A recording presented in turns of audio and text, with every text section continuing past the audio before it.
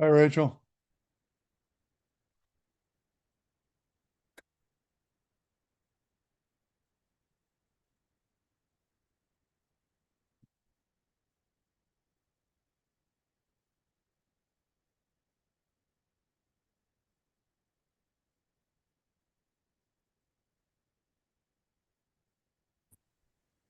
Great. How you doing today, Steve?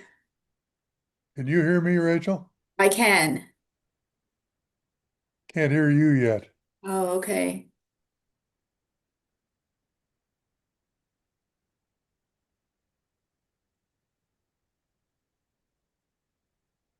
We can hear you. Maybe. Can you hear us? Rachel and Steve, can you hear us? Rachel can. Okay. I think Steve doesn't look like it. I'm gonna mute myself. Let's just cut me out of that a little bit. That's good. That's fine. Okay, there you go. Okay.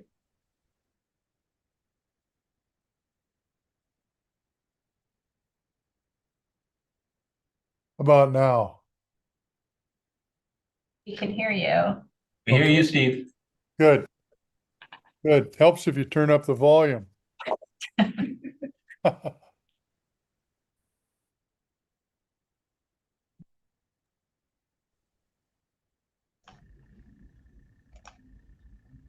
Okay, Morning, John. Good morning. Mic check. Yep, loud and clear. Excellent. Thank you.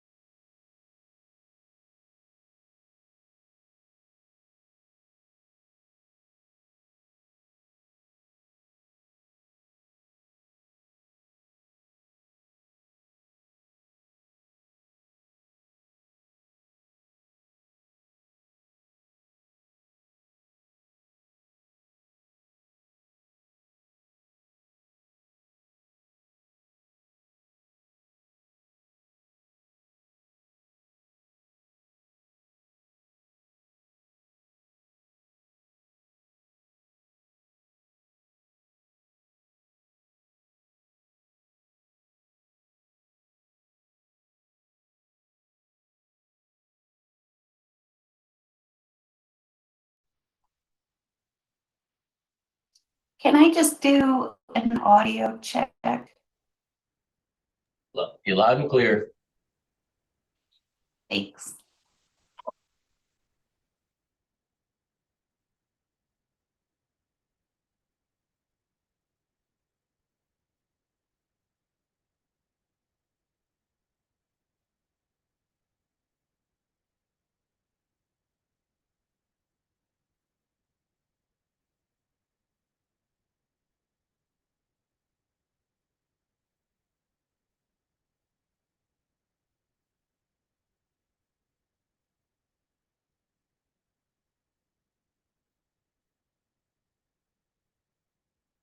Good morning. Do I have audio? Which, 5 by 5, John. Is there anybody else that wants an audio test?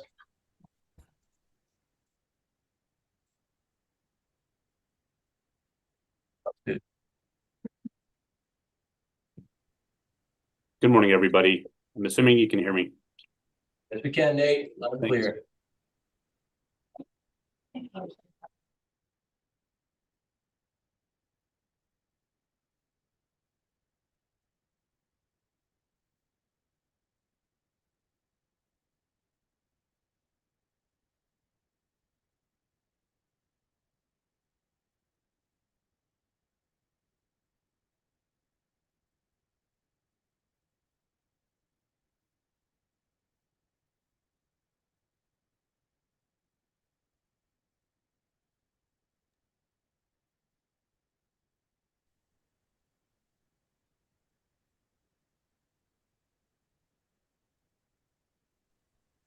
Good morning. Can you guys hear me? Good morning. Loud and clear from the council office, Brian.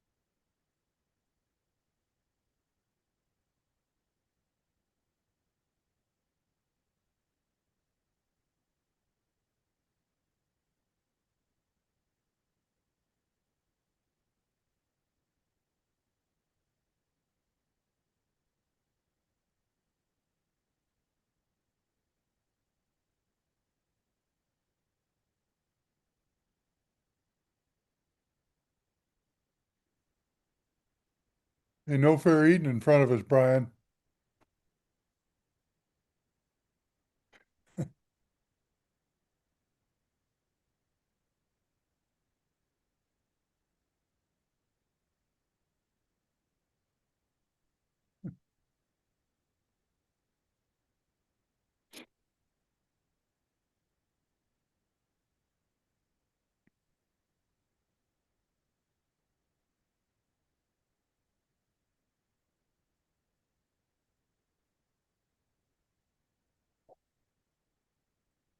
Good morning. Can I get a quick check of the audio?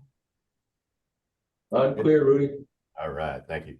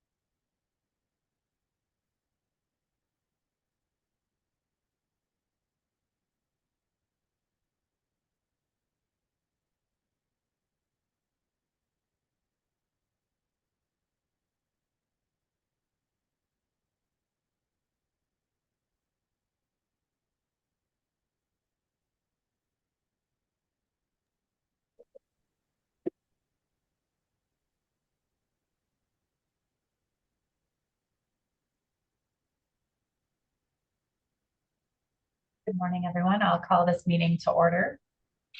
Welcome to the 276th meeting of the council.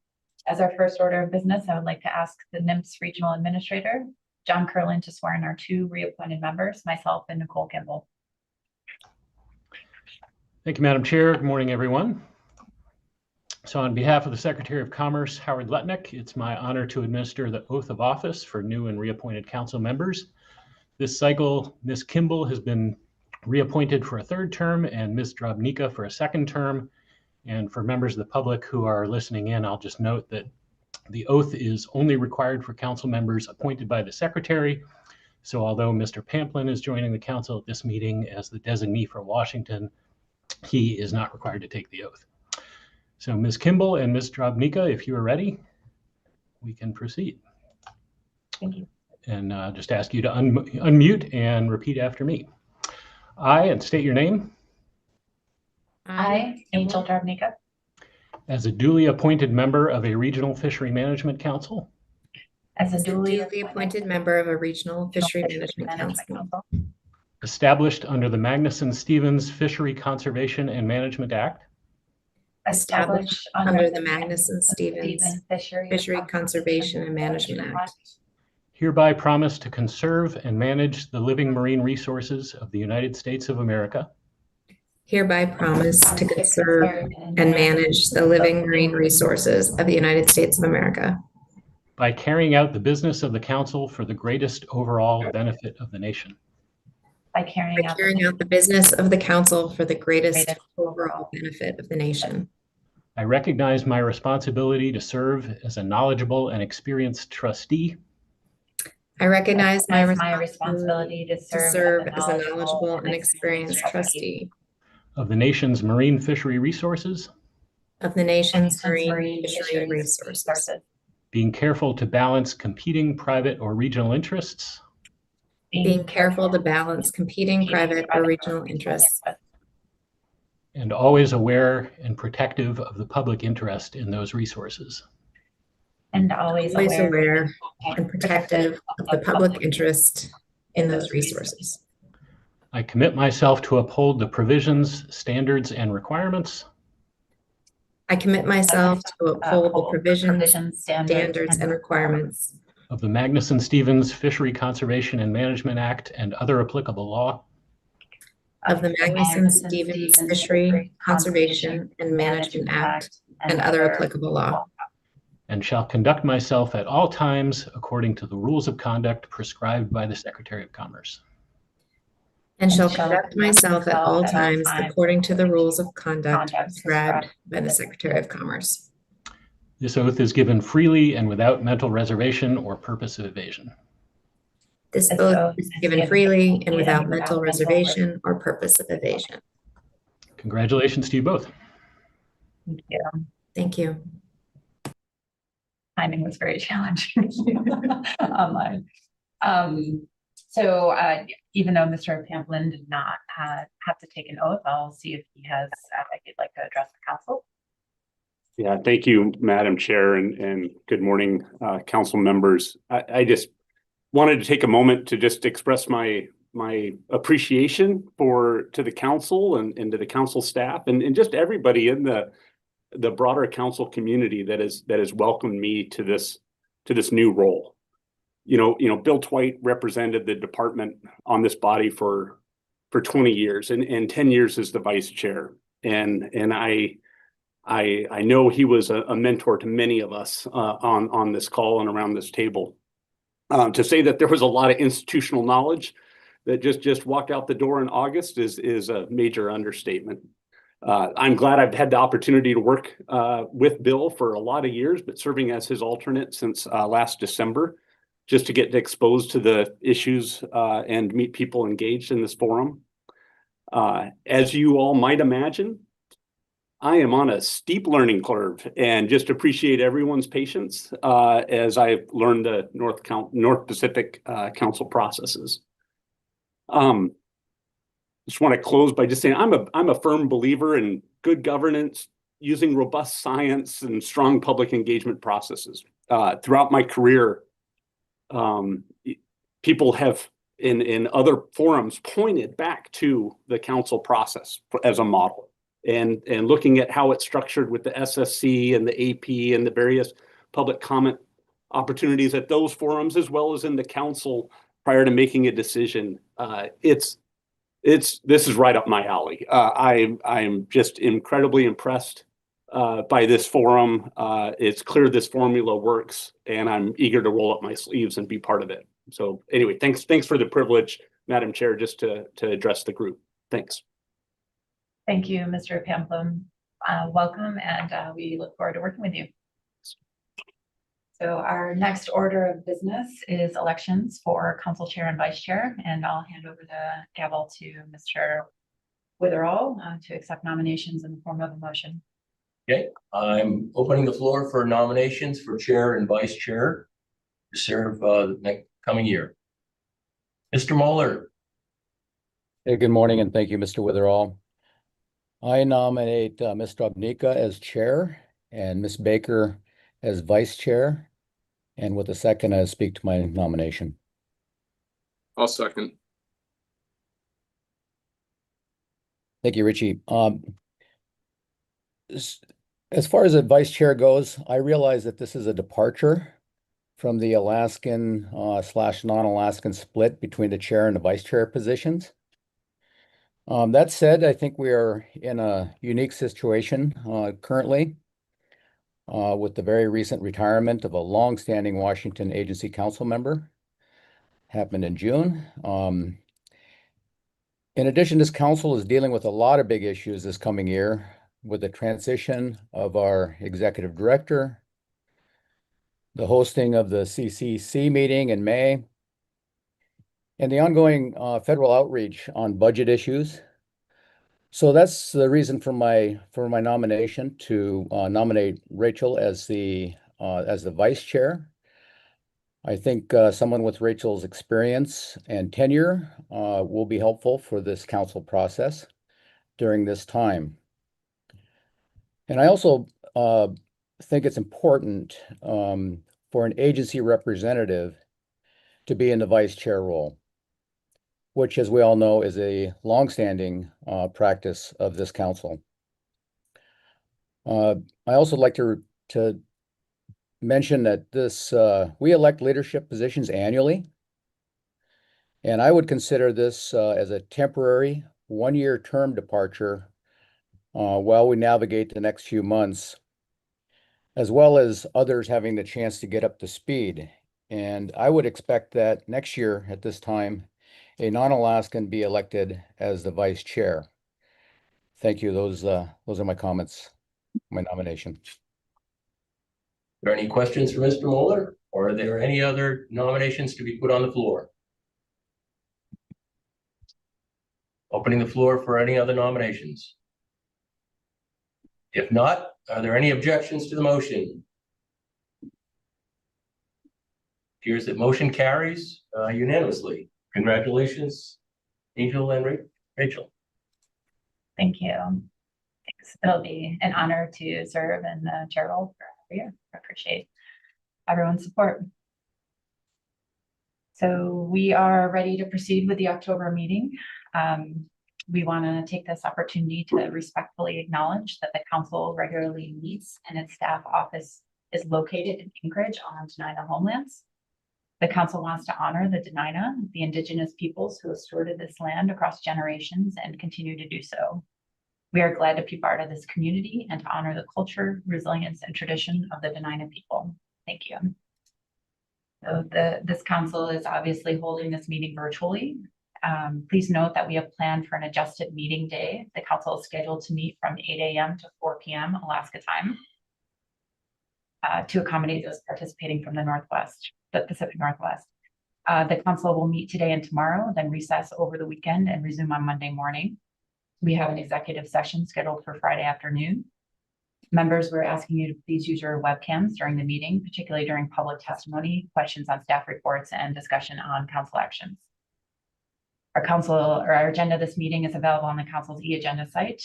Unfortunately, the current lapse in government appropriations means that many of our federal colleagues are unable to participate in this meeting today.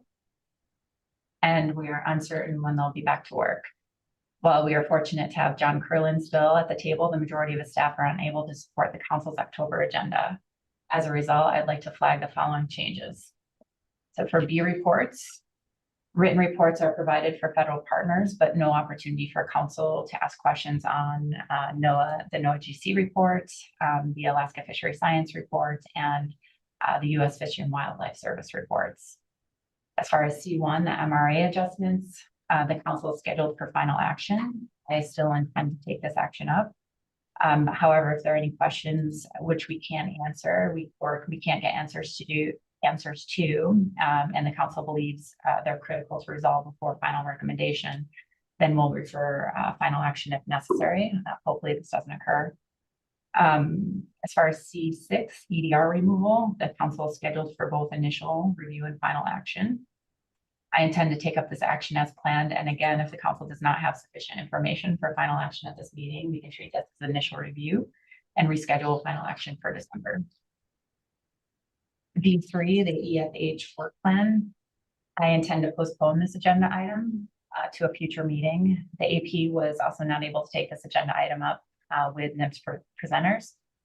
The work plan being presented is for the 2028 EFH review, so there's no urgency to take this agenda item up at this meeting. And it's an action that's largely the work of NMFS staff, and I believe the council is better served by waiting to hear this presentation directly from them. Other than that, we intend to go through the agenda in order. However, we cannot take up the C3 and C5 crab and groundfish harvest specs until next week, as the SSC is still meeting. We'll not have a report ready until then.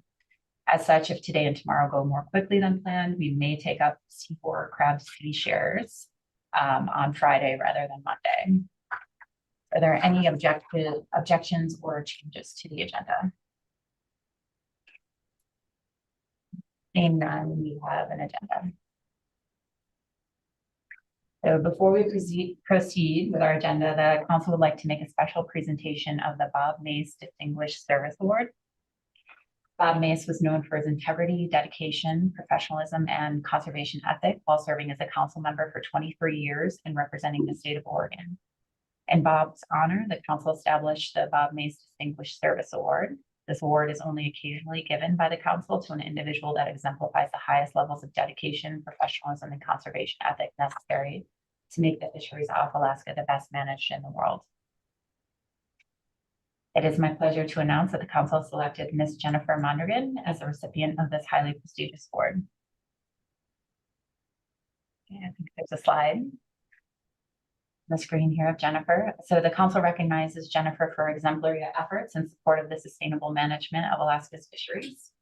Throughout her 20-year tenure with NOAA, Jennifer demonstrated exceptional leadership, professionalism, and an uncanny ability to approach complex problems pragmatically and find workable solutions. She reached out across organizational lines to contribute her wide-ranging expertise and was an admired mentor for numerous staff across the Alaska region. As chief of the Catch Accounting and Data Quality Branch, Jennifer provided leadership in creating a world-leading catch monitoring program.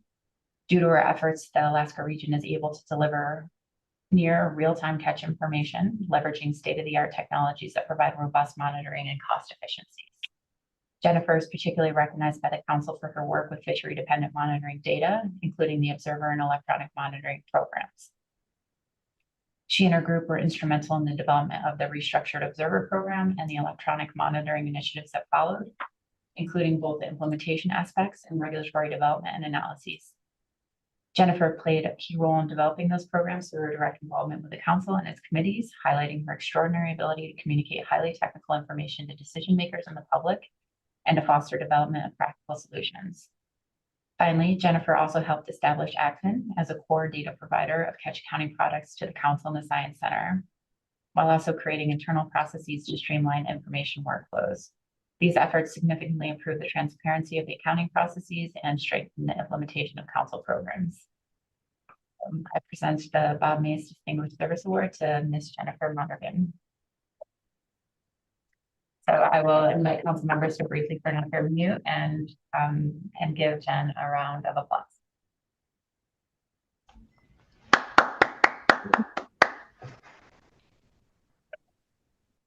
So Jen, I'll pass pass you the virtual microphone here if you'd like to say anything, and congratulations.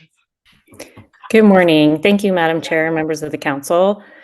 Thank you for this recognition. I really appreciate it.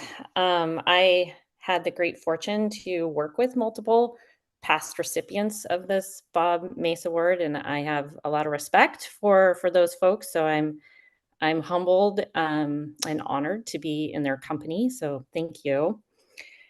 As we all know, no one achieves accomplishments alone, and of that list of things that you provided that I accomplished, it really everything that happened during my time with NMFS was a result of teamwork and working with staff at NMFS Alaska Region, the Science Center, and Council.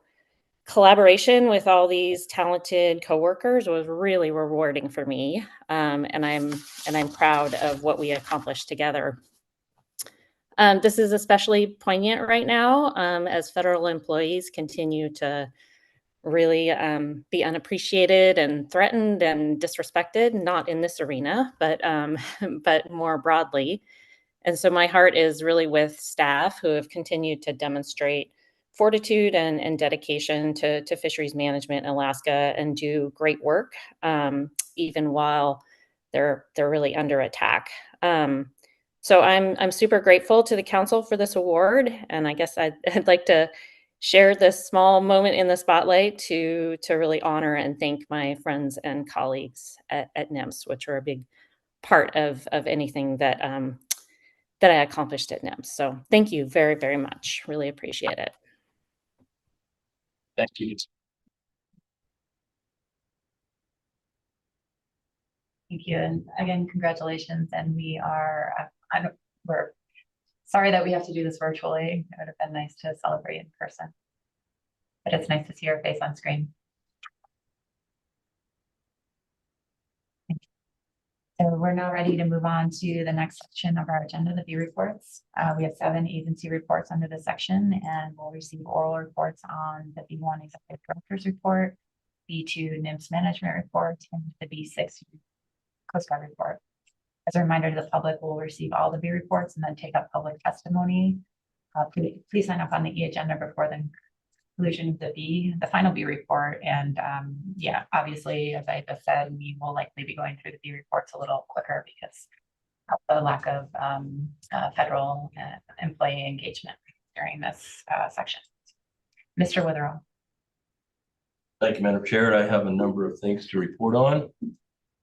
First, as Mr. Pamplin mentioned, Bill Twite has retired. He was a council member for 20 years and vice chair for 10. He was a very active council member, serving as chair of the Ecosystem Committee and the Fishery Monitoring Advisory Committee for many years. He also served as the council designee on the council, designee on the Council Coordination Committee, and a member of the Executive Finance Committee and Legislative Committee. And he also represented the council at numerous scientific and management forums, meetings, and workshops.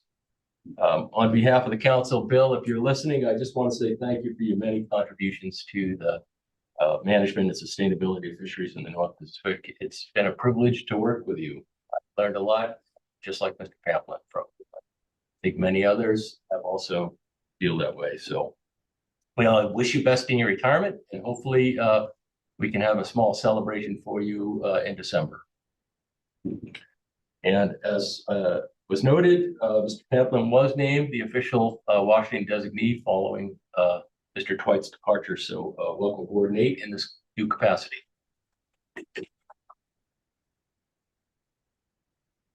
I also have decided to retire. So this is my last meeting. And I just want to say thank you for the opportunity to serve the public and the council as its executive director for the past 8 years. It's been a great ride. I have no regrets. A couple other items to report on. We do have a new email address for all council staff. We're moving away from the NOAA.gov email system, consistent with the other councils. We posted a few things on our website recently, including the final Sablefish Halibut IFQ program review and the AFA program review. And summarizing relevant research relative to pelagic trawl gear innovation. Report is now posted as you requested in June. And we will update that, I assume, as more information becomes available. I have some good news that we did receive our full funding in August. But just to report back on, we did have an executive finance committee to review the status of finances and report back to the committee, and I've included a summary of that meeting in the B1 attachments. And you might note that the committee has also drafted a proposed terms of reference that you may want to pick up and adopt formally in understaffed tasking later in the day.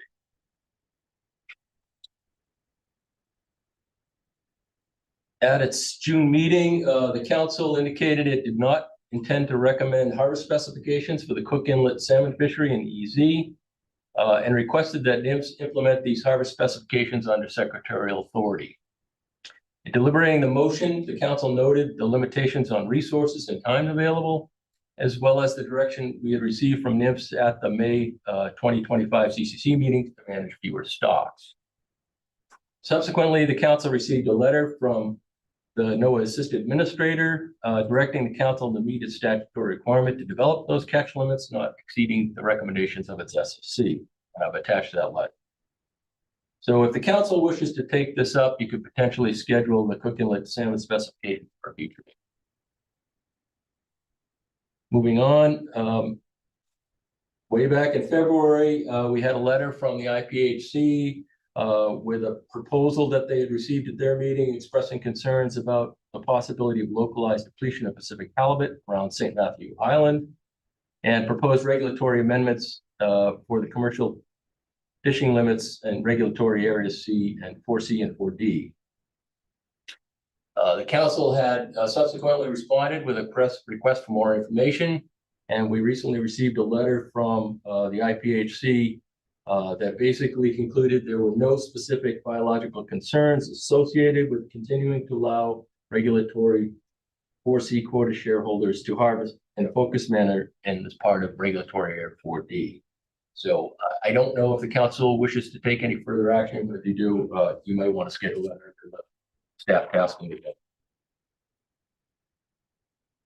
Just to note that the next North Pacific Marine Resources Education Program, MREP, workshop is scheduled for February 23rd to 27th, 2026 in Juneau, Alaska. And if anybody would like to apply, those applications must be received by October 12th. And there is a flyer attached to B1 with instructions on and more information. If you remember, the councils were requested to provide recommendations on Executive Order 14276, Restoring America's Seafood Competitiveness. And the council had provided initial recommendations in June that were captured in a letter last month that we forwarded. And but there is an opportunity at this meeting, if you have any further recommendations to make, you would want to do that under B reports, because if NMFS is somebody in headquarters is still working there, we told them that we would get them any additional recommendations as soon as possible. So you have an opportunity at this meeting. There's an action memo describing that under the B reports and a updated regulatory review discussion paper. And once I conclude my report, Ms. Evans will walk you through those materials. The only other thing to mention is that we do have that executive session on Friday, and I've sent out a link to you all for a Zoom link. So I don't know if that'll be on time, exactly 3 to 5, or if we finish earlier on Friday on some agenda item, we can put that up early. And that concludes my part of this B1 report. So I'll hand the mic over to Ms. Evans. Good morning, members of the council. Diana Evans, council staff.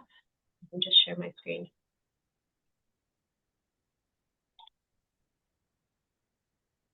Okay, so hopefully this should be the PowerPoint. This is focused specifically on the council's response to the Executive Order 14276, Restoring American Seafood Competitiveness. And this was a presentation, was intended to be a joint presentation with myself and Gretchen Harrington and Alicia Miller from National Marine Fisheries Service. So I will be giving the whole of the presentation, but might look to Mr. Kurland if he has any additional comments that he wants to add as I walk through. The relevant materials are posted under B1 that I'll be talking about as part of this presentation. There's an action memo that's just focused on the council response to the executive order. There's a NMFS discussion paper that I'll walk through, have slides to walk through, and then the letter that the council sent in September with initial response, initial recommendations back to the secretary with respect to the executive order. There are two other sources of information that you might pull from. One is there's posted an attachment with a correspondence packet that was sent to us from headquarters that was correspondence that had been received nationally by NMFS that was relevant to these executive orders. So wanted to have you to have the benefit of seeing those. And then obviously there's written comments as there always is.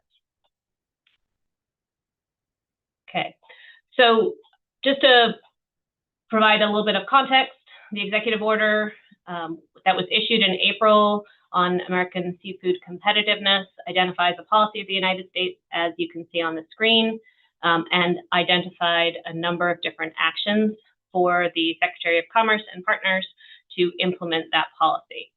And one aspect of that specifically was a request for the councils, the Regional Fishery Management Councils, to provide input with actions that would reduce the burden on domestic fishing, increase production, stabilize markets, improve access, enhance economic profitability, and prevent closures. And the request that we received from the NMFS administrator was to provide that information by September 30th. You had this on your agenda in June, and at the June council meeting, you had just recently received that letter in May, but you did put together a motion with a number of different actions that you recommended that I'll walk through a little bit as we, just to remind you of the information that we put together there, but you wanted to get some initial recommendations in by the September 30th deadline, recognizing that our meeting here starts on October 1st. And as Mr. Witherall alluded to, there's an opportunity to provide some supplemental recommendations. In June, when we put this together, you asked that the request from National Marine Fisheries Service was both to identify priority actions and to put them in a work plan. And so you had listed the actions. What we did in order to submit that letter was to categorize them into a work plan, working with myself and working with National Marine Fisheries Service staff, Gretchen and Alicia especially, Ms. Harrington and Ms. Miller. So that letter was submitted in September. It's posted online. There's a letter, a narrative, and then a work plan. I'll pause there if Ms. Kimball has a question, Madam Chair. Thank you. Ms. Kimball. Thank you, Madam Chair. Just quickly, Diane, on the previous slide, appreciate the summary of what we're being requested. Our initial letter and what I thought we might be providing at this meeting is really focused just on the regulatory process, like the things for which we provide recommendations for regulations to the secretary. So there's a lot of different vehicles, and I was reading through all of the public comment that's been, accumulated thus far at the agency level. Lots of different vehicles to do some of these same objectives, like stabilize markets and improve access and increase production. But our focus, what they're asking for us, are not all of those things outside of our realm, but just the regulatory actions that we can do in order to provide that level of stability and intent in meeting the EO. And did we get that correct? Or are we supposed to be trying to look at this broader than, what kind of regulatory actions we could do via a work plan? Through the chair, Ms. Kimball, the letter that we received from the assistant administrator was really asking for the council's, I believe within their authority, what actions could the council take, and looking at a work plan and a timeline and a way to ensure that those actions continued moving forward in an expeditious way. You are correct in that there are other vehicles that the agency is pursuing. I believe Mr. Kurland may speak, and there's a link under the B2 management report for a request for public input that is more broadly that has broader requests from the public as to other ways to achieve the overall goals of the executive order. I guess I would just see if Mr. Kurland has any additional information that he'd like to add.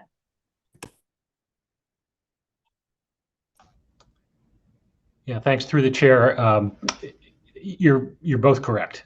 So, Ms. Kimball, the focus is on regulatory actions, things that are directly within the council's purview, but the agency would very much appreciate input on any other facets of the executive order, any recommendations the council may have for how the agency can advance the purposes of the executive order and respond to its specific provisions.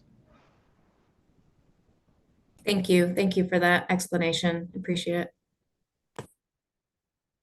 And Mr. Mueller. Yeah, thank you, Madam Chair. Ms. Evans, thank you for the presentation. I have somewhat of a process question. Looking through the public comments, we have a number of comments from the public on agenda item D2, which is later on in our agenda. So my process question is this: is D2 has been identified, at least up to as a priority in the list in the EO letter. Is there how does it work if, when we get to the D2 agenda item and we make modifications based on public input and desire to the D2 agenda item when we currently have it on the list? Is there how does that blend if we're going to take action on this EO list ahead of that action item? Through the chair, if I may respond. Yes, Ms. Evans. Thank you. Mr. Mueller, so the level of detail that we identify in the work plan and the recommended actions that we are submitting back in response to the directed request for input from our council is fairly broad. It's I think, largely trying to identify actions that are consistent with the intent of the executive order and the objectives of the executive order, and really focusing on a proposed plan and schedule to achieve those actions from the council's perspective, and then also to identify those at National Marine Fisheries Service for implementation and rulemaking to show that they are in accordance with those objectives. So there are a number of actions that we have identified kind of at that broad level. For example, the first one on the list, modifying maximum retainable amount calculations, is also something that's on your agenda. I don't think anything in the work plan identifies the council's interest in moving that action forward, but doesn't include the specificity that you have in your analysis about exactly how you will achieve that. So the same thing with the IFQ transfer paper, the CQE transfer paper, which is D2 on our agenda, the one that you highlighted, identifying that that's something of interest to the council. We have that listed on our work plan as something that the council will discuss this October. My understanding is that we, either working with the agency or the agency, listening to the council's work, will continue to update that work plan as a living document to ensure that these priority projects and actions continue to move forward on their appropriate timeline and are prioritized as responsive to this executive order. But the level of detail that you include in exactly how you achieve that is not something that we have been including in our letters or specifically tracking, as I understand it. But I see Mr. Kurland has his hand up. I appreciate that. Thank you. And Mr. Kurland? Thanks, Madam Chair. Ms. Evans covered this really well. I'll just add, the council doesn't need to wait for the agency to formalize any kind of response to the council's work plan on things to be pursued under the executive order. So Ms. Evans mentioned the MRA's action, for example. That's something the council already had underway when the executive order arose, and we're scheduled to take final action on it at this meeting. That can proceed. Other items can proceed. But at the same time, the agency is interested in a list of suggestions from the council and a work plan, just to sort of identify a path forward of a suite of things that the council intends to recommend to the agency that support the executive order. Thank you, Madam Chair. Thank you, Mr. Curlin and Ms. Baker. Thank you, Madam Chair. I'll ask this question of Ms. Evans, but it might be helpful for Mr. Curlin to weigh in as well. Following up on Ms. Kimball's question, I was approaching this EO response similarly to the way Ms. Kimball described. I thought the assistant administrator's letter was very specific to council response being focused on regulatory actions that were in our purview, and we got a discussion paper that was very focused on that. And so I wasn't expecting Mr. Curlin's comment that perhaps if there were broader comments. I think Ms. Kimball mentioned stabilized markets in terms of the slide that we're looking at right now. I guess my question is, Ms. Evans or Mr. Curlin, if through the public comment process that NOAA Fisheries is currently conducting, or the other avenues that maybe Ms. Evans mentioned that the agency is gathering input, will the council have the opportunity to see the comments that are submitted to NOAA Fisheries from those other avenues and are relevant to our region for consideration? Yes, Mr. Curlin. Thanks, Madam Chair. Yes, that is the intent, that with comments submitted in response to the public solicitation, which is open through October 14, the agency would provide a compiled list of those similar to the batch of comments that Mr. Witherell shared that have already been submitted. Thank you.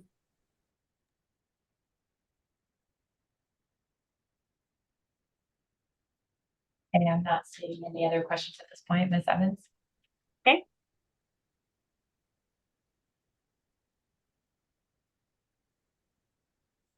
There we go. So there we go. That is the correct one. The council submitted this letter in June, or following the council took action at the June council meeting, and we submitted a letter in September based on the actions that you identified. And you identified 4 categories of actions that track with the NMFS discussion paper that you are also have, that the NMFS staff have expanded for this meeting. And so the first section of that is a large part of the council's work plan, because those are the things that are within your purview, your control at present. They're actions that are underway at some stage in council development at present. So if you look at the letter, the work plan that we submitted, these are work plan rows 2 through 12. But you can see the list here of actions, and they're approximately ordered on this slide just to show when they're next going to be coming up for you as an agenda item. So you have final actions potentially at this meeting on MRAs and EDR, removal actions, economic data reports actions, and the D2 IFQ CQE transfer beneficiary paper that we already talked about. In December, you have potential final action on crab arbitration and crab sea shares. Those are both identified as actions that are responsive to the executive order that you prioritized. In June, there's some cost recovery changes that are scheduled to come back to the council in June 2026. And that will include looking at some options for changing the start date for the Aleutian Islands golden king crab fishery. And then there are 4 items that are either in our items not yet scheduled section of our 3-meeting outlook that we don't currently have a target meeting where we're planning to bring that back. We're still figuring out resources and capacity to decide the best timing to bring those back. And we'll continue to have conversations about that, after this council meeting, as we do after every council meeting. But those relate to using scales in sable fishery, at sea scales in the sablefish target fishery, making pot gear regulations consistent across all the regulatory framework, Central Gulf rockfish electronic monitoring, exempted fishing permit, moving forward with electronic monitoring for that fishery, and then streamlining charter halibut measures timing. The other 3 categories that the letter, Evans, before you move on, Ms. Kimball. Thank you. Ms. Evans, in the not yet scheduled category, I mean, I feel like we were putting down things that were kind of moving and that there was support for, but in terms of the Central Gulf Rockfish EFP, like, I don't know that there's anybody fully developing that at this point, and clearly there aren't NMFS staff to support that. I mean, that's been said very clearly at the monitoring committees. So while not wanting to show that we don't support moving that forward, in all practicality, it is not moving forward right now. So how do we deal with issues like that? Do we need to identify those or re-characterize that in our completed letter, or do we not need to address it? That's my question. Through the chair, Ms. Gimbel, I think it would make sense for the council to submit to continue to back the work plan of priority actions that you think are reasonable to move forward and responsive to the executive order. The intent of this process is to really identify things where collectively resources should be focused on implementing these actions, whatever they may be across the country, in response to the executive order. So it depends exactly what kind of supplemental recommendations you want to provide back to the agency, but one avenue for a letter that we could send back following this discussion in B reports with supplemental recommendations would be to revise the work plan. And if it seems like this rockfish EFP at this point doesn't seem to be a priority action for the council, just given that you don't have the capacity, that the necessary components aren't in place right now to identify a schedule and a work plan to move that forward, then perhaps it makes sense to take that off the list. Alternatively, if you want to signal that that continues to be important, but we can just note on the work plan that this is something where we have some concerns about exactly how, who is going to help move that forward, particularly from the EFP component, which requires input from industry and other actors beyond just agency actors. It's up to you how best you want to signal that, but I think we have an opportunity to resubmit a work plan that includes any changes that you make at this meeting. Okay, thank you. I guess we'll have to think about that. There are several items in the current work plan that already we feel like it's a stretch to have NMFS staff participate in. That one in particular for an EFP, they're always driven by industry, and that group is not going to be able to do that at this point. So I guess we have to think about how to characterize those types of things without trying to signal that we don't support that development if industry or agency resources change in the future. So something to think about. Thanks.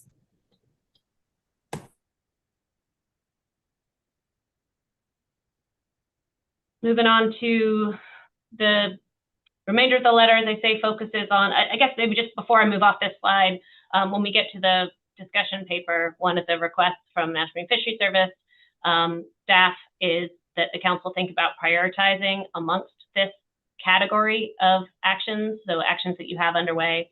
I think for the regional office, they're interested to see where your council priorities are highest amongst this group of actions. And so if that might also be something that is helpful to characterize just along the lines of the rockfish EM program and others. And Ms. Evans, we have another question. Ms. Goen. Yeah, thank you. It's essentially building off of Nicole's question. I appreciate that, and I'm kind of chewing on it here. So are we looking over like the next 3 years what we're prioritizing? Can you kind of give us a scale? Just as far as thinking about these items not yet scheduled, I think it'll help us decide what is and isn't on that list.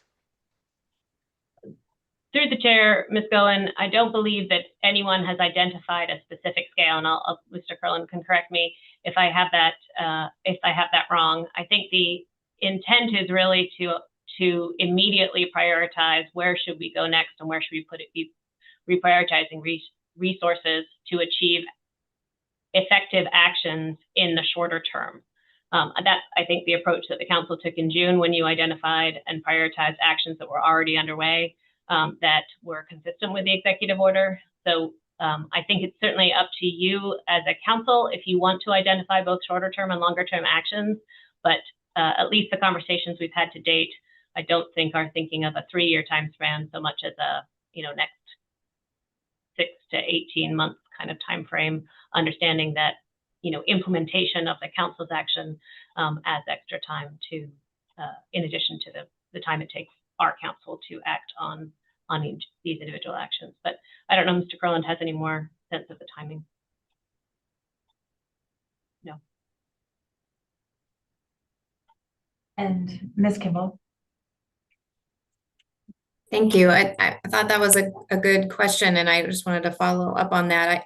I think you said, Ms. Evans, our previous response or our initial response was focusing on, the things that we'd already completed and were in the agency realm to finalize rulemaking, or the things that were fairly well through our process. And I'm not even thinking of one particular thing, but those were the priority. We were not envisioning the executive order or headquarters starting to dictate what it is that we do. We weren't going to pull things off a list that were already underway because we received the executive order. We were just trying to categorize things that were already underway in our own priority to move forward and show that it meets the intent. So unless we state differently, the things that we've already submitted or the things that are fully underway in the council in the analytical process, we've identified those as our priorities, as opposed to something kind of jumping the line. Is that a fair way to characterize that, or would you need the council to state that again on the record? Through the chair, Ms. Kimball, I think that is a totally appropriate way to characterize the work that you've done to date.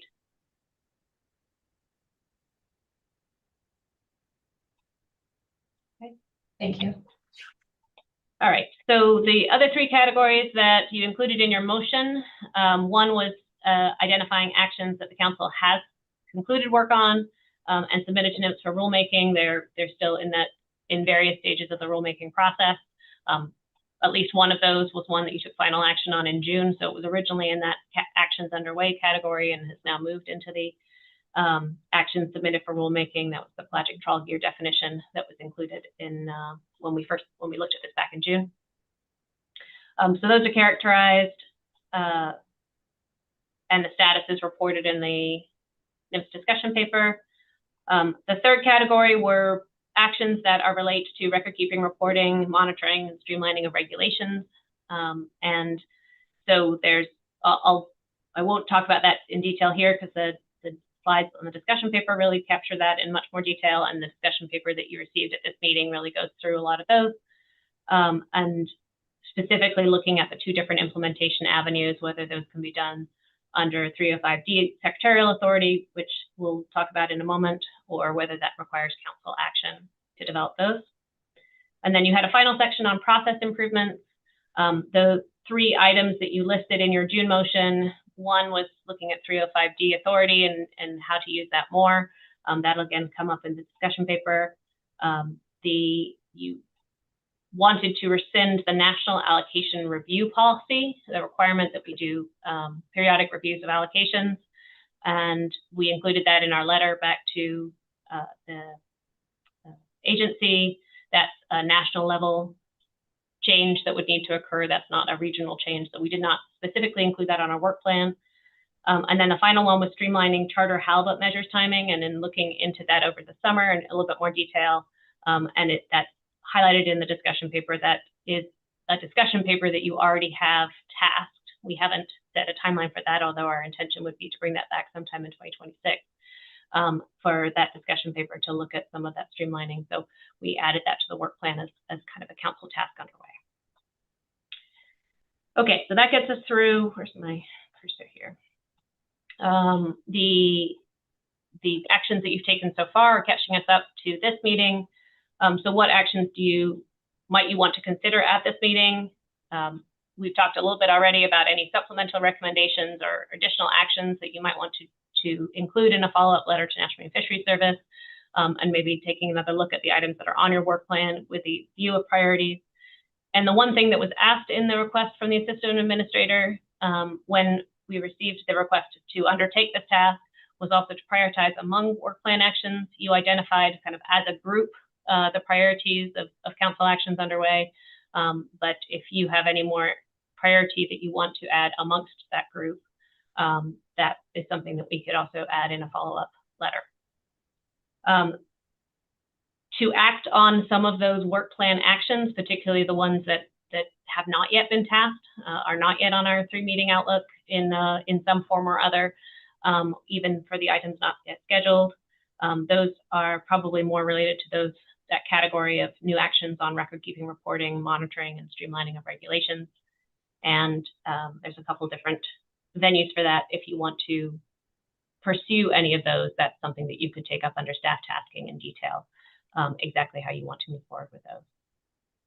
So I am now, these next series of slides were prepared by Gretchen Harrington at National Marine Fisheries Service to walk through the discussion paper. I'm going to go through these fairly quickly. It's primarily an outline of the discussion paper, and I'll do my best to answer questions, but definitely look to Mr. Kurland if there's additional information he wants to add as we walk through these. So the first section of the discussion paper is just providing the background on the executive order 14276, which we've already talked about, and also the related executive order 14192, unleashing prosperity through deregulation. The NMFS paper really looks at both of those as a way to reduce regulatory burden going forward.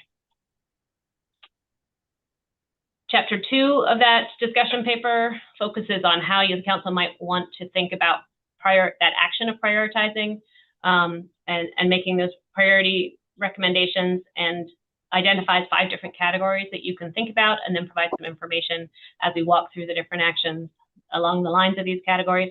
So obviously it's important that the actions that you propose are consistent with applicable law. We are still required to follow that procedure in anything we put on this work plan or responding to the executive order. And then in thinking about how to prioritize amongst those actions, one factor to think about is the impact of whether it results in cost savings, whether it results in increased harvest, so increasing productivity. How does it relate to those objectives of the various executive orders? It's also important and useful to think about implementation complexity. So some things, even though they might have a great benefit, if there might be, we need to think about the degree to which staff capacity, particularly National Marine Fisheries Service capacity, is required in order to implement those actions. And so the tables that describe the different actions in the discussion paper, or the actions that you're thinking about, try to give you a sense of what type of NMFS staff support is required to implement each of these actions, and kind of breaks it down a little bit so that you can think of, is there IT programming that needs to happen in order to make some of these changes? Does it require changes to permitting or identifying new permits, new permitting procedures? How complex are the regulations? So writing the regulations and making sure that those are consistent across the regulatory framework. Implementing that action, does that require a lot of outreach and education? The RQE program, for example, which recently was implemented as a new program. In order for that to be successful, everybody needs to understand what it's all about, and that those are the types of activities that National Fisheries Service staff take on for these types of new programs. And then, are there impacts to partner agencies or offices that require some level of coordination? So all those feed into staff capacity, and then to the extent that we can find synergy with ongoing actions, that's always going to be beneficial. So the third chapter of the document focuses on that list of ongoing council actions. And there's a table. I'm not going to walk through every item on the table, but I wanted to at least show a snapshot here so that you can see what the table looks like, going back to those categories that we just talked about. So the top row here would be the MRA action that you have scheduled for final action at this meeting. The impact of that in terms of meeting objectives, you can see it has a high impact, thinking that it will result in higher amounts of retained catch and reduced discards. The analytical complexity, how difficult is it to put the evaluation together that supports your decision making, is moderate in this case. And obviously it's one that we've already undertaken because you do have that analysis in front of you at this meeting. And then how difficult or simple will it be to implement? And you can see that for the MRA action specifically, it's looking at a moderate level of implementation complexity. This approach is listed on page 19 for all of the 10 actions that are currently underway for the council. So if you're thinking about how to prioritize amongst them, this table could be really useful for you to understand kind of the trade-offs, the bang for the buck of prioritizing some actions over others. Chapter 4 of the discussion paper is focused in a similar way in terms of the status and the implementation complexity for actions that have left the council arena. Council's made a recommendation and they are currently in the rulemaking stage of implementation at National Marine Fisheries Service. And then chapter 5 and 6 focus on those new actions, so particularly record keeping and reporting actions that looking to streamline those different opportunities. So there's several categories. The first one, 5.1, is looking at categorizing actions that might be appropriate to use 305D secretarial authority under the Magnuson Act. Section 5.2 are ones that really need council action in order to move forward. So if the council wants to pursue those, you would need to initiate an action to do that. There were some specific asks in the June motion that are in 5.3, and then process improvements in chapter 6. I'm just going to walk through a couple of slides that go into a little bit more detail here. Oh, Ms. Kimball. Okay, we'll keep walking. So this slide here explains what is the 305D secretarial authority that we refer to in this shorthand.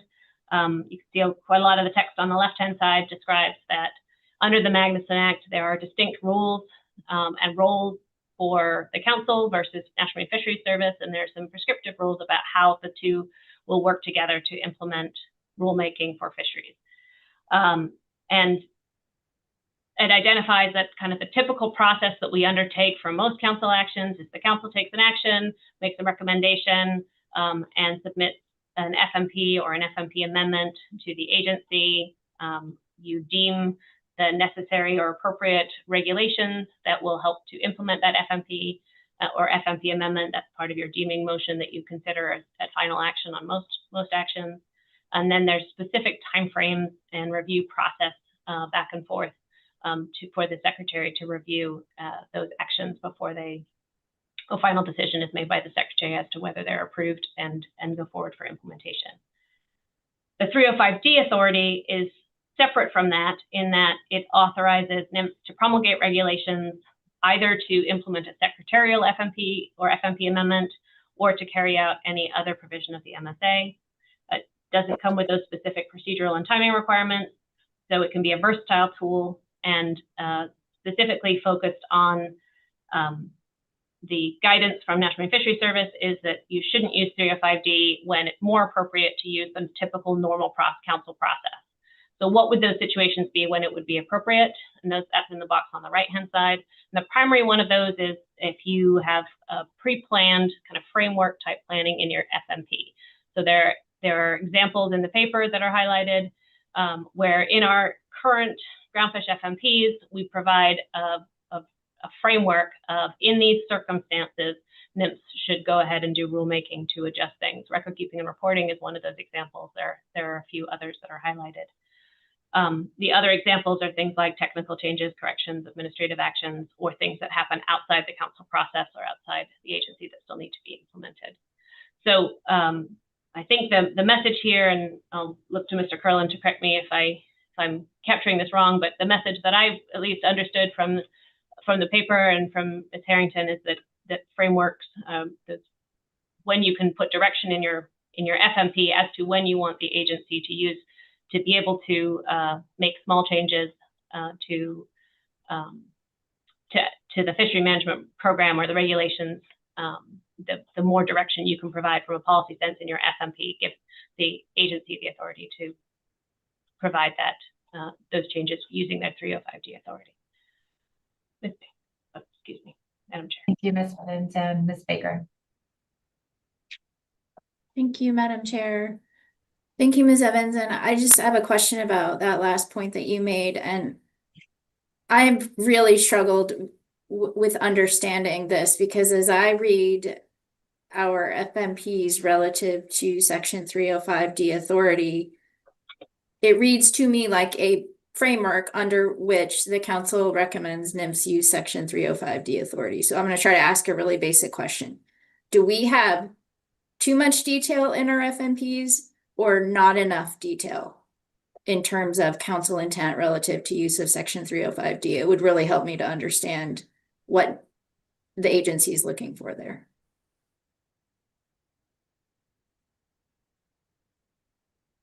Yes, Mr. Carlin. Thanks, Madam Chair, and thanks, Ms. Baker, for the question, and Ms. Evans for the description of the situation. So I guess I look at this as a twofold opportunity for the council. One is to look at the existing language in council FMPs that envisions the use of this authority and think about opportunities for the council to take advantage of that and highlight things that the council believes are already envisioned in the language that's in the council FMPs. The second part of that is if the council wants to broaden it, if the council feels like there is a broader range of things that maybe isn't explicit in the existing language in the FMPs, but that the council intends to sort of pre-authorize for the agency to be able to implement using this 305D authority. So I don't have a specific answer to Ms. Baker's question about is it currently broad enough, or is it too broad? Is it not broad enough? I think that's an assessment for the council to make. It's what is the council's intent in sort of pre-sanctioning the use of this authority and saying that the council is comfortable with the agency marching ahead and doing a rulemaking without going through the normal council process. Yes, Ms. Kimball. Thank you. And thank you for the question and the response, Mr. Curlin. I think that's a key issue for us. Like when I look at that authority, it seems fairly broad, but then when we request certain things to go through secretarial authority, even things in the record keeping and reporting bucket, it seems as if NMFS makes a call that some of those aren't appropriate to go into secretarial authority, and just like through the discussion paper saying some of those things need to go through an amendment process in this council. And so how are we supposed to know? The authority, as Ms. Baker said, looks pretty broad.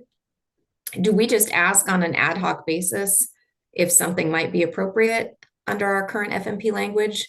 I think you can see that kind of the conundrum is, do we change that language when we don't know how broadly it can be interpreted today? I think people are a little hesitant to make changes or just understand whether changes are needed in order to kind of do the types of things, mainly record keeping and reporting, that we think might be easier through a secretarial authority. Yeah, through the chair, Ms. Kimball, I appreciate the question. I understand where you're coming from, and I wish I had a clearer answer. I think that the council needs to make an assessment of whether the council feels like its intent is clearly described in the existing language in FMPs for exactly the kinds of things that are amenable to use of this authority. And if it's not clear, then making it clearer would create an easier pathway for use of this authority in the future. Thank you. Thank you. So going back to the discussion paper then, this in section 5.1 of the discussion paper, which begins pages 25 to 27, there's a table that identifies 18 potential record-keeping, reporting, or streamlining actions that may be appropriate to use to implement through 305D authority. That's the agency's current assessment. So if the council is in agreement that those things should go forward, this could be an opportunity for having that consultation with the council. And if you identify or confirm that back to the agency, they can move forward with developing those actions. As I understand it, the intent would still be to provide some additional consultation as those actions are developed, or the updates and the changes are developed. The agency would continue to report back on progress on that through B report to provide additional consultation with the council, especially if they uncover in the development of implementation of those actions that there's are questions or policy questions that would behoove them to consult with the council about. The section 5.2 are those record keeping and reporting actions that do require some kind of FMP amendment in order to implement or to move forward, because something in the FMP needs to be changed or updated to make those changes. There's 3 examples that are listed on page 50. And so if the council is interested in moving those forward, you could initiate an omnibus FMP amendment that would address those. I think 2 of those are housekeeping. One of them is more of a policy action for a change. And if you were interested in trying to further specify the language around when you want the agency to use their 305D authority, you could think about the language in the FMP and see if there's additional language that you want to include as part of that FMP amendment that would provide your intent most clearly to the agency as to when you want them to use their authority and when you want those decisions to come in front of the council. And that's the 6.1 section of the discussion. Thank you, Ms. Evans and Ms. Kimball. Thank you. And I don't know, Ms. Evans, if you can answer this question, but I did have some confusion and I didn't have an opportunity to talk to Ms. Harrington yet about it on the 2 that are truly housekeeping amendments in terms of removing things that aren't necessary any longer because we have a different reporting mechanism or aren't a species group that we use anymore, and why those were identified as things that would need to go through the council process as opposed to something that we could include in the secretarial authority. Is the reason for that somehow because it needs an FMP amendment, or is there some other reason why those really simple things couldn't be put in the same bucket that's identified in the paper as using 305D? Through the chair, Ms. Kimball, it's specifically because there's language in the FMP that would need to be removed, and only the council is able to do an amendment to your FMP. So Thank you. that is specifically the reason why. Thank you. But being a housekeeping amendment, it wouldn't require, NEPA analysis. It wouldn't require economic analysis. It really can just be an FMP amendment, but we still need to put that in front of you to make those changes. For the council to make those changes. Okay. And so the final section of Chapter 5 is 5.3, which highlights a series of actions that were called out in the motion as ones that you were interested in that are, again, fall in the same category of record-keeping reporting type changes. 3 of them were sort of small actions, but all relating to lead level 2 certification changes. And the 4th one was to eliminate the weight deduction for bled sablefish at the time of delivery. Neither of those actions would require an FMP amendment, but the indication from Ms. Harrington and National Marine Fisheries Service staff is that you would want to do a regulatory analysis to implement those. It wouldn't be something that would qualify under 305D authority. As a change, you would still want to have some kind of regulatory analysis in support of those changes, because there are some policy questions or complexity to that implementation. So highlighting that if you are interested in moving these forward, this would also be something that you would want to initiate action for at this meeting or at a future meeting, at staff tasking or at a future meeting. And then the final section of the paper, Chapter 6, is looking at those process improvements that were identified. The 305D rulemaking authority, I think we've already addressed in the previous slides. The CAT share program reviews and allocation reviews. And staff put together a little bit more information about that. In the letter back to the Secretary of Commerce, as I mentioned, we did make a request the council made a request to remove that allocation policy review. The CAT share program review is a Magnuson Act requirement, but NIM staff does highlight that there might be opportunities for us to internally change streamline our workload for accomplishing those types of reviews in future, and that's something that is within our control that we could look at. No regulatory change or FMP amendment would be required for that. And then the final action that was identified, as I say, as a process action, but I think in thinking about that over the summer, is this changes to charter held up management measures timing. We do have a discussion paper that is tasked and it's identified on the, as not yet scheduled on the 3-meeting outlook, to look at some of the options that came up when that was discussed in October 2023, and looking at ways to change that process, perhaps to a 2-year process, or to provide some information sooner than for out years for management measures. And as I say, it would be our hope to schedule that discussion paper for you to review sometime next year.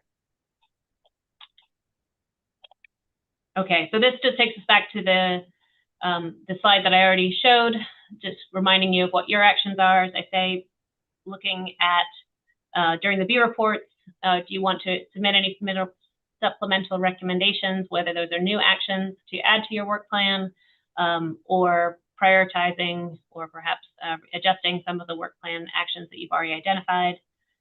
And then now, or at staff tasking, or at a future meeting, thinking about how you want to respond to the NMFS description of those record keeping and reporting actions, both approving or confirming that you want NMFS to go ahead with one or all of the 18 areas that they've identified in section 5.1 for implementation through 305D authority, or initiating some kind of analysis, either an omnibus action for those items that are listed in 5.2, the potential, if you have additional language you want to think about for frameworking in the FMP, to use that 305D authority in different ways, or in additional specificity about that in the future for the agency, and then any new actions that you might want to initiate as well. The 5.3 examples being the level 2 in the blood stable fish, ones that could go forward. And with that, I think that's the final slide. Concludes my presentation, Madam Chair. Thank you, Ms. Evans. Any additional questions on the slides? Okay. Not seeing any. Thank you very much, Ms. Evans. Yeah.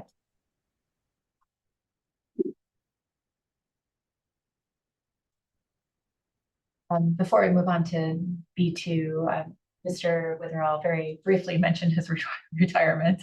I know he's trying to just sneak out of here unnoticed, but we plan to do a proper send-off and celebration both for he and Mr. Dwight in December in person.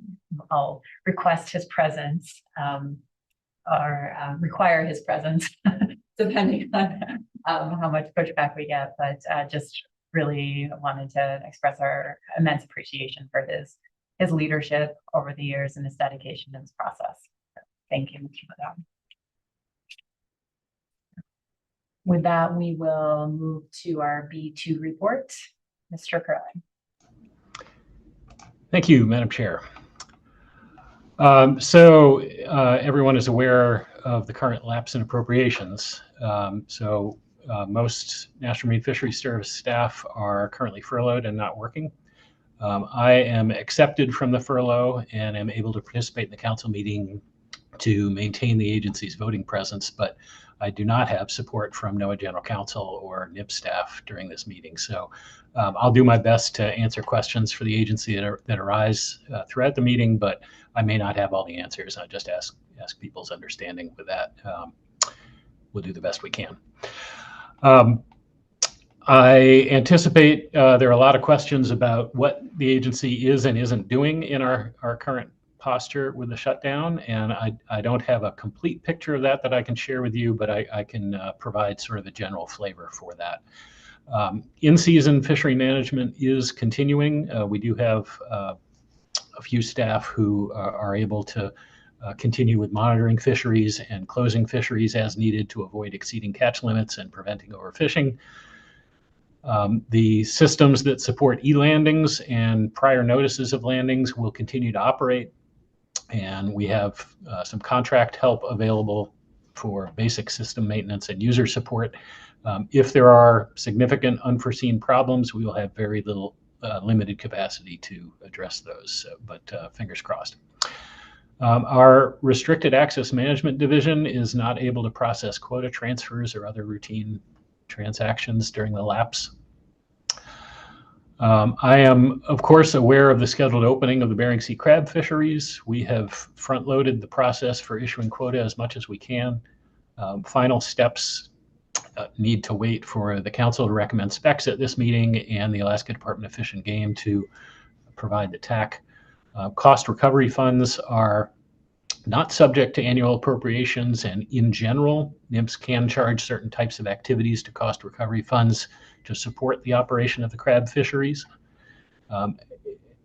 As a broader matter, I'll just say at this point, we're still working through what specific activities are going to be approved for NMFS staff to undertake during the shutdown, not knowing how long the shutdown may last, and I expect to have more clarity on that in the coming days if the shutdown continues.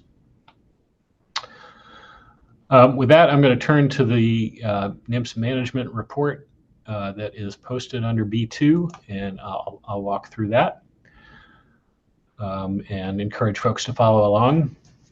I'll start with progress on recent rulemaking and just go over some highlights here. This won't be a full list. I'll note that the written management report there says this is progress since the December 2024 meeting. It's actually just progress since June 2025. We did in June publish the final harvest specifications for the Cook Inlet salmon fishery. The fishery opened as scheduled and closed as scheduled, so there were no TAC exceedances. There was no need to close it sooner than the August 15 date envisioned in the regulations. In early July, we published the final rule to implement the fee collection program for the halibut recreational quota entity. That rule is effective January 1, and we anticipate implementing it for the 2026 charter fishing season, and I'll address more about that later. We published a correction to the Bering Sea and Aleutian Islands groundfish harvest specifications. Mr. Witherell already noted the agency published nationwide a Federal Register notice seeking public comment on the executive order on restoring American seafood competitiveness, and that comment period, as I mentioned, closes October 14th. At the beginning of September, we approved Amendment 125 to the FMP for the Bering Sea and Aleutian Islands. That adds a small vessel provision to the current Pacific cod jig sector in the A season. And we're developing a final rule with the intent to implement that for the 2026 fishing year. On September 25th, we took an in-season action to prohibit directed fishing for pollock by vessels using trawl gear in the winter herring savings area.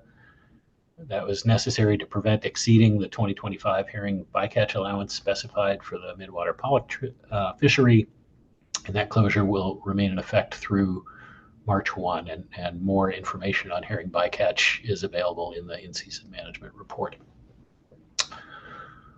We have been processing a proposed rule to modify the haul designation timing for trawl catcher processor vessels in the Gulf and Bering Sea groundfish fisheries, and I have an update on that. This says it was under review, but the action actually has been signed and will publish soon. I think that may be caught up in the flurry right before the shutdown, but so not sure exactly when that will be published. We have a cost recovery notice for the Pacific Cod Trawl Cooperative Program that is under review, and hope to get that published soon. Likewise, we're working on a proposed rule to implement the Council's April recommended changes to halibut vessel use caps in Area 4. And just wanted to note that we do not expect that to be effective for the 2026 fishing year. One additional item that's not listed here that I did want to highlight is we just this week reopened the Central Gulf Pacific Cod catcher vessel trawl fishery, which we had closed to directed fishing because the TAC was too small to have an orderly fishery. And participants in that fishery organized a voluntary catch share agreement, and that allowed us to reopen the fishery, which we did just a couple of days ago, with confidence that the TAC will not be exceeded. So appreciate the effort from the participants there, and we were glad to be able to get that reopened before the lapse in appropriations. There are a number of additional NMFS documents posted under B2, and I'll be referring to some of those as I walk through the remainder here. In August, we had a glacial outburst flood in Juneau that damaged a fiber optic cable that resulted in a loss of internet service for NOAA fisheries facilities in Juneau and caused several of our fishery accounting and permitting systems to become unavailable. That included eFish, eLandings, and IFQ landings. Although we tried to share information as soon as we could, we understand that the disruptions were not helpful. Appreciate everybody's patience, and I just wanted to note that we're looking into options for better system redundancy to reduce the likelihood of outages like that happening in the future. On September 12th, we released the draft environmental impact statement and regulatory impact review for chum salmon bycatch measures in the Bering Sea pollock fishery for public comment. As previously discussed with the council, we provided for a longer than normal public comment period, so that runs through January 5, and all of the comments will be made available to the council for review.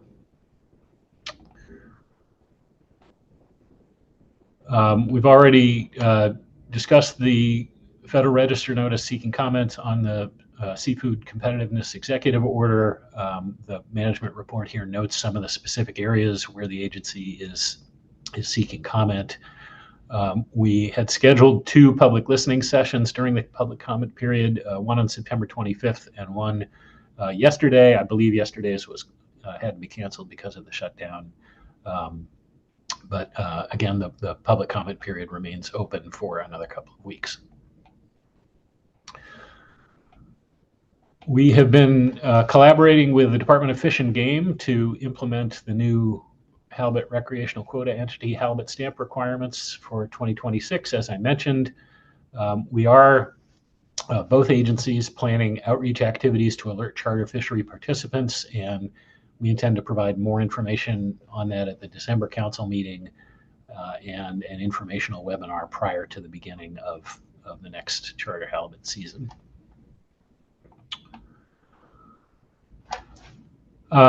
Use caps. So we have recently received questions about how we administer holding and use caps implemented under our limited access privilege programs. There have been some situations where people have requested to transfer cooperative held harvest privileges to another cooperative, and we weren't able to process those due to a use cap.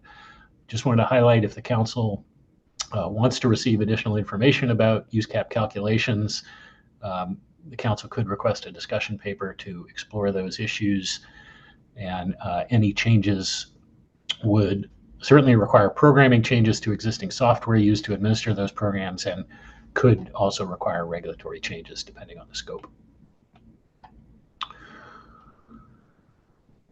In April, the Federal Subsistence Board decided to recognize the Ketchikan area as rural in federal subsistence regulations, and in July, the Forest Service amended their subsistence regulations to change the status of Ketchikan from non-rural to rural. Those regulation changes do not change the National Marine Fisheries Service's regulations governing subsistence halibut fishing. So under NMFS regulations, Ketchikan is not a rural community, and Ketchikan residents are not eligible for subsistence halibut fishing unless the individual is a member of an Alaska Native tribe and qualifies in that manner. So a regulatory change would be necessary to add Ketchikan to the list of eligible communities for halibut subsistence fishing. And if the council is interested in recommending such a change, the council could initiate a discussion paper.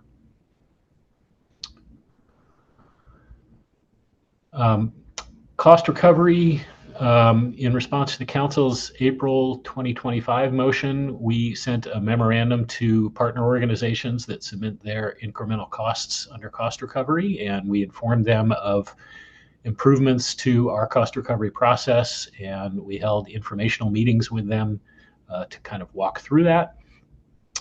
We provided a memorandum that has our Alaska region guidance on tracking incremental costs for cost recovery, and that's posted under this agenda item. Since then, we've implemented or completed rather 2 cost recovery processes for crab rationalization and PCTC.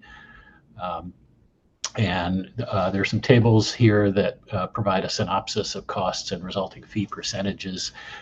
We intend to provide a complete annual cost recovery report to the council at the June meeting, similar to what we did last year for the first time. So integrating all the cost recovery information together into one report. Another issue on prohibited species catch at shoreside processors. So we've become aware of an issue related to the ability of shoreside processors to convert retained prohibited species catch to fish meal. Current regulations don't allow for that practice, and that's resulted in some uncertainty. Folks may remember that under trawl EM, prohibited species catch is required to be retained so that observers at shoreside facilities can count and sample the PSC for management purposes. Under the prohibited species donation program, salmon and halibut delivered by catcher vessels using trawl gear can be processed for donation, but it can't enter commerce. So during the development of trawl EM, processing PSC species into fish meal was allowed under that EFP, rather than loading PSC back onto a vessel to be transported and discarded at sea. If the council wants to allow PSC delivered under trawl EM to be processed into fish meal and enter into commerce, a regulatory change would be necessary for that. Absent such a change, processors and vessel operators will likely incur greater costs to dispose of the prohibited species.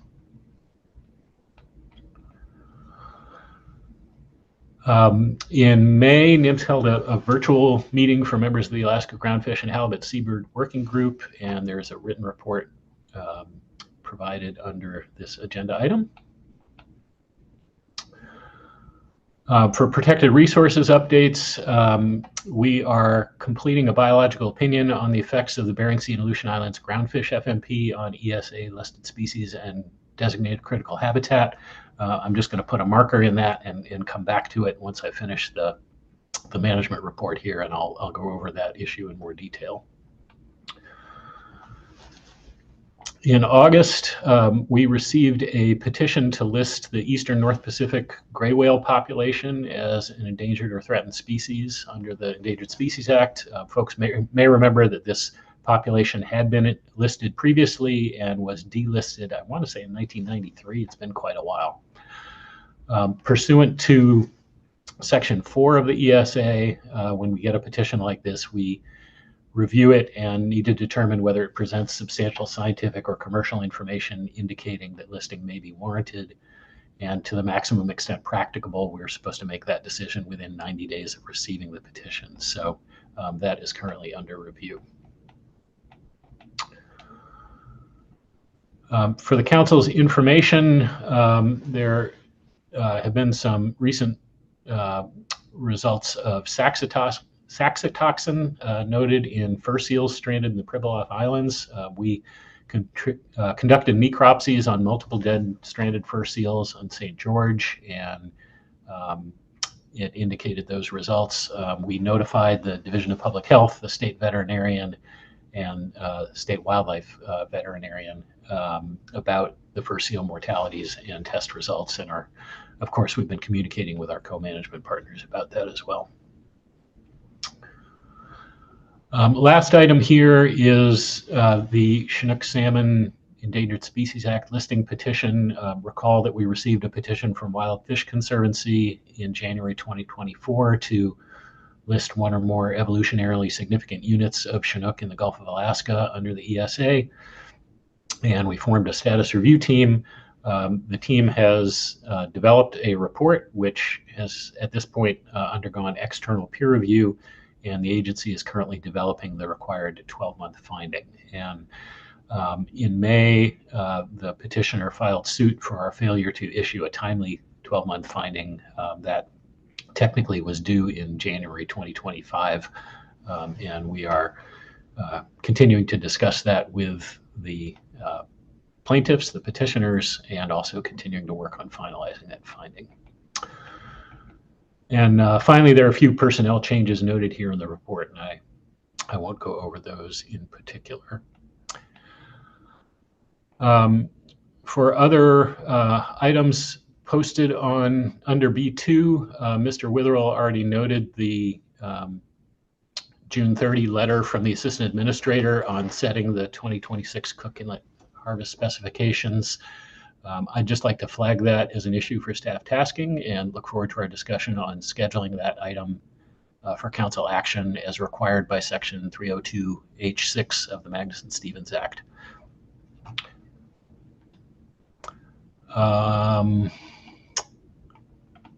Okay, I think that covers the other items that are posted. If there aren't questions, Madam Chair, I would turn now to a little bit of a more detailed overview of the ESA Section 7 biological opinion. Yeah, Mr. Curlin, we had a couple hands go up during your report. So I'll start with Mr. Ritchie, then Ms. Kimball, Mr. Williams, Ms. Golan, Ms. Baker. So Mr. Ritchie. Thank you, Madam Chair, and thank you, Mr. Curlin. My question is related to the RQE and the outreach that you have planned. I was just wondering if those were going to be, if you had gone so far as to plan that as in-person outreach or if it was going to be online, and if there was any possibility for fish and game. That's probably not a question for you, so I'll just leave it at that. If it's in-person or online. Through the chair, Mr. Ritchie, I don't believe we've nailed that down yet. Certainly in-person is always better. It may depend on staffing constraints and whether we are continuing to face agency restrictions on travel. Thank you. And one more question is the best point of contact for that outreach, would that be Mr. Duncan? Yes. Thank you very much. Thank you. Thank you, Mr. Ritchie, and Ms. Kimball. Thank you for the report, Mr. Curlin. I had a question on the use cap calculations. Is that the extent of what you're presenting on that issue, or are we getting a separate presentation on that attachment? I am not prepared to present any more details on that issue. Okay, I can appreciate that. It's a fairly complicated issue. I appreciate it being highlighted in the report. It was a direct request of the council, and I think something that we're going to need to think about in the future, and maybe when we have more opportunity for NMFS input. My second question was on the cost recovery memo, which I very much also appreciated. But my question is, I looked at that memo and it seemed to be outlining, more detailed and transparent way, which is what the council requested, on how cost recovery fees are assessed and what goes into those. We also had a pretty explicit piece in our motion about not including cost recovery. You couldn't bill the industry for things like the building space and utilities and travel and things of that nature. The council put that in the motion. I don't see OLE and others responding to it in that way. I see them still, asking for those costs to be recoverable by the agency. Is that the state of affairs that we're in right now? We can put things out there on cost recovery, but really it's the agency's prerogative on what gets covered. I just need to make clear how much room we have to make any direction on cost recovery versus really changes, I guess, to the Magnuson Act on cost recovery. Through the chair, Ms. Kimball, appreciate the question. We need to adhere to the requirement to charge for only incremental costs associated with implementation of the LAP. And I recognize there's some room for differences of interpretation over that. So I don't have a specific answer to you on those items that you mentioned about whether the agency has made a definitive determination one way or the other on whether those are eligible costs. But we certainly heard the council's views on that, and it's something we will be factoring into this year's report to be delivered in June. Thank you. I don't know how else to what kind of move the needle on this. I think we were referencing that other regions don't assess those type of costs. I think we were looking at it truly as an incremental cost. If that building is going to be there anyway, we shouldn't be charged for the portion of the offices of people that work on cost recovery or work on catch share programs, similar to the utilities. So I feel like we've made a logical argument for that, and other regions have followed that argument. And so I really am just looking for any other way in which we could make a difference there. Maybe once we see kind of the final reports, we'll have another opportunity, but I'm really at a loss for how to make progress on that issue. Madam Chair, I have another question, but I'll wait for other council members first, and hopefully they'll ask it. Thank you, Ms. Kimball. We'll circle back if not. Mr. Williams. Thank you, Madam Chair, and thank you, Mr. Curlin, for your report. I just wanted a clarification of something I heard you say. I want to be sure I heard it right regarding the PSC and the conversion to fish meal. I think I heard you say that under the EFP, those PSC species were allowed to be converted into fish meal rather than disposed of in other manner, and that currently outside of the EFP, that is not allowed. Is that what I heard you say? And it would be a regulation change if we wanted to go down that road? Did I hear that correctly? Through the chair, Mr. Williams, yeah, the only nuance to that you didn't mention that I just want to emphasize is it's the distinction is the fish meal entering commerce. So if it is processed for fish meal and for donation, that is fine. But if it is to be entering commerce, then yeah, that's not currently permissible. Okay, thank you. Thank you, Mr. Williams, and Ms. Goen. Thank you, Madam Chair, and thank you, Mr. Kurland, for the presentation. I have two questions. I'll start with cost recovery because it's following up on Nicole's question. And I'm curious, it looked like, thank you for the guidance document. That's really helpful to see that. And it looked like for crab, for instance, the cost did come down substantially. Is that in response to the council direction? And have you, in meetings with other partner offices and agencies, have you seen them changing how they're applying the costs? Through the chair, Ms. Goen, I'm not able to answer off the cuff about whether the decrease in costs on our part is specifically attributable to the issues that the council had raised. I will say on the second part of your question, in our discussions with partners, we had good dialogue about the council's concerns and really tried to impress on all of our partners the widespread feelings about this issue and the need to be really diligent in making sure that any of the partners, all the partners, are only claiming appropriate costs that are incremental to implementation of the limited access privilege program that's covered. So I think folks have gotten that message, and I'm optimistic that we'll get to a place of hopefully everybody feeling more comfortable with what's being charged in cost recovery. Thanks for that. And my second question is turning back to the government shutdown. And I wasn't clear on your answer regarding the RAM division. It sounded like because they are funded through cost recovery for some aspects of their work, that for those aspects of their work, they would be able to issue permits. But for other aspects of their work, they would not. Can you clarify that? And then I'm also curious about your staff that do scale inspections and if they're available. Through the chair, Ms. Goen, as I noted, generally there are costs, there are functions that we can charge, we can have folks do charging to non-appropriated funds. We're still working through the specifics of what activities will be approved for NMFS staff to undertake during this particular shutdown. To be perfectly candid, different administrations have different approaches during a lapse in appropriations. And so we're trying to work through some of those issues under the current circumstances.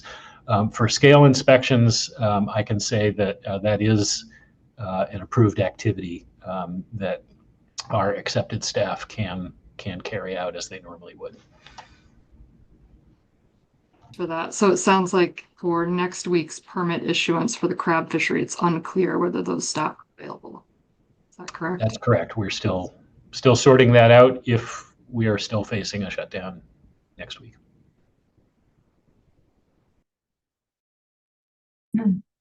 Thank you, Mr. Garland, Ms. Cohen, and Ms. Baker. Thank you, Madam Chair. Mr. Kurland, I recognize that because it's October, had your staff been available for the meeting, we would not have received a verbal in-season management report. But I guess I do have a question about the posted in-season report to the degree that you're able to offer a response. I understand if you can't. I'm looking at page 5 of the in-season report, and I just have noted that in for the Central Gulf of Alaska Pacific cod fisheries, that there is a fairly significant overage of a sector allocation in the trawl CP sector, and we're only in October. And so I was wondering, what had your staff been available, I would have asked for a little bit more insight into perhaps what fishery targets contributed to that overage in the sector, and if we were if staff were concerned about approaching the Gulf-wide ABC because of this overage. And I just wondered if you had any information that you could offer about that I've been hearing a lot about it, and I just was hoping you could help me with that a little, please. Yeah, through the chair, thank you, Ms. Baker, for the question. I can try. NMFS took all in-season actions available to us for the Central Gulf of Alaska CP Pacific cod situation, and put Pacific cod for CP trawl vessels in the Central Gulf on prohibited species status. So no retention is allowed on July 14. So that removed any monetary incentive for those vessels to catch more Pacific cod. Catcher processor trawl vessels reported to us that they were unable to avoid Pacific cod while in the pursuit of other fisheries, but were doing their best. As of Wednesday, the total amount harvested is 1,036 metric tons compared to the 626 metric ton total allowable catch. All of the CP trawl vessels have left the Central Gulf, and we do have at least 3 vessels participating in the target fisheries. So the information is not confidential, and I can tell you it's vessels that we're targeting arrowtooth and rockfish.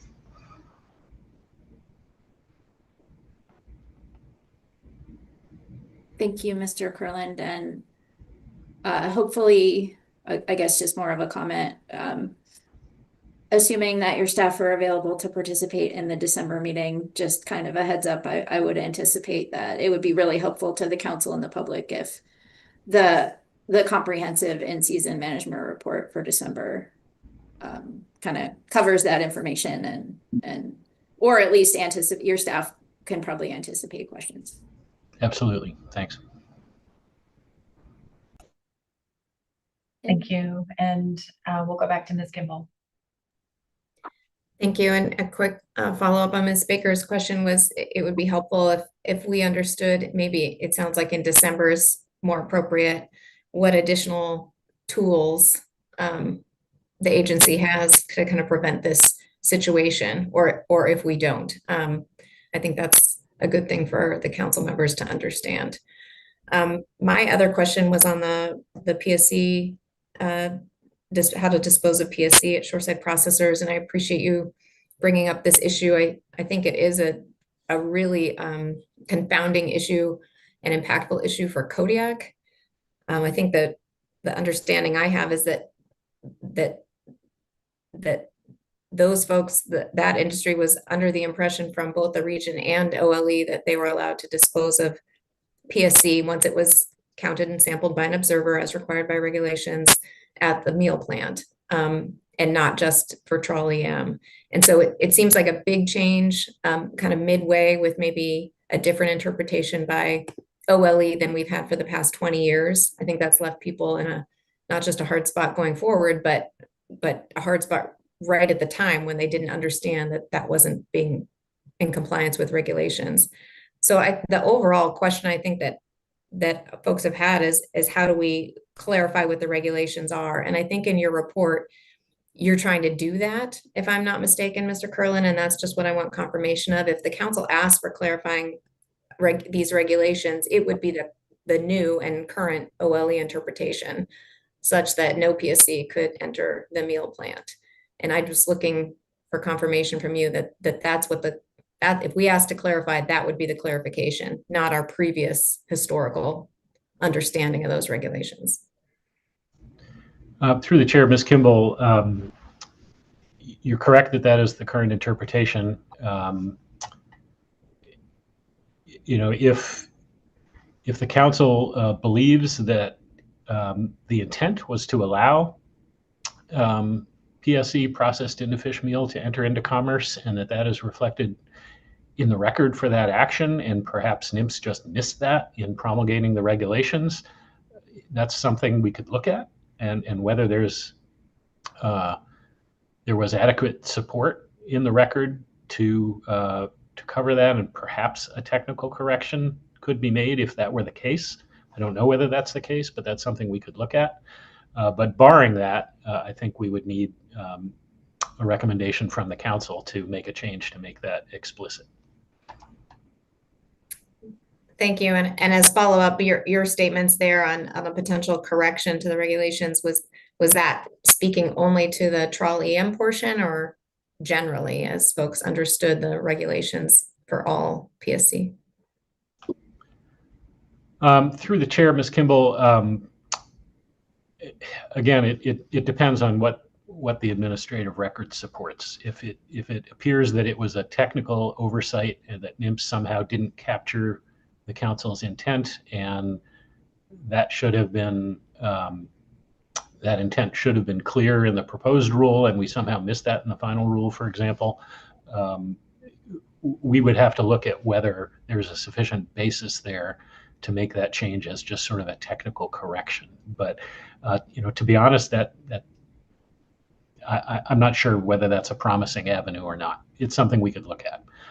But again, barring that kind of circumstance, it would take an explicit recommendation from the council to make that change in the regulations.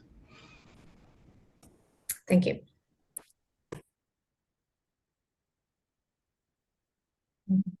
Not seeing any other questions at this point. I'll hand it back over to Mr. Curlin. Okay, thank you, Madam Chair. So we don't have Dr. Ike to be able to present on the Endangered Species Act biological opinion on the Bering Sea and Aleutian Islands groundfish fishery. There is a presentation posted under this agenda item. I'm not going to go through the slides, but just call that to everyone's attention, and I will briefly go over some highlights. So council members may recall that there is a National Marine Fisheries Service policy directive on integrating the ESA Section 7 process with the Magnuson-Stevens Act process, and that's intended to promote early coordination between NMFS and the council when changes to fishery management measures might be required to minimize adverse effects on listed species and critical habitat. NMFS recently updated this policy directive to clarify some issues that were raised via the Council Coordinating Committee, and a work group from the CCC advised on that process, and Ms. Evans was a participant in that work group. The whole intent of that effort was to ensure, and actually the intent of the policy directive broadly, is to ensure good coordination and no surprises for the council as the agency carries out ESA Section 7 consultations on fishery management actions. Stepping back, just as kind of a reminder, with the Section 7 consultation process, consultation is required for any action that may affect a threatened or endangered species or critical habitat. And where there has been a consultation, reinitiation is required in several different circumstances. Reinitiation is required if there is a new listing of species under the ESA, if there's a new critical habitat designation, if a limit on incidental take from a previous biological opinion has been exceeded, or the fourth criterion is if new information reveals effects on a listed species or critical habitat not previously considered. For this consultation on the BSAI groundfish fisheries, we are consulting on the status quo fisheries. So in this case, the council is not considering new management measures that are the basis for doing the consultation. Instead, it's these reinitiation triggers that have given rise to the need for consultation. So there were a few of those reinitiation triggers I mentioned that were triggered here. We had a new species listing for humpback whales. It was previously a single global listing for the species, and the agency went through a process that concluded in, I believe, 2015 or 2016 to designate different distinct population segments of humpback whales as either threatened or endangered, or some were not listed. So that refined the listing, and that is a trigger for reinitiation. Secondly, critical habitat designations. So once we went through that reevaluation for humpback whales, that resulted in designating critical habitat in the Bering Sea and Aleutian Islands for both the Mexico distinct population segment and the Western North Pacific distinct population segment of humpback whales. And then a third trigger for reinitiation is exceedances of the incidental take statement in the prior 2010 and 2014 biological opinions. And the amount of incidental take for both Western stellar sea lions and for sperm whales had been exceeded. So those triggers all were drivers for the need to reinitiate consultation. Folks may remember I brought this to the council's attention about 3 years ago in November of 2022, and notified the council that we would be updating our Endangered Species Act consultations. We recently concluded the one for the Gulf of Alaska groundfish fisheries, and so the present biological opinion that we're finishing up is for the Bering Sea and Aleutian Islands. So as I mentioned, the action that's the scope, the focus for that consultation is authorization of the status quo management measures under the BSAI FMP. This biological opinion, since we're going through the process, also folds in some new considerations. One is the proposed listing of sunflower sea stars as a threatened species. There's also updated information on the status of all of the listed species and ecosystem factors that we're folding in. And since we're going to reinitiate consultation, we specifically decided to separate out biological opinions for the Gulf of Alaska and Bering Sea groundfish fisheries, whereas previously the agency had done one umbrella consultation for both. And there are a variety of reasons why it's probably a better course to have it specific to each FMP. And so that's what we're doing this time around. So the current status here is that a biological opinion has been drafted. It is under internal NMFS review. No council action will be required to implement any portion of this biological opinion, and it will not result in any changes to the BSAI groundfish fishery management regime. We're currently aiming to get this completed and in place as soon as we can. We've been aiming to do that by the end of this calendar year. And really the driver, again, is just to make sure that the FMP has updated ESA coverage, that we're fully in compliance and considering the most current information about effects of the fisheries on listed species and critical habitat. So that's a quick overview of what Dr. Ike would have reviewed with you all in the slides, and I'd be happy to take any questions on that.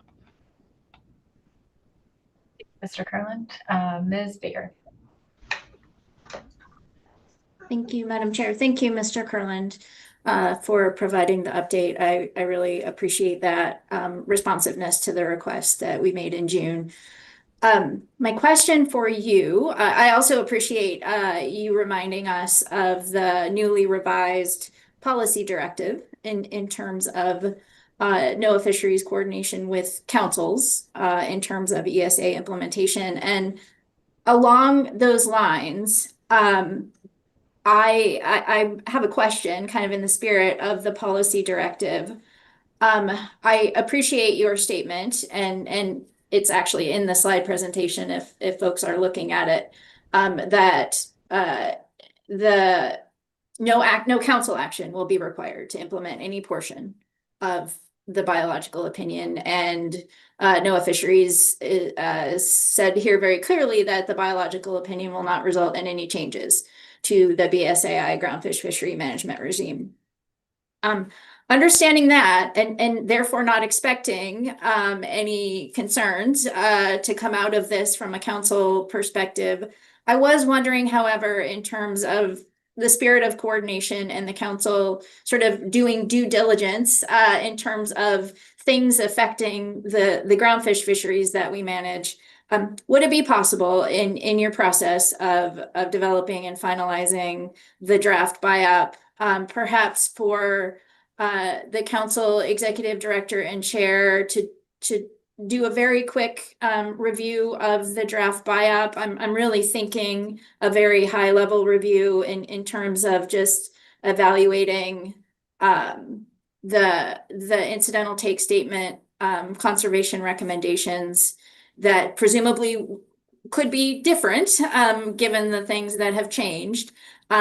And again, not anticipating any concerns, but I think it would just be helpful for the council if a quick review like that was possible, to give us an opportunity to provide any questions or comments to your agency as you're finalizing that draft BIOP. Do you think that's possible? Through the chair, Ms. Kimball, thanks for the question. I do think that's possible. Again, in the interest of good coordination, no surprises. That's very much the intent behind the policy directive, as you noted. And I appreciate your suggestion of a way to accomplish that being a brief review by the chair and executive director. I frankly would have some concerns if it were something the council might want to schedule for a full council review, because just given the council schedule, that couldn't happen for quite some time. And I do think it would serve us all well. It would serve the whole process well to get the biological opinion in place as soon as we can. If what you're envisioning is, maybe something on the order of a couple of weeks to review, I think as soon as our normal process in the agency is if any party, an applicant or an action agency requests review of a biological opinion in draft form, that we complete our internal draft and all clearances before that is released. So as soon as we have the document available, if that's something the council would like to pursue, we'd be happy to do that. Thank you, Madam Chair. That's helpful. I will probably have something to say about that after public comment, but I look forward to hearing that if any of the public do have any input. Thanks. Thank you, Mr. Kurland and Ms. Baker.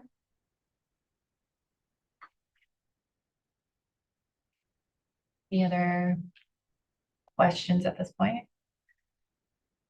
Not seeing any. Mr. Kurland, did you have anything else under B2? No, that is all. Okay. I think we're at a good spot to take a mid-morning break, and we will, I guess before doing so, I'll just note that our next report, B3, is our NOAA report. That's posted online, as well as our B4 Alaska Fisheries Science Center report and presentation. So we have no one available to answer any questions. So we'll move right into our B5 report following our mid-morning break. We'll come back at 10:15 Alaska time.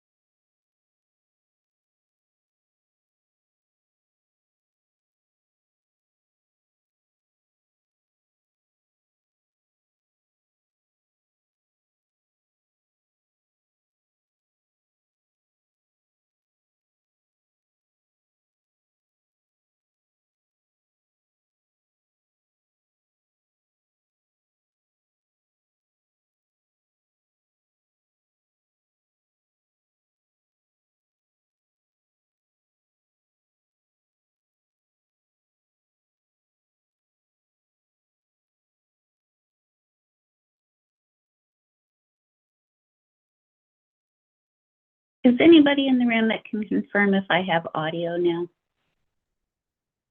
Hi, Anne. I can hear Yep. you loud and clear. Great, thanks. I switched to my phone. I was having glitchy audio on my laptop, so thank you. Great.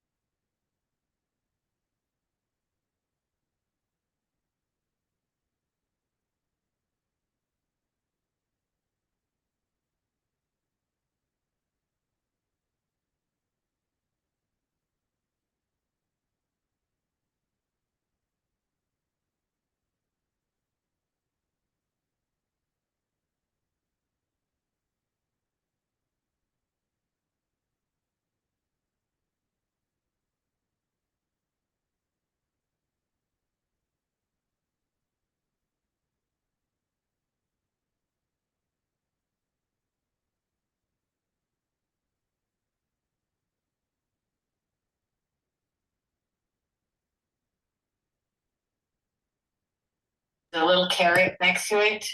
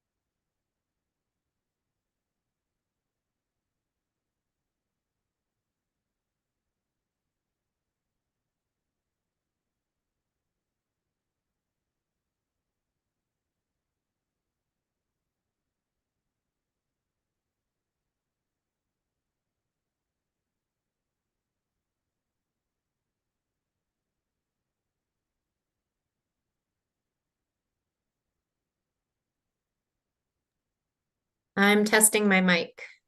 Is that any better? It's been sounding fine from in here.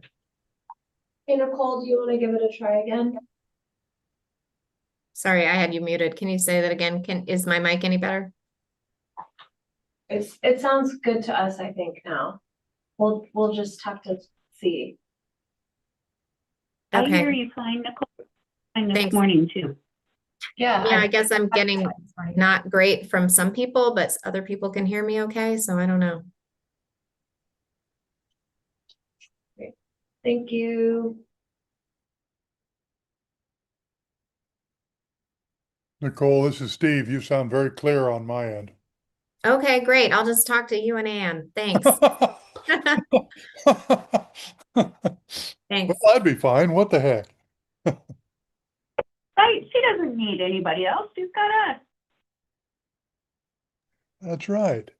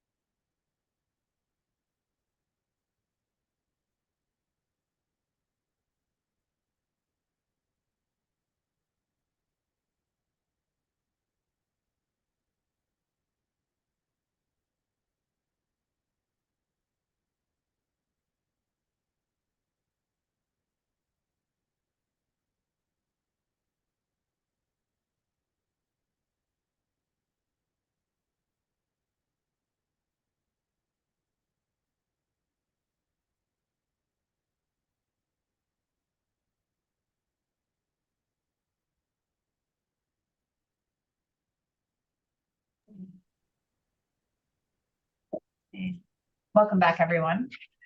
So before we move on to B5, I'll mention just quickly, we will be revisiting our Alaska Fishery Science Center report in December, since Dr. Foy cannot be with us today. And we'll also have Dr. Evan Howell with us in December, and he's the acting chief science advisor for NOAA Fisheries. We'll be talking about survey, providing an opportunity for council to ask questions, and I think addressing us on survey prioritization and modernization efforts.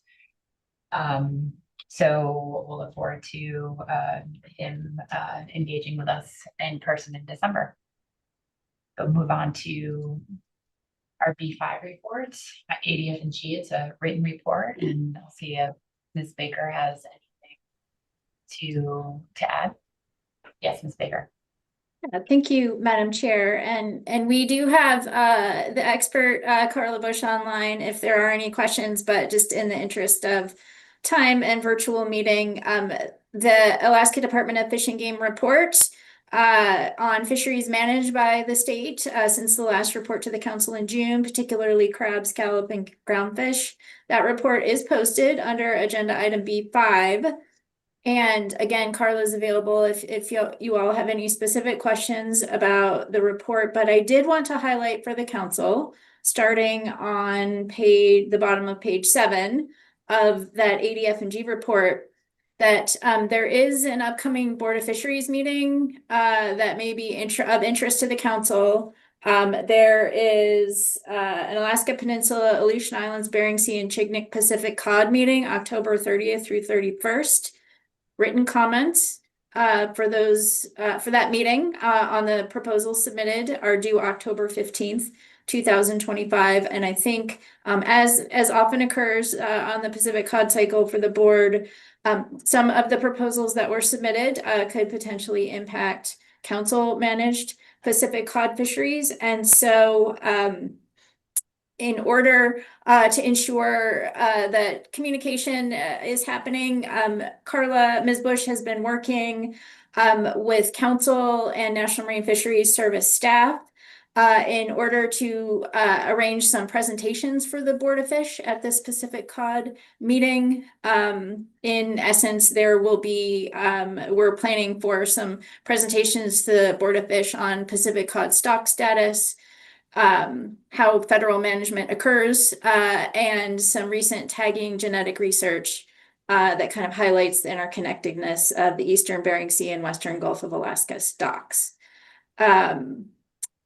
And so I just wanted to highlight that for the council. Again, I'd be happy to try and take any questions about that if you have any, or Ms. Bush is available as well. Thank you, Madam Chair. Thank you very much, Ms. Baker. It looks like we have a question, Ms. Kimball. Thank you, Ms. Baker. I just had a question on whether, just having participated in some of those meetings, whether there's any inclination for the state to provide any background on the sectors in the sector splits for Pacific Cod in the federal process, kind of which sectors and communities of people are dependent on cod, that kind of thing. I know the state has a few sectors that are available or eligible to fish GHL, and it's different in our process, and including CDQ. So is that kind of background also intended for this meeting, or is that beyond the scope?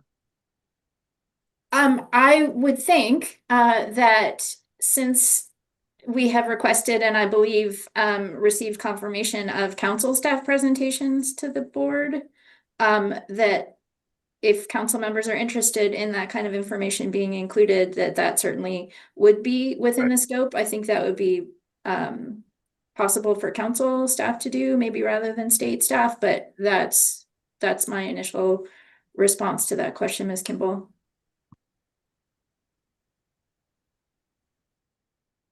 Thank you. We're taking note of that. Thank you, Ms. Kimball. Thank you. Okay. Any other questions for Ms. Baker? I appreciate the report. Thank you. So we'll move to our B6 report. And we have Lieutenant Commander Vasky with us. Good morning, Madam Chair. Just want to make sure everybody can hear me. Yes, we can. Good morning.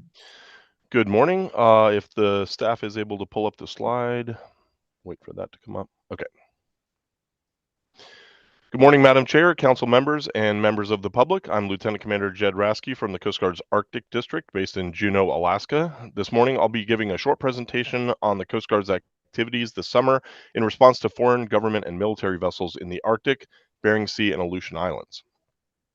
The intent of the Coast Guard's Operation Frontier Sentinel, or OFS, is to control, secure, and defend the Arctic District's maritime borders and approaches from foreign malign activity in a de-escalatory manner.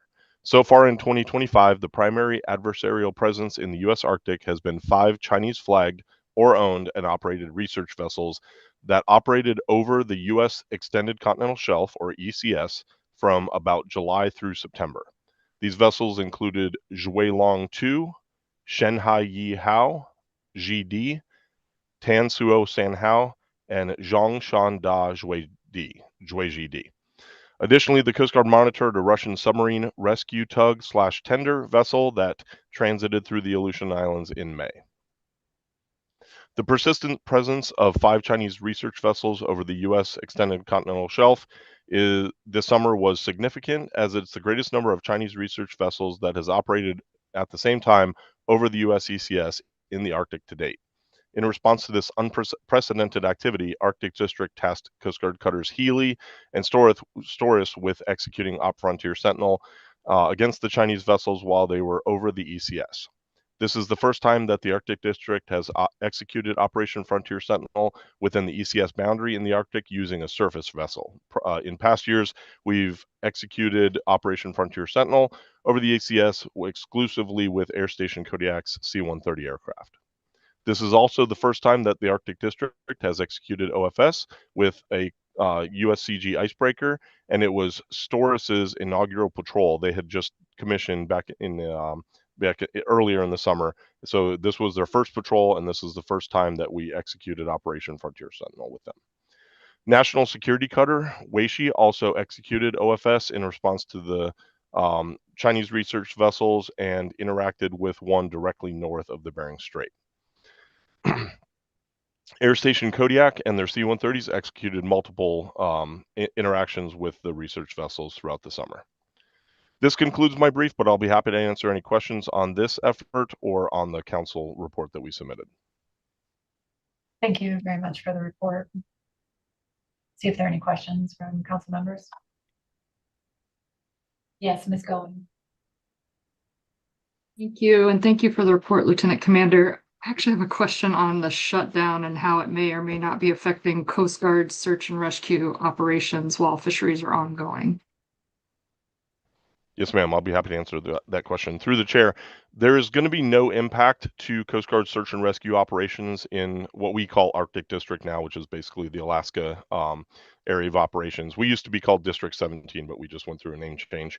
So there is no forecasted impact on search and rescue. There have been numerous policy guidance documents that have come out from Coast Guard headquarters about the impacts of the government shutdown, and search and rescue was highlighted as one mission that is not going to be impacted. So have no fear. The Coast Guard assets are out there. The helicopters, aircraft, and cutters are going to be fully mission capable, and they're going to be out there to respond to search and rescue cases.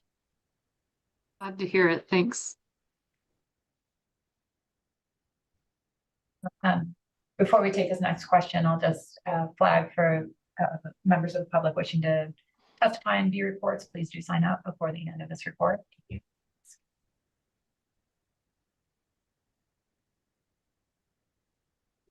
And I'll go to Ms. Kimball for a question.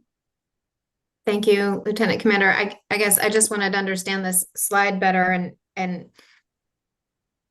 maybe just to be explicit, were these vessels prohibited from being in those waters as research vessels, or did not provide us the appropriate communication prior? And then what is the response aside from monitoring? Are those vessels escorted out of U.S. waters? Is there any other detail you can provide on the response?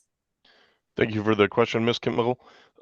Through the chair, so the Extended Continental Shelf is a Department of State project, and we're working hand in hand with the Department of State to make sure that we're in alignment with their guidance. The prohibited activities by foreign flag vessels in the Extended Continental Shelf are primarily related to benthic research. So basically any seabed mining, to include non-living resources, and also some living marine resources to include the benthic resources such as clams, scallops, and other benthic fauna. So the extended continental shelf, to be clear, is not the exclusive economic zone. This is not a fisheries enforcement issue. It's more of a seabed mining, kind of a resources claim that the U.S. Through the State Department has claimed outside of our EEZ. Obviously, it goes from the EEZ, and you can see the picture here. It goes actually pretty far north. So that's specifically related to seabed and mostly the mining aspects of the seabed, and also under the seabed. So you've got manganese nodules potentially that are a resource, and you've also got oil and natural gas deposits that are probably underneath the sediment. The Coast Guard's role in this is mainly about, number one, maintaining maritime domain awareness. So we want to be aware of what's going on in the Arctic. And thankfully, all of the research vessels, the foreign flag research vessels, to include China and others, are transmitting AIS. So we're able to track them remotely and just kind of keep an eye on them remotely, even if we don't have surface presence.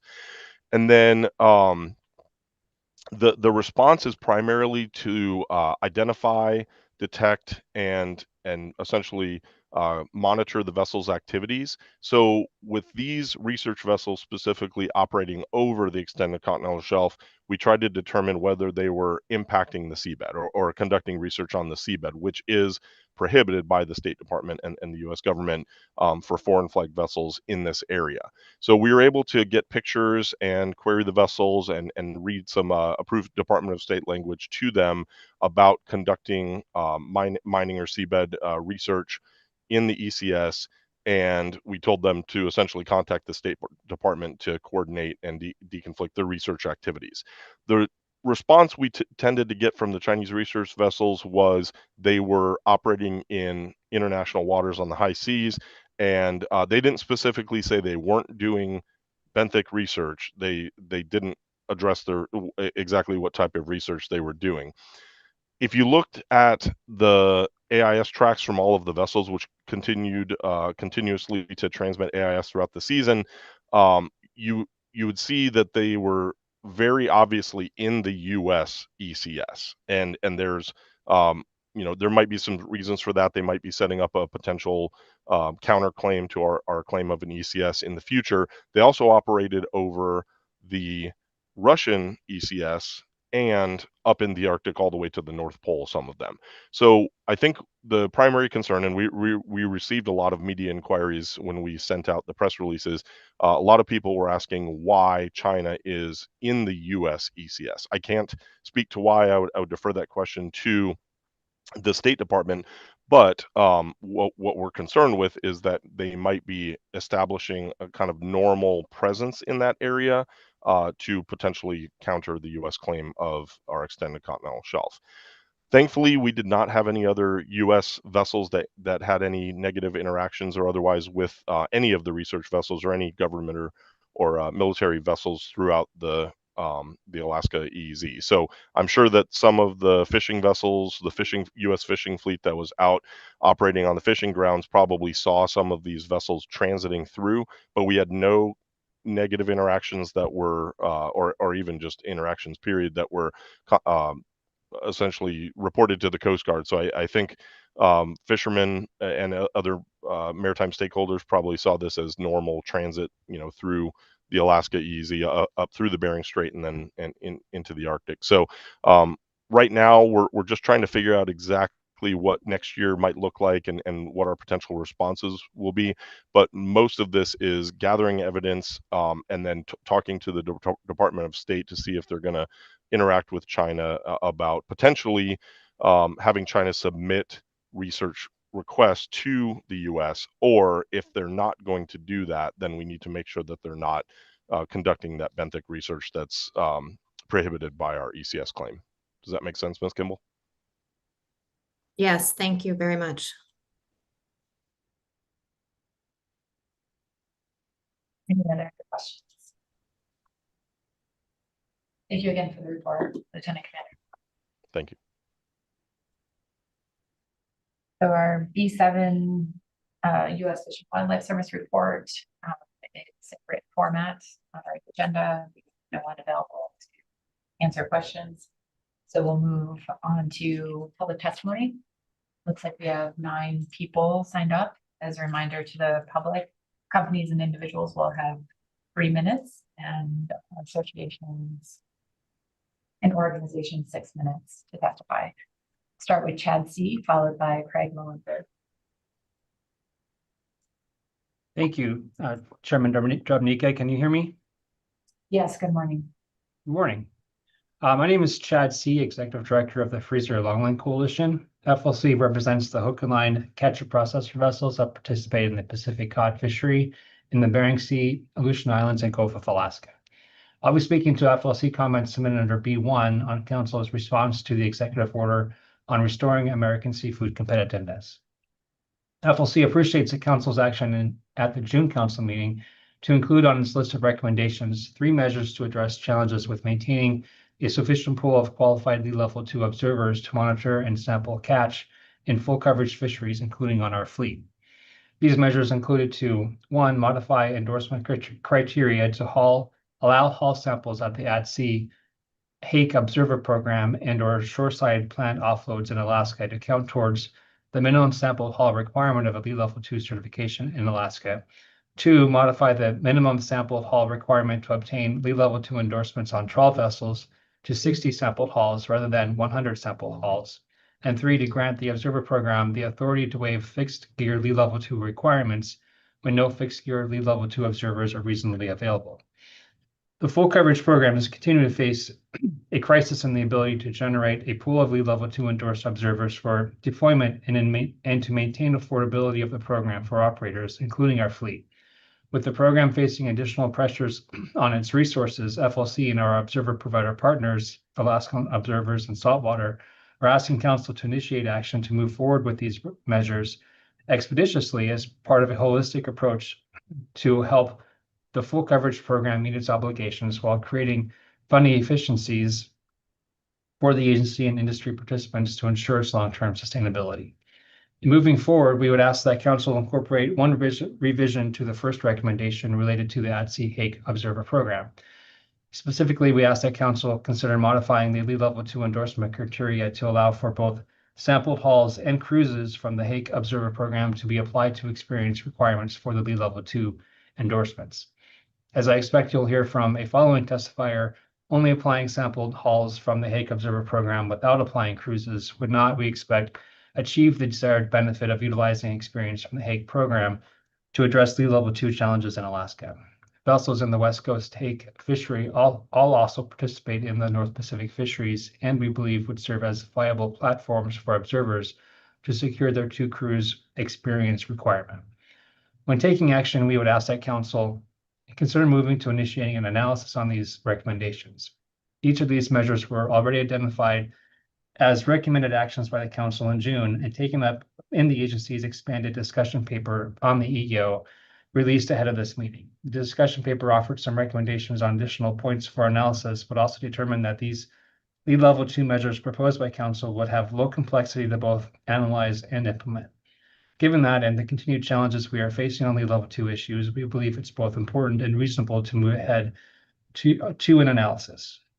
Additionally, as noted in our comments, FLC continues to support implementation of non-regulatory observer program changes put forward in our June 2025 letter to Council that would serve to further Council's and the administration's objectives to reduce regulatory burdens on our fishermen.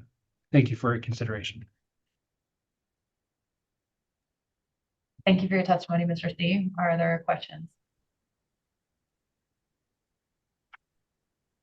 Yes, Ms. Kimball.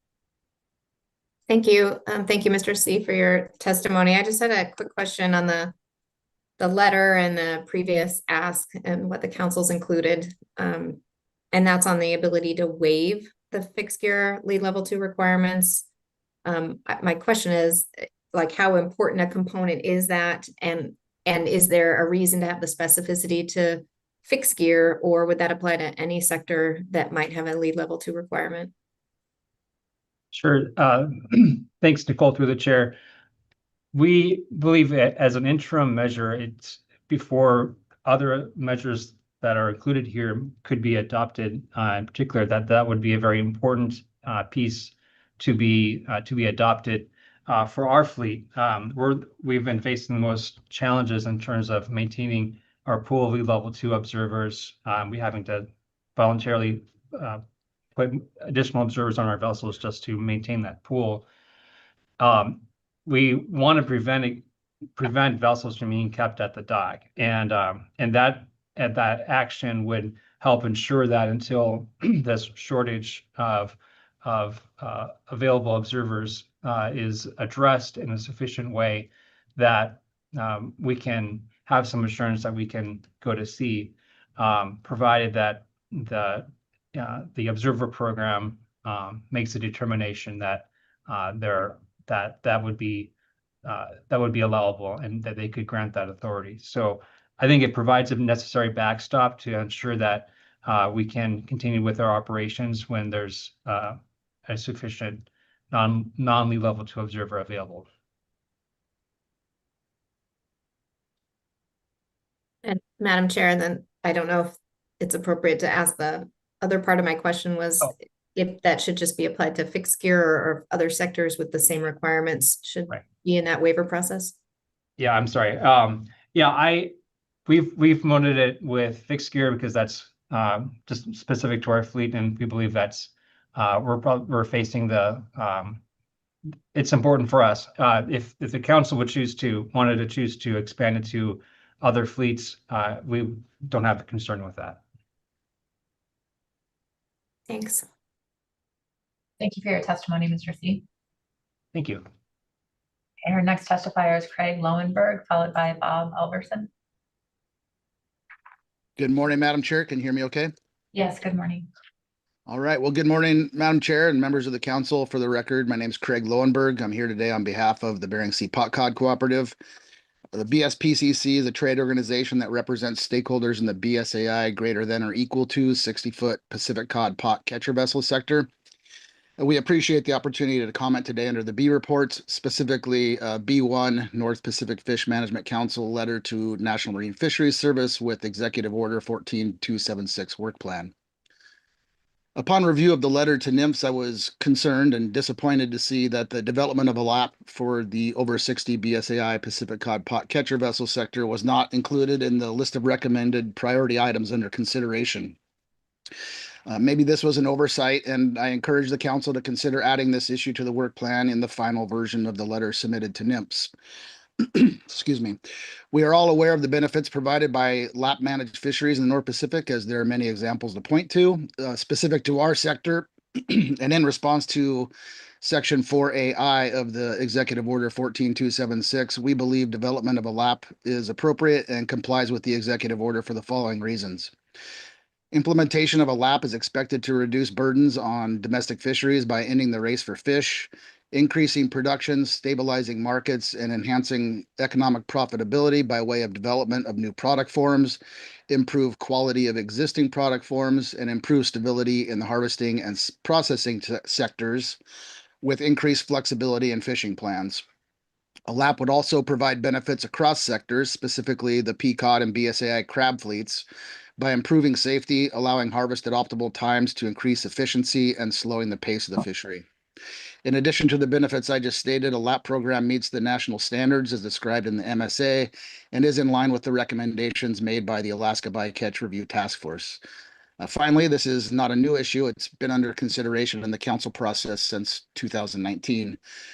With the understanding of the council's budgetary and resource availability concerns and the direction given by presidential executive orders, we believe now is the appropriate time to move forward with the review of alternates and options necessary to implement a cooperative-based LAP program, and it should be included in the work plan. We appreciate the council's consideration of such a program for our sector and look forward to participating in the development process. I'll close with that. Thank you. Thank you for your testimony. Are there any questions for Mr. Lowenberg?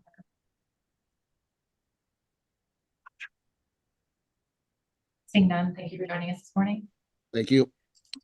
We'll go to Bob Alverson, followed by Caitlin Yeager and Austin Esterbrookes. Madam Chair, can you hear me? This is Bob Alverson. Yes, we can. So for the record, my name is Bob Alverson. I'm representing Fishing Vessel Owners Association of Seattle. And we sent 2 letters in under the B items, specifically B1 items, relative to the President's Executive Order 14276. The first letter dealt with amendments to the IFQ committee, or IFQ program for halibut and sablefish. We submitted 5 suggested changes to that program, and perhaps the way to prioritize that is to have your IFQ committee meet this winter and make suggestions to the council for changes to that program. There was a 5-year review, but that committee, when it met, never made recommendations back to the council for any changes. We understand that Alpha out of Sitka may be proposing a efficiency suggestion on the bleeding of sablefish, and we would recommend that change also be considered. If a meeting of the IFQ committee is conducted, we would suggest it be in February, as a number of the IFQ committee members are active fishermen, and when the halibut sablefish program begins, usually second week in March, sometimes those individuals aren't able to participate. The second letter we sent in deals with the Partial Coverage Observer Program.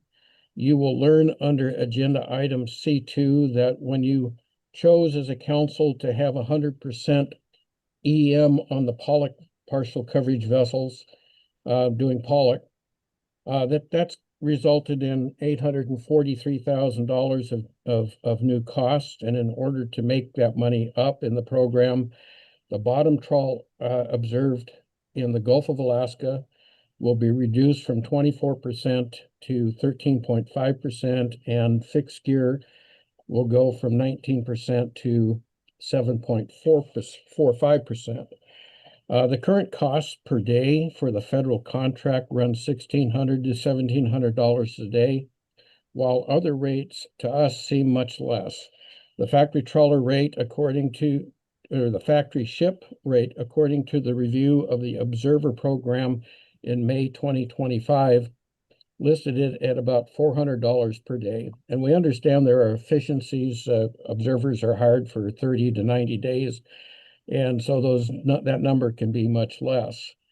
Our FVOA rates off Washington, Oregon, and California, when we gear switch for sablefish, runs about $725 to $750 per day.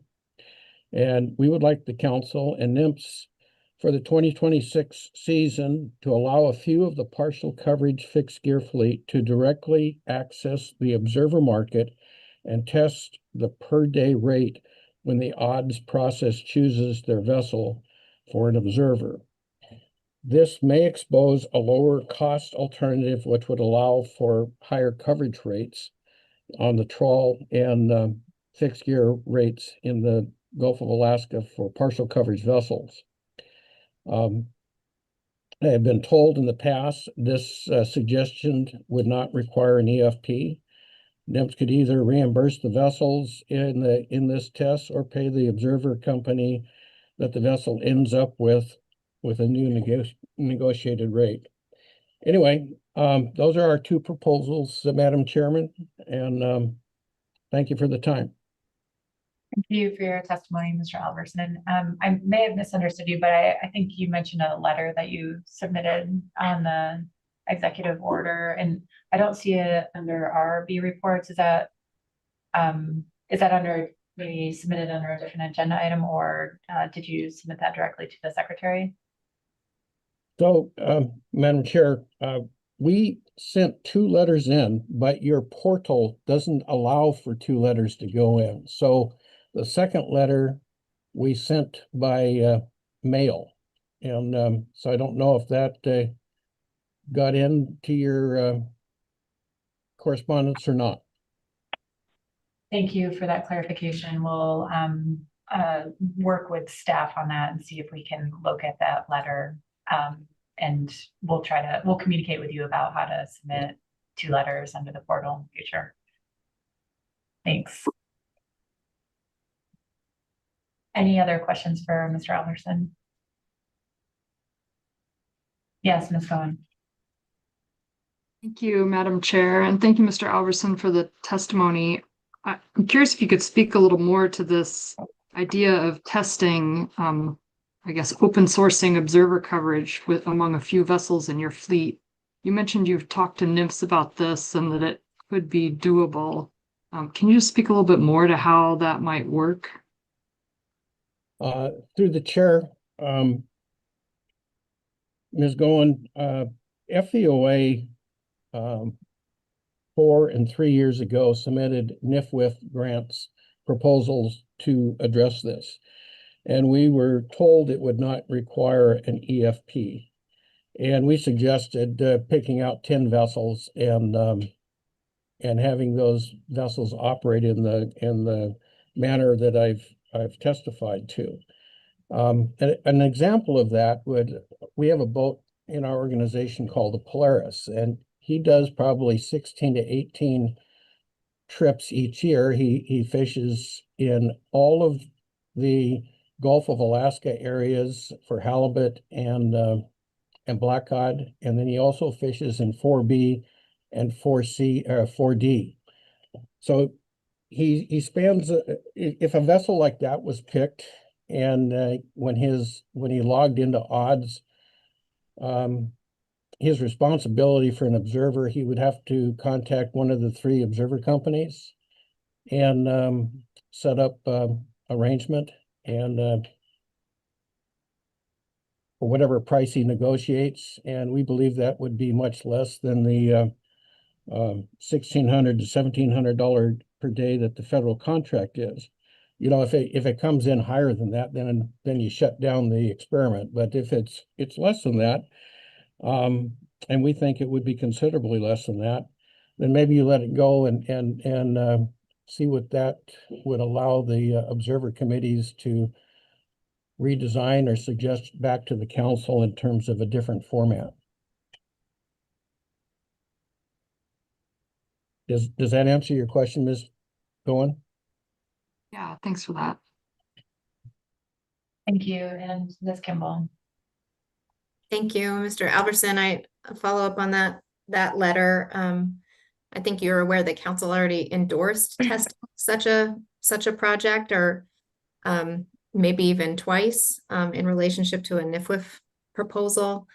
And so I'm wondering what the particular ask is right now. This didn't come in front of the monitoring committees, but they have also endorsed it in the past.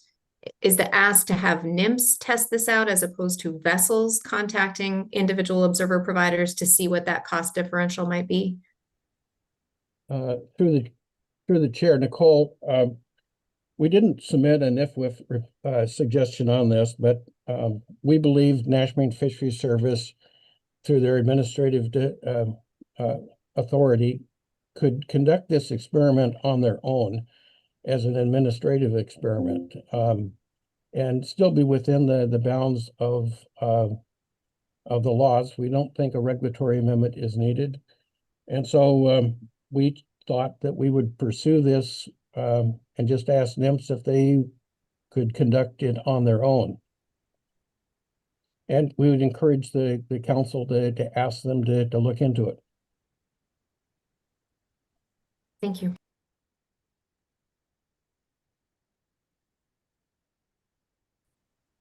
Thank you. And I'm not seeing any other questions. Thank you for your testimony. Thank you. Go to Caitlin Yeager and Austin Estabrooks, followed by Andrea Pekla and Susie Zagorski. Good morning, Madam Chair, members of the council. For the record, my name is Caitlin Yeager, and with me here is Austin Estabrooks. We're speaking on behalf of the At-Sea Processors Association, representing 5 companies that own and operate 15 AFA catcher processors in the Bering Sea pollock fishery. We submitted a comment letter under this agenda item, which I'll be speaking to. First, I'd like to start by thanking the council for the opportunity to provide ongoing input related to the executive order on restoring American seafood competitiveness. The attention to fleet modernization, regulatory streamlining, and data-driven decision-making from your June motion is appreciated. That said, I do want to flag a continued concern that remains unresolved, which is the current management of herring PSC in the Bering Sea pollock fishery. Revisiting this management program is warranted from a regulatory and operational standpoint, and it also directly aligns with the goals of the EO. The seasonal closure areas and PSC limits in place today were developed over 30 years ago, using then available science about herring migration and fleet behavior. This was prior to rationalization, prior to the use of VMS data, and before the suite of bycatch mitigation tools we have available to us now. Modernizing legacy regulations is central to streamlining our seafood production, and this is a prime example of where the system results in contradictory outcomes. For context, recent analyses show that these static time and area closures do not reduce herring bycatch as intended. Instead, they redirect fishing effort into areas where Western Alaska chum salmon bycatch is higher, creating a counterproductive trade-off, undermining both conservation goals as well as our operational efficiency. The current seasonal closure areas were based on herring distribution and fleet behavior, including that of the foreign fishing fleet, that no longer reflects realities of our fisheries today. The herring PSC trigger is based off of a 20% adult biomass exploitation rate under the state of Alaska's harvest policy. The herring savings PSC trigger is set at 1%. While aerial biomass estimates are performed annually, recent surveys were excluded due to low confidence intervals.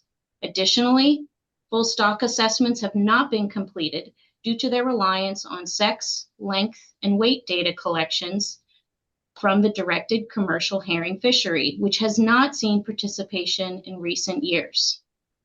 Some of the previously mentioned salmon bycatch trade-offs are highlighted in the Bering Sea Chum Salmon Bycatch Action, Alternative 5, Option 4, which considers adjusting the winter herring savings area start date from September 1st to September 30th. While this is a partial solution to the problem, it does allow additional month of fishing to occur in an area with very low historic bycatch. But unless the CP fleet has wrapped up its harvest by October 1st, this savings area would close off a large portion of very productive fishing grounds when Chinook salmon bycatch is a primary concern. Previous regulatory analysis evaluated a range of PSC limit triggers in the context of total mortality. Given the changes in directed, non-directed, and subsistence mortality, as well as biomass, it's appropriate for the Council to reconsider and better align PSC triggers with current conditions. For context, previously analyzed thresholds included 2%, 4%, and 8%.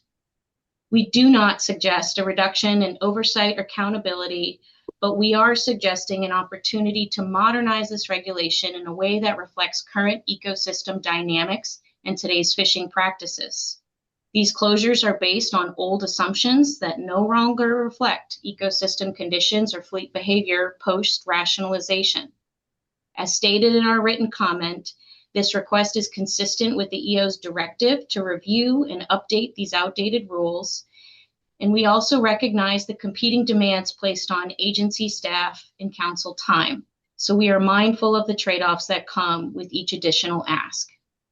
APA encourages the Council and NMFS to initiate a review of herring PSC measures in the eastern Bering Sea pollock fishery, and in doing so, we can improve our bycatch outcomes without compromising conservation and better align this fishery with the goals of the EO and the expectations of the public. And with that, I'll see if Austin has anything that he would like to add. No, I'll just wait for any questions. Thank you. Well, thank you once again for your time and the opportunity to provide comment with you here today, and we're happy to answer any questions you might have. Thank you for your testimony. Are there any questions?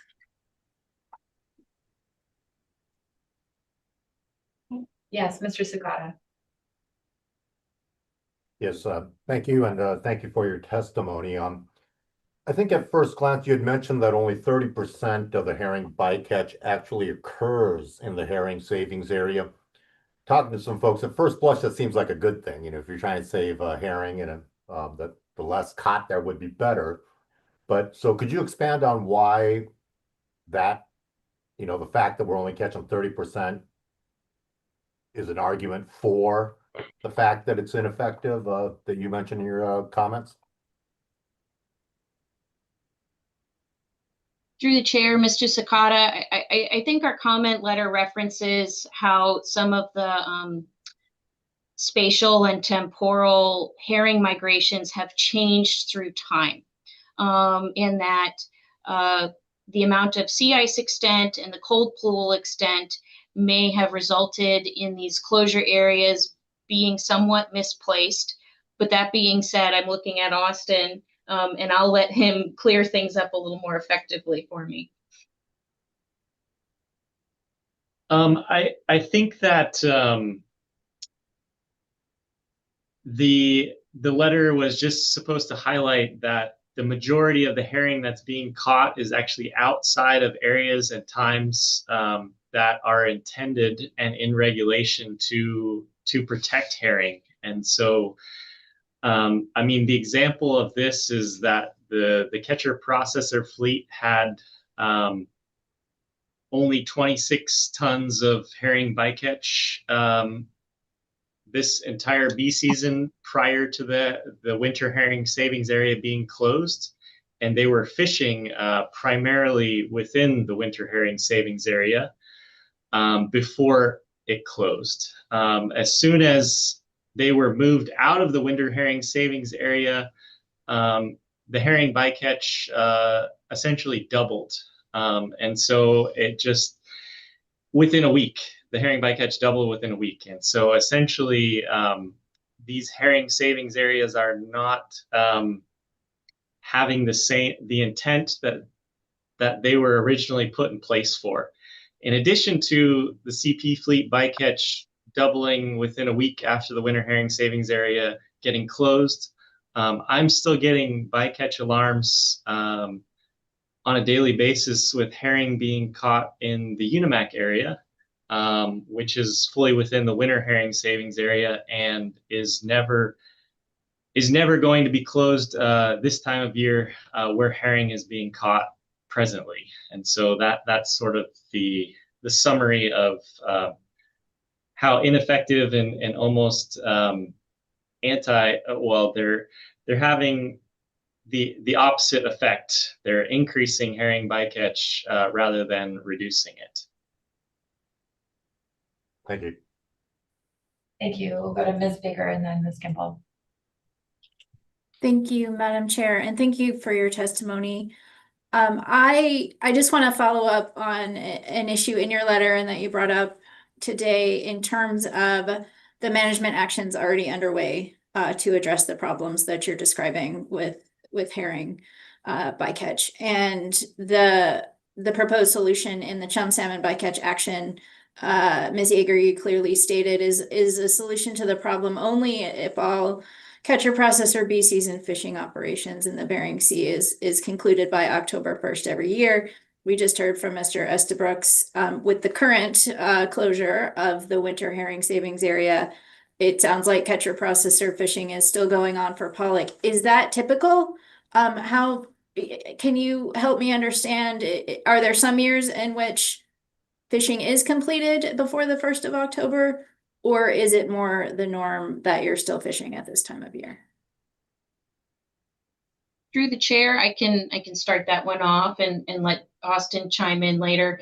There are a number of factors that are outside of our control on an annual basis regarding the timing of our season. Catch rate is amongst one of the largest ones that we can't control. There's other issues such as fleet consolidation and timing of other fisheries.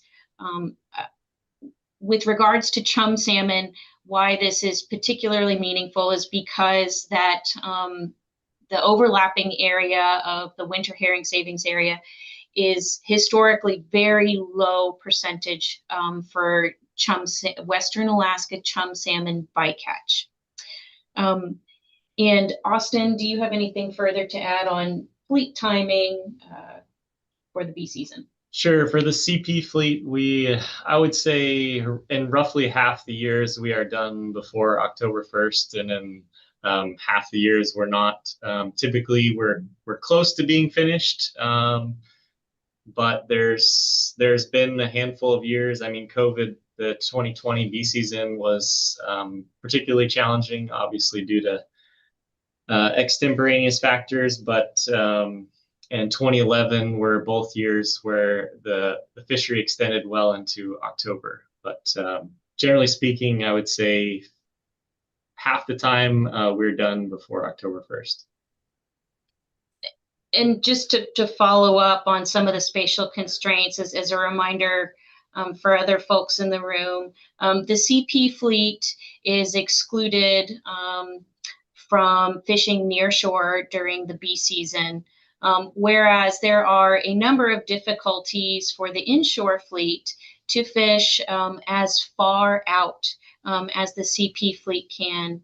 And so while the provision under the chum analysis does a very good job at trying to maintain conservation of Western Alaska chum, fishing in those areas for the CB fleet is incredibly difficult, if not impossible. Once again, looking back to that invisible leash they have tethered with a ticking time clock on their deliveries.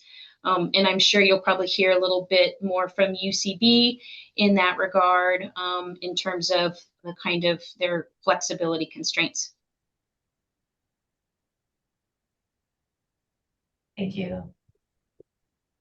Sorry, follow up, Madam Chair. Ms. Baker. Thank you. Thank you for that. And so just to make sure I'm clear on what your request is for the council at this point in time, I'm gathering that APA is supportive of the management action already underway in the chum salmon bycatch analysis, but you're also asking the council to consider modifying the herring PSC limit in its response to this executive order for seafood competitiveness. You're asking for the council to identify this as a management issue that is a high priority, given some of the challenges that you've not just encountered this year with the closing of the herring savings area, I'm hearing clearly, but in previous years as things have changed. Do I have that request down accurately? Through the chair, Ms. Baker, yes, you do.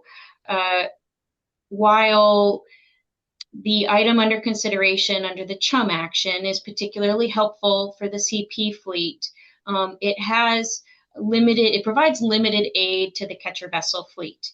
And so it's a very helpful revision, but it's not a holistic one. And by revisiting these trigger amounts, I think it would aid much more benefit to both fleets, but particularly the catcher vessel fleet as well. Also understanding that there isn't any sort of sector split right now in terms of when and how those areas are triggered, that it's assessed at an overall level. Thank you. And Ms. Campbell. Thank you. I understand your letter and its focus on kind of demonstrating that the herring areas aren't actually saving herring. That came clear. And then there's, a sentence about leading to unintended consequences for species of concern to the council, notably salmon. So did you actually look at rates of chum bycatch, as you were nearing the herring limit or when you weren't paying as close attention to the herring limit? Like, did you look at any actual demonstrated change in chum rates because you were nearing the herring limit? Ms. Kimball, through the chair, yes. C-State has done analysis for us that redistributed fishing efforts based on herring savings closure areas, and obviously the general conclusion is that there wasn't For our fleet in particular is what we looked at. So just the CP fleet, we didn't see a significant change. I need to look at it again because I'm trying to recall what exactly it says, but there is generally an increase in the number of Chinook salmon that are caught, is what the analysis found, just simply because you're moving fishing effort and outside of productive CPUE areas and therefore extending the season. And there was some minor difference in the number of chum salmon taken as well, but I'm trying to recall exactly what that said exactly. So I can't give you a definitive answer on what it meant for chum for our fleet, but Chinook, I know it was increased, and that was the focus of the analysis. Thank you. And oh, I don't know if you have something else, but Madam Chair, I was just going to ask to be clear. It wasn't as much a situation in which you were moving to an area with higher rates for salmon in particular, but more the extension of the season as you moved around to avoid herring. And if that's too much of a simplification, just let me know. No, that's correct. I think our comments and our testimony were more directed at the shoreside fleet. I mean, we know that the shoreside fleet is definitely facing trade-offs with respect to Western Alaska chum salmon avoidance and herring, but that hasn't impacted our fleet in particular because we fish well outside of the CVOA and the B season. And just to build upon your comments and what Austin provided, you're absolutely correct. So these very large herring savings areas have typically resulted in a decrease in CPUE, which leads to an increase in tow time. And as you can imagine, runs your season length longer, and that these closures are agnostic towards the genetic composition of the salmon bycatch that the fleet encounters. Thank you. Not seeing any other questions. Thank you for your testimony. Thank you. We'll go to Andrea Kaikala and Susie Zagorski, followed by Heather Mann. Well, thank you. Can you hear me okay? Yes, we can. Good morning. Good morning. And also we have a visual that should come up on screen. Yes, we can see it. Wonderful. Thank you. Good morning, Madam Chair and council members. My name is Andrea Kaikala. I'm the Executive Director of the United Catcher Boats. I'm joined today by Susie Zagorski, the AFA Catcher Vessel and our Co-op Manager at UCB. UCB represents trawl catcher vessels operating in the Bering Sea and Aleutian Islands pollock and cod fisheries. We appreciate the opportunity to provide feedback under B reports as part of the Council's broader efforts to identify regulatory modernization opportunities in response to the recent executive orders aimed at restoring American seafood competitiveness and removing outdated barriers. We respectfully urge the Council to review our written comment letter and consider initiating action that would allow for conditional flexibility in the herring PSC limit, a step that reflects modern ecosystem conditions while maintaining strong conservation standards. We would like to address the herring PSC framework, which includes a 1% limit in herring saving area closures. These rules were originally designed to protect a now inactive directed herring fishery and no longer align with current science, market conditions, or fleet behavior. Instead, they're creating operational and ecological trade-offs, pushing vessels into potentially higher risk salmon bycatch areas, compromising safety, and reducing efficiency. I'll now turn it over to Susie to speak to our fleet's avoidance efforts and recent trade-offs. Good morning. Thanks. And for the record, Susie Zagorski, UCB. So through the AFA CV Inter-Co-op, the pollock CVs agree to undertake actions to reduce herring bycatch and coordinate their fishing activities to achieve the lowest practical bycatch rates. These actions in recent years have included voluntary herring avoidance areas and internal thresholds for additional avoidance efforts, all to keep the HSAs open. I work in close communication with the fleet on the grounds, co-op managers, C-State, and the inter-co-op to stay on top of herring bycatch avoidance and mitigate trade-offs with salmon avoidance. In the last 5 years, we've seen a higher abundance of herring in the EBS, each year out deeper and deeper and exhibiting new patterns such as mixing with pollock schools rather than the identifiable herring balls. These concentrations are often opposite of where chum and Chinook avoidance efforts are concentrated, therefore creating unintended trade-offs with bycatch avoidance. And for this, you can reference our attached visual. In 2020, early and persistent herring led to the AFA herring PSC limit being reached by June 15, triggering full closure of all 3 HSAs. Attempts to stay below the limit in the A season caused the unintended trade-off of about 270 additional Chinook salmon bycatch. In 2023, we narrowly avoided hitting the herring limit. 2 herring advisory areas were used to avoid hitting the limit, but the unexpected trade-off was an incidental chum hit of about 30 to 40,000. This year, 2025, herring was even more abundant in the Bering Sea from June through even now still in October. Despite 3 voluntary avoidance areas, the limit was reached, closing the winter herring savings area on September 25th. The unintended trade-offs to the fleet's dedicated efforts is estimated to be about 200 additional Chinook and an unexpected chum hit of about 30,000. These examples show the fleet's dedication, but outdated regulations are forcing impossible prioritization, unpredictable trade-offs, and they undermine broader bycatch goals and economic efficiency. To put it plainly, our fleet wants to be able to prioritize salmon bycatch avoidance without a high risk of closing the HSAs, which are important areas for salmon avoidance and pollock harvest. And back to you, Andrea. Thanks, Susie. We're not asking the council to weaken conservation priorities. We're asking for a practical update from a rigid rule, one that no longer is working as intended, to a rule that increases flexibility for the fleet to prioritize salmon bycatch avoidance, especially in light of the executive orders and national standards 1 and 6.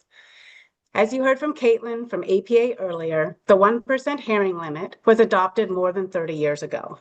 Today, it's applied to a healthy, unharvested stock, and in trying to avoid herring, the fleet can be pushed into areas or conditions where salmon bycatch risk is elevated, and valuable pollock quota may go unharvested. Thank you again for your time and consideration, and we're happy to take questions. Thank you for your testimony. We'll go to Mr. Ritchie, then Ms. Vanderhoven. Thank you, Madam Chair, and thank you for your testimony. I'm just looking for a little clarification. I heard you say that there was a chum hit of about 30,000, but I didn't hear if that was following the closure of the herring savings area on September 25th, or if it was in result of trying to avoid reaching that 1% cap. You're the chair, Mr. Ritchie. Thanks for the question. This unexpected increase or chum hit of about 30,000 this year in 2025 B season, this was before the winter herring savings area was closed due to the herring limit being reached. It was in the 2 weeks prior to the herring limit being reached, so that we were undergoing strong efforts to avoid herring so that we could keep the herring savings area open, knowing that the CP fleet was using that area to avoid salmon bycatch and to harvest pollock. This was also after a large storm had come through the Bering Sea, and so a lot of our vessels, being catcher vessels and smaller in size, had been at the dock for a day or two to avoid that weather for safety reasons. And when they went back out, knowing that there had been higher rates of herring around the horseshoe, they had moved up to the shelf edge just below the mushroom. So if you look at the 2025 B season visual, there's a couple of kind of diagonal rectangles in the middle of your screen. And that's that shelf edge that I'm talking about. And so they went up there to avoid the herring and had unexpectedly seen chum in both mixing in with pollock, which was unusual, and it was at different depths than they're normally used to avoiding chum in. And then so they moved and they shifted to try to avoid it, but the hit had happened so so immediately when they tested out those grounds that 30,000 was not unavoidable at the time. And then shortly after that hit and after the fleet had moved, realizing that salmon avoidance needed to be prioritized then. So we were ping-ponging between salmon avoidance and herring avoidance. Then, despite our efforts to avoid herring, the winter herring savings area had been closed due to that limit being hit. Thank you. Ms. Vanderhoven, followed by Ms. Kimball and Mr. Williams. Thank you, Madam Chair. Thank you, Ms. Keikala and Ms. Zagorski, for your comments today and your written letter. I found your letter really helpful. Your letter referenced a 2022, I think it was, ASME herring report, and I'm not familiar with that report. Can you just provide a little context about that? Through the chair, thank you, Councilmember Vanderhoven, for the question. The Alaska Herring Market Recovery Project was an in-depth study by ASME in 2022. The report stated that it was needed to bring a new perspective to an old business that was stuck in the 1980s. The report showed that the herring fishery peaked in the mid-1900s and declined as cheaper foreign supply entered the market. And then later, a resurgence of the herring fishery happened in the 1970s when the Japanese demand for roe made herring one of the most valuable seafood products at that time. However, in the 1980s, the Japanese economy began a steep decline. So ex-vessel prices fell from the high of $2,000 a ton in 1988 to $200 a ton or less in 2001. And since then, the price of Alaska's herring harvest has never recovered, according to the report. The report also stated that today's herring populations are strong and that the volume of harvestable herring far exceeds the demand. Thank you. Thank you. And Ms. Kimball? Thank you. Thank you for your testimony. I wanted to go back to the request in the letter, and I'm trying to discern whether it's different from APA's request in particular. You asked and you said in your testimony you're looking for conditional flexibility. I don't know what that means. Maybe you can explain on what conditions, or whether you're just looking for a small increase in the existing trigger period. Through the chair, Ms. Kimball, thank you for the question. The conditional flexibility that we referenced is a request to perhaps modify the PSC limits when there is no directed herring fishing, noting that the market demand is low now. We can't forecast that in the future. So we are looking for any type of relief and partnership with the council, and I'll see if Susie has anything to add to that. Through the chair, I think you covered it, Andrea. Really, it's just offering we've heard some ideas that to link it to the directed fishery in years when they are not fishing, but we're not necessarily advocating for one way or another, just looking like Andrea had suggested, looking for some relief and some flexibility.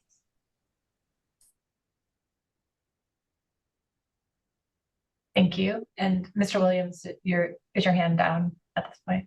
Yes, it is. Okay. Ms. Kimball answered my question, or asked my question. Okay. And Mr. Sakata, do you have a second question? Yeah. If I could, I don't think I've asked the first question. Sorry, last testifier, apologize. Oh, yeah, no, my apologies. I guess for myself and working with some communities in Western Alaska, I know at the council we often say things like, we prioritize Chinook over chum, but I do want to emphasize that herring as a subsistence species is a very important fish in the springtime. Obviously, you have to survive the springtime before we get to the summer salmon season. So I think I heard you address it in one of the questions prior, but I just want to ask if the impact on the subsistence can't be understated. So I wanted to know if how you feel that this action that you're requesting would continue to provide for subsistence opportunities and not hurt the subsistence herring harvest in Western Alaska. Through the chair, thank you for the question. In our letter, we referenced the Alaska Federation of Natives 2021 Subsistence Policy Priority Report in our comment letter. While the report does not contain a single prioritization of species lists, it highlights that salmon, marine mammals like seals and whales, and land-based species such as caribou and moose are central to the physical and cultural survival of communities in interior and Western Alaska. So herring is indeed used for subsistence in Western Alaska communities like Togiak and Good News Bay. But in the AFN report, it is more prominently identified as a priority species in Southeast Alaska, particularly in relation to the Sitka sacro fishery and associated cultural practices. The point in our letter on subsistence is not to minimize the value of herring, but to emphasize the heightened importance of salmon and other species to subsistence users in the Western region when weighing the trade-offs of PSC management. We believe this helps inform a more balanced and regional responsive approach to bycatch policy. And while I would not claim to speak as an authority on this issue, we have heard some preliminary feedback from our community partners in the Kuskokwim Bay area. And from what has been shared with us, the herring harvest went well this year, close to historical harvest levels, with no reports of shortages or complaints about lack of fish. And with that, I'll pass it to Susie to expand. Thanks. Through the chair, Mr. Sakata. As Andrea pointed out, we have been mindful of the importance of herring to subsistence when considering how an increase to the herring PSC limit would provide flexibility to our fishery. And I'd just like to add that we are talking about a 1% limit to the entire trawl sector in the Bering Sea. As mentioned in prior testimonies, the exploitation rate for commercial fishing is about 20%. But in recent years has not been taken out of the system except for some minimal harvests by the food and bait fishery. So when you apply those percentages to the estimated biomass this year of about 207,000 metric tons of herring, that leaves a lot of herring left in the water to support herring subsistence harvest, more so in years than when the Togiak herring fishery was active. And this aligns with the anecdotal information that we've received from some coastal communities. We also recognize that the herring biomass in the Bering Sea is comprised of multiple stocks, and that some of those smaller stocks support those subsistence communities. Again, the biomass in the Bering Sea is the fourth largest on record. So for one, we don't expect a conservation concern to arise. And two, UCB has been thinking of and supportive of new research ideas that may shed light on the herring stock composition, given the lack of a survey and stock comp data from the directed fishery. So given all these considerations, we're happy to have more conversations about it if this does proceed and progress. But we are very strongly requesting some flexibility in the PSC limit so we can prioritize avoidance of additional PSC species like salmon, which are also subsistence priorities. Thank you. Thank you both for your testimony. We'll go to Heather Mann, followed by Steve Miner.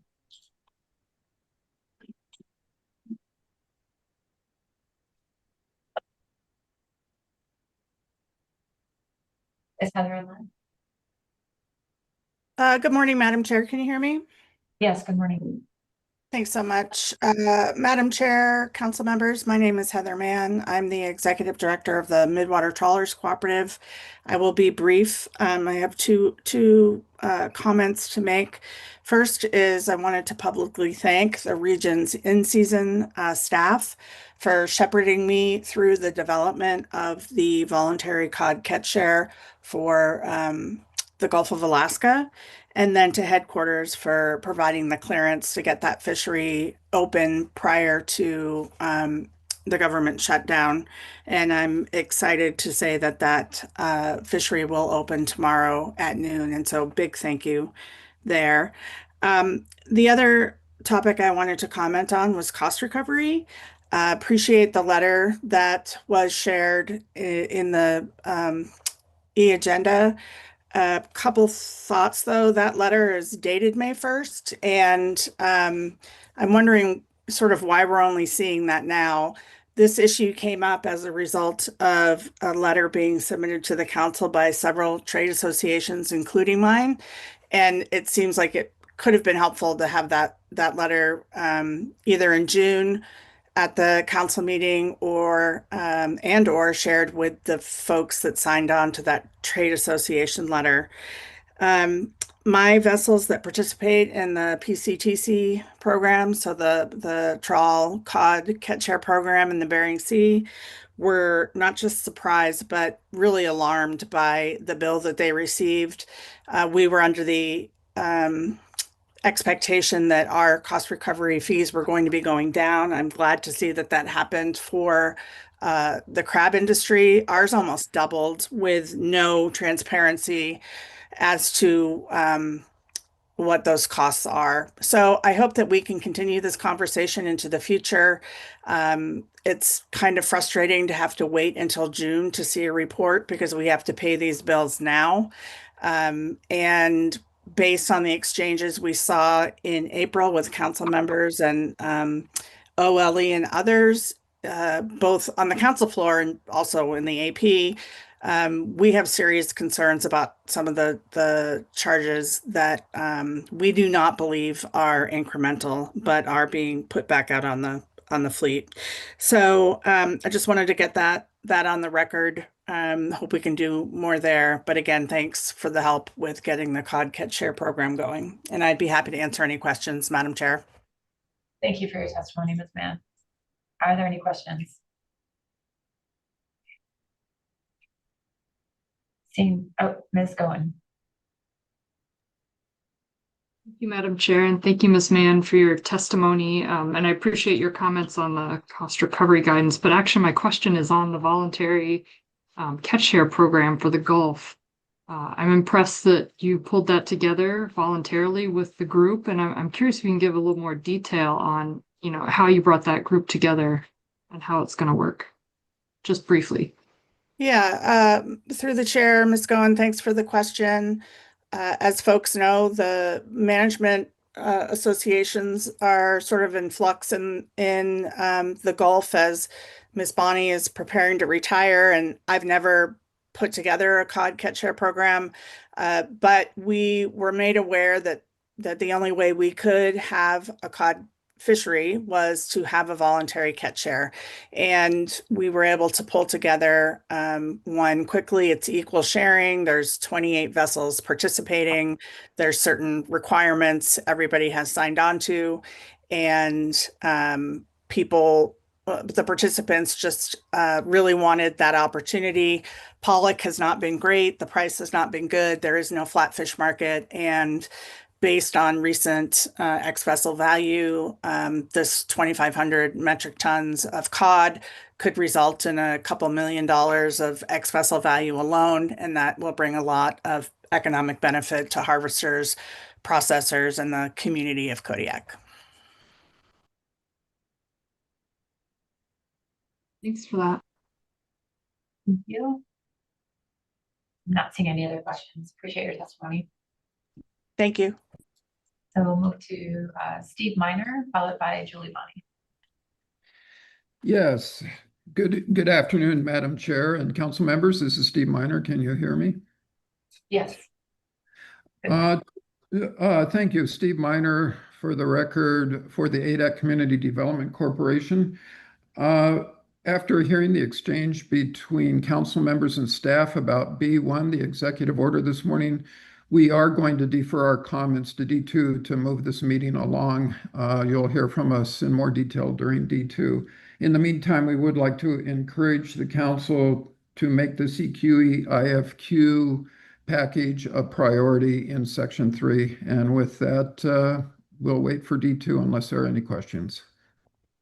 Thank you, Mr. Miner. Not seeing any questions. Appreciate your testimony. Thank you. Go to Julie Bonnie, followed by Shannon Carroll. Can you hear me, Madam Chair? Yes, we can. Good morning. Good morning. Madam Chair and members of the council, my name is Julie Bonney and I represent the members of Alaska Groundfish Data Bank, which includes both trawl catcher vessels and shoreside processors in Kodiak. I'm testifying on the issue described in NMFS Management B2 report regarding disposal of PSC, prohibited species, after delivery to shoreside processors in the Gulf of Alaska. For more than 3 decades, Kodiak processors have been paying to send fish that are not fit for human consumption, including whole ground fish, guts, carcasses, and PSC to the Kodiak fish meal plant. Throughout this time, processors have followed guidance from OLE and the Alaska region for record-keeping, reporting, and what species could be sent to the meal plant. These communications explicitly allowed the processors to send PSC species to fish meal when PSC is not fit for the prohibited species donation program after it is accounted for. In comparison to the large total volume of fish and fish parts the meal plant receives, the amount of PSC was always been a very small proportion, less than 1% of the total volume. In late August of this year, OLE informed industry that the historical practice of sending PSC to the fish meal plant is no longer allowed despite no change in regulations. Since industry was notified, processors have changed practices and are putting PSC back on vessels, and vessels are disposing of this fish at sea. This is time-consuming and increased costs for disposal. It remains unclear what documentation CVs need to explain PSC on board for discard. There are safety and logistic considerations for vessel crews to store and discard PSC at sea, especially in poor weather. In the B2 report, NMFS points out that the council may wish to affirm whether PSC delivered to shoreside processors and not sent to the donation program should be allowed to be processed into meals, since this was expected to be allowed in the regulated trawl EM program. This would mirror how the fishery operated under the EFP from January 2020 until December of 2024. The permit explicitly stated in section F6B, all PSC must be donated or discarded. Discarding includes processing for meal. Notably, there are other regulatory provisions for fixed gear, rockfishes, and forage fish, which states that those species cannot enter commerce except as fish meal.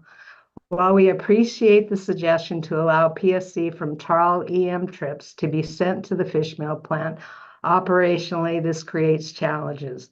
Kodiak's processors buy fish from multiple fisheries, including trawl EM, non-EM trawl, and fixed gear fisheries that require full retention of rockfish. All of these fisheries are operating at the same time, meaning that the bycatch for multiple fisheries will be in the processing facility simultaneously with different regulations on how to discard it after accounting. This level of complexity is confusing for processing workers and significantly increases the risk of a violation. We do not believe this is a viable solution to carve out a subset of fisheries. If NMFS is unable to promulgate rules to allow all PSC, both non-EM and trawl EM deliveries, AGDB members do not wish the council to take any action to allow only trawl EM to go to fish meal. Finally, we would like to note that regardless of how PSC is disposed of, whether dumped back at sea after delivery or going to fish meal, it will not change the amount of PSC that is caught. The hard caps in regulations minimize bycatch to the extent practicable, and increasing operational complexity after fish are landed does not reduce PSC. The new OLE interpretation of the Gulf regulation conflicts with decades of past practice, was explicitly permitted under the trawl EM EFP, along with regulations for other sectors, and directly disregards Executive Order 14276, Restoring American Seafood Competitiveness, which calls the agency to unburden our commercial fisheries from costly and inefficient regulations. The ability to only receive a partial fix on a practice that was permitted in the past does not solve the problem and actually exacerbates it. In the absence of NIFs using their 305D authority to clarify the regulations to allow historical practices for disposal of PSC, we do not see a fix through the council process. Thank you for the opportunity to testify. Thank you for your testimony. Are there any questions? Yes, Mr. Kerlin. Thanks, Madam Chair, and thanks, Ms. Bonney, for your testimony. So I understand you to say that you do not favor having the PSC converted into fish meal for Trolley M alone, that's not a good option. I wonder if you could clarify your position with regard to a regulatory change or clarification to allow that practice for PSC for any fishery. We are in favor of having you use your authority to promulgate the regulations, but we're not in favor of doing a regulatory amendment within the council process. And Madam Chair, if I could just follow up on that, Ms. Bonney, I wonder if you could explain that distinction, why you would support it if NMFS were able to do it under 305D, but would not support it if it were a council-initiated action. Because we believe that it's really a technical change based on a new interpretation for OLE. So we believe that your authority would work for a technical change. We also believe that you have many other tasks within the council process that would be better served with a regulatory amendment, such as the hearing that just came before you earlier. So I would suggest that this is the simple fix, and the council should be focusing on management and conservation that are a lot more impactful. I'd love to see Gulf rationalization on that list, actually. Thank you. And Ms. Kimball. Thank you, Madam Chair. Thank you, Ms. Bonney, for your testimony. I wonder, given the response to Mr. Kerlin, is there, since this is stemming from a change in interpretation by OLE, do you have some documentation or anything that we can use to show it's a in your words, like a technical correction, some guidance from OLE or the region that you mentioned in your testimony that people have been working under for the past couple decades? Through the chair, Ms. Kimball, yes, we do have documentation from OLE in the past that explicitly gives the allowance for PSC to go to the fish meal plan. Thank you. Thank you. And Mr. Ritchie. Thank you, Madam Chair. Thank you, Ms. Bonney, for your testimony. Just following the exchange with Ms. Kimball and Mr. Kerland, I'm wondering, maybe I missed it in your testimony there, but you've identified the problem here, and I'm following that, but you also mentioned that you don't see a fix through the council process. So I'm wondering if you're recommending that the council add this to the letter for the EO in there, or if there's some other avenue that you're seeing that the council might help with this issue that you've identified.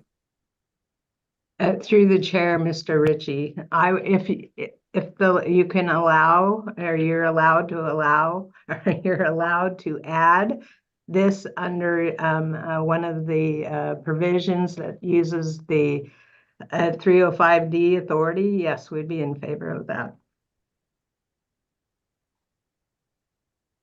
Thank you. I'm sorry if I didn't follow that clearly in your testimony, but thank you very much for the clarification. Yeah, thank you. Not seeing any other questions. Thank you for your testimony. We'll move to Shannon Carroll, followed by Michael Lake and Stacy Hansen. Hey, good morning, Madam Chair. Can you hear me? Yes, good morning. Thanks. Good morning, members of the council. My name is Shannon Carroll. I'm testifying on behalf of Trident Seafoods, and I'm commenting on the council's response to the Seafood Competitiveness EO. I have 3 recommendations for inclusion, and I'll start broadly and then narrow down into some of the specific ones. First, I hope that the council takes the opportunity in the response letter to reinforce what makes our region the national and global leader in sustainable seafood production. And that is the foundation of best-in-class science-based management, hardworking and dedicated public servants at the agency, and data collection and accountability programs that are really unmatched in any other commercial fisheries around the world. This foundation is what allows us to invest in Alaska. It's what allows us to seek market differentiation and harvest optimal yield. And I think those are important for the administration to understand. Second, and related to the first, is that I asked the council to emphasize the need to maintain core surveys at existing levels and to finalize efforts to complete survey modernization in the North Pacific. The latter is really critical given challenges that the agency has faced with survey funding for more than a decade and given the EO intent to increase seafood production. And then lastly, I want to ask the council to initiate action under the EO to increase the herring savings trigger cap and support the requests by UCB and APA.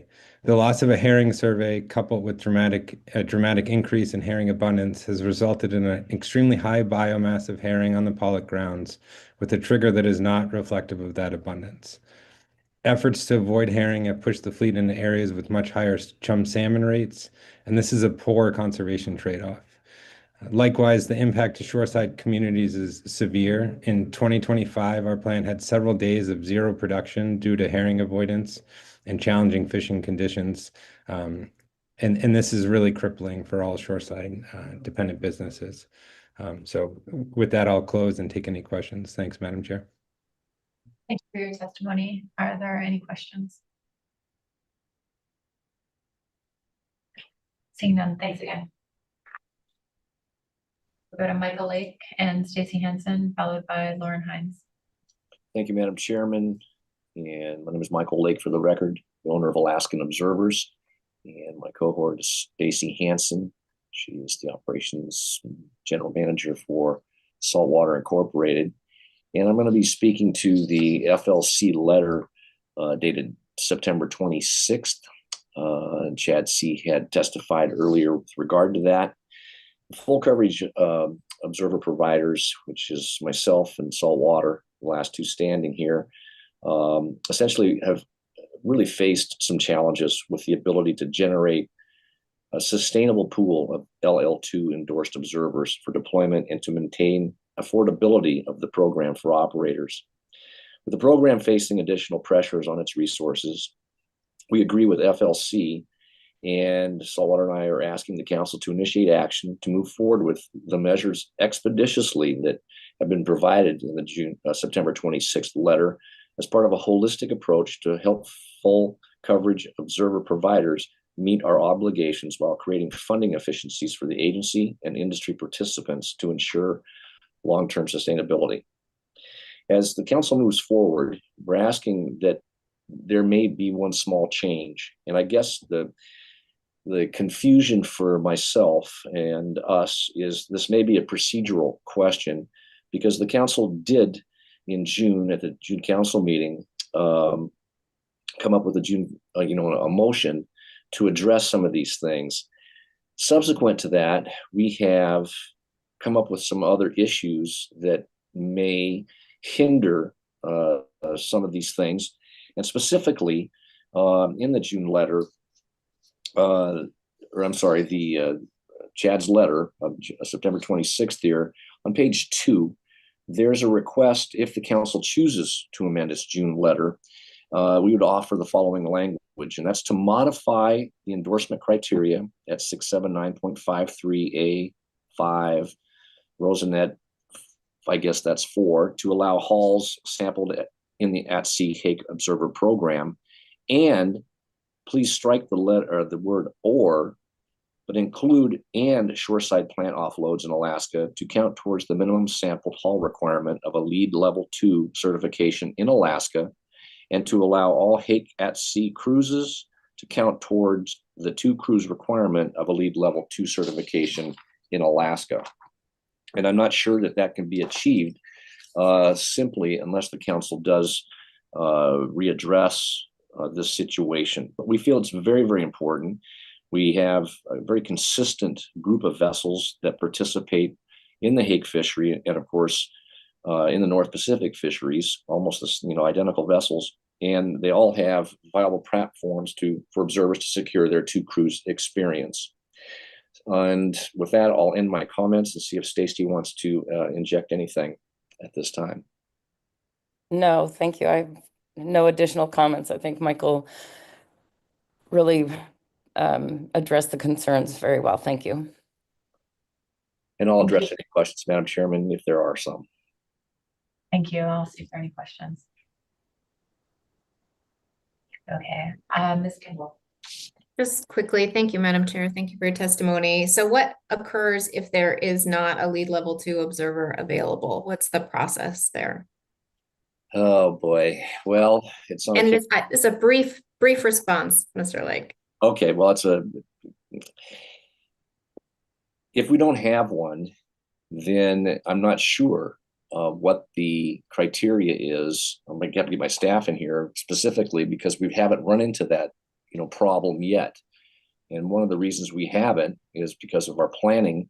My logistics supervisor is Pam Gale, and she's out planning 6 months in advance on who's going to be able to fill those spots. So if somebody doesn't have a LEED level 2, then there is a little bit of maneuver room under the program guidelines and regs, but not much. So that means that somebody might have to sit at the dock.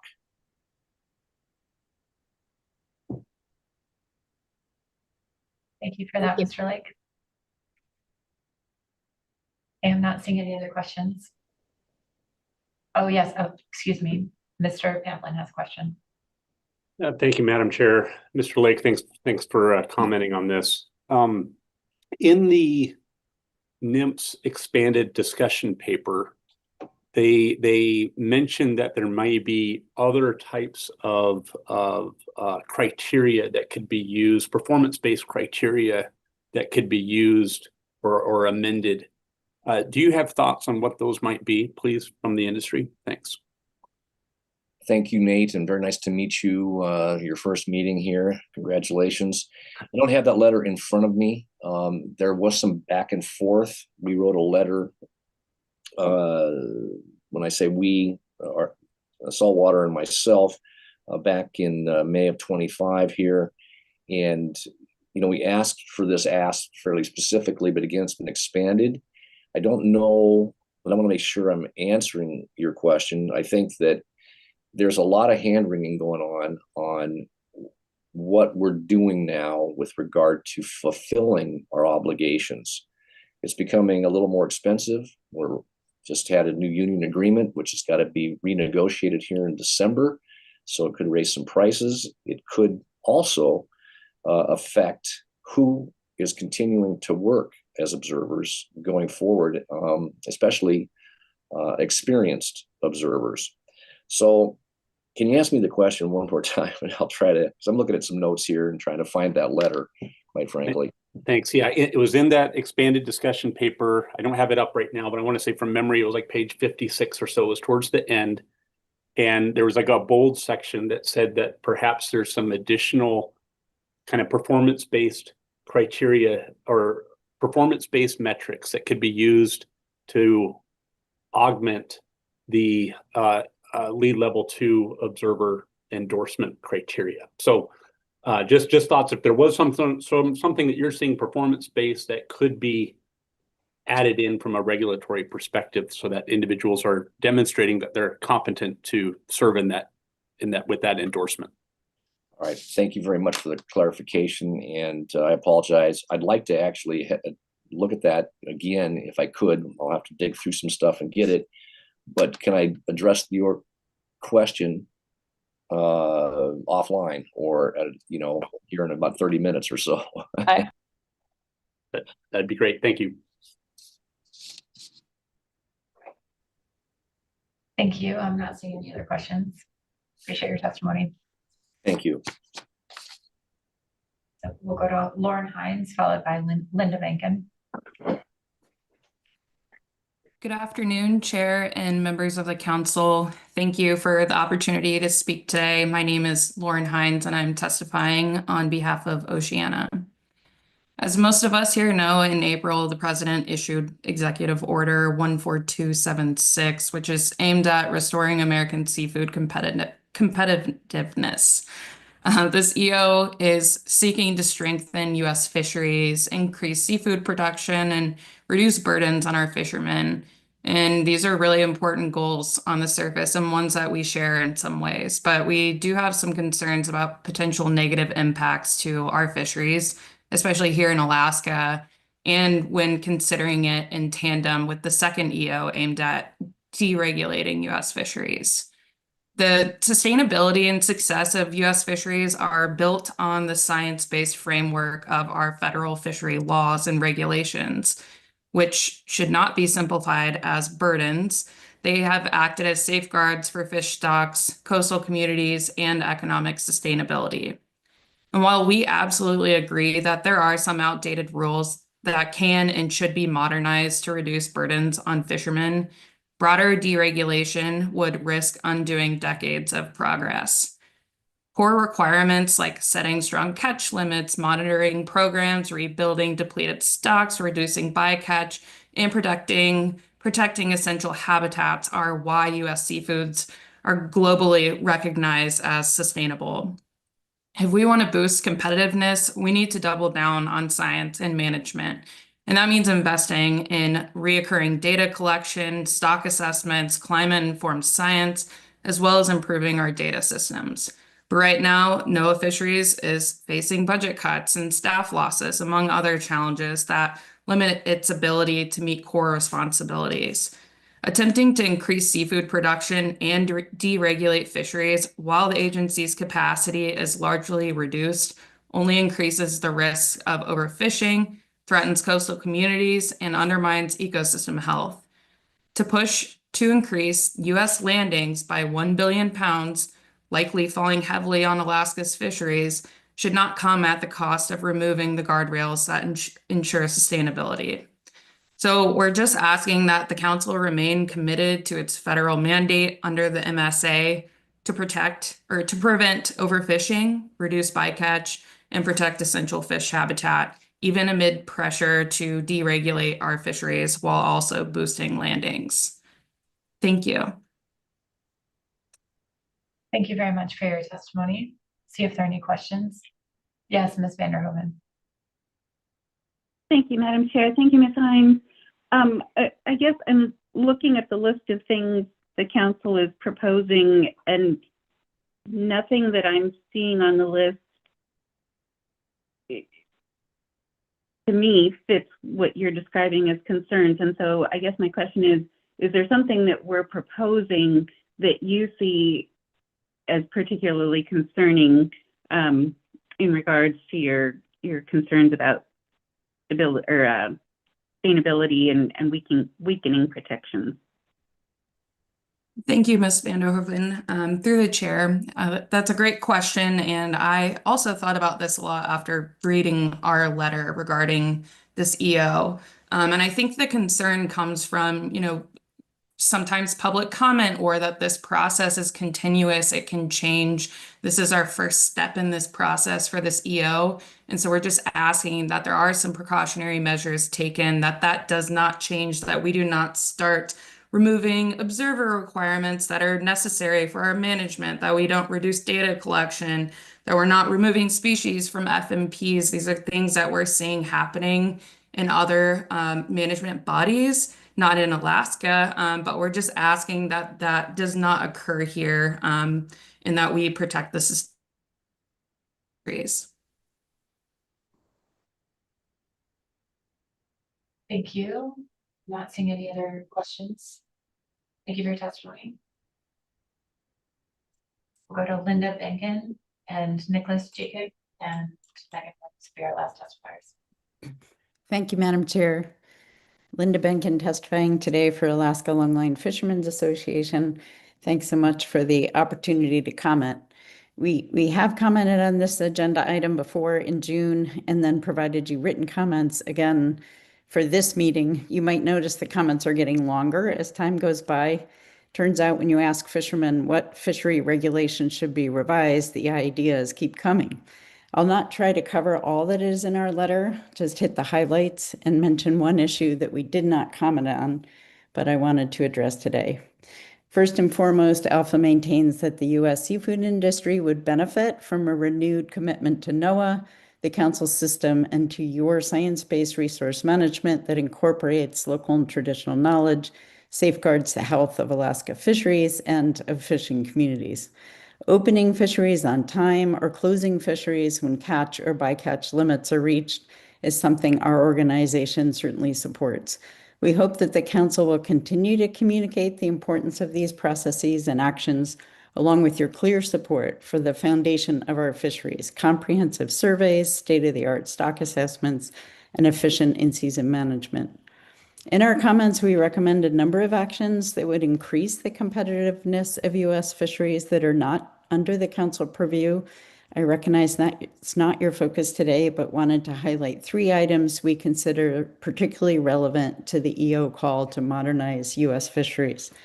The first is a recent study published in Frontier magazine that found only 0.52% of USDA marketing grants are awarded to seafood businesses, and that of that 0.52, approximately 3% supports wild capture fisheries. If we are to increase the competitiveness of U.S. seafood, a whole lot more investment in seafood and seafood infrastructure as part of U.S. food production is warranted and needed. Second, Alpha asks that you remind Congress and NOAA how important it is for the fishing industry to continue to have access to life-saving weather data, crew safety training programs, and workforce development initiatives, including the Young Fishermen's Development Act and the programs offered by Sea Grant. Third, the importance of U.S. support to U.S. commissions and delegates to the commissions. In these international forums, the U.S. seems to chronically operate at a disadvantage without the leverage and negotiating resources to effectively advocate. We urge greater attention and investment in these international commissions. More specific to regulatory actions in Alaska, we urge expeditious action on a number of IFQ issues. The first, eliminate the weight deduction for blood sablefish at the time of delivery. This deduction disincentivizes bleeding sablefish at sea, which has a negative effect on product quality without providing meaningful benefits to catch accounting. Second, eliminate the requirement for residents of CQE communities to hold a transfer eligibility certificate to harvest CQE held quota. Just remind the Council that many of the people living in these communities no longer have access to commercial platforms to gain that 150 days of sea time that's needed for a TEC. Third, allow in-season transfer of CQE quota between CQE residents within the same community under the oversight of the CQE. We would recommend that be patterned on the management of A-shares and hired skippers that's usually currently in place in the IFQ program. Next, expand the number of IFQ designated landing areas that allow tenders to collect IFQ and CQE fish from isolated and remote communities. Count the time working on fishing tenders towards IFQ TEC qualifications, and finally waive the 3-hour prior notice of landing and 6 a.m. to 6 p.m. unload hours for IFQ or CQE landings under 2,000 pounds. The last 5 of that list directly address challenges identified in the IFQ 20-year review and again in the 2024 review to entry level and participation by small, rural, and especially Indigenous communities. Relative to one issue that's on your list but not scheduled for Council action, while we support aligning pot definitions across all areas for sablefish, we do not support aligning pot limits across all areas. There are significant geographic and socioeconomic reasons for lower pot limits in Southeast from further west, and would not support a blanket pot limit from Southeast through the Bering Sea and Aleutian Islands. For the rest, I'll call your attention to our written comments, but happy to answer any questions. Thank you. Thank you. I'll see if there are any questions for you. Seeing none, thank you for your testimony. Thank you.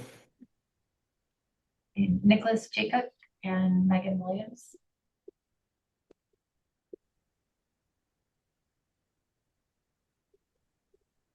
Hello, can you hear me all right?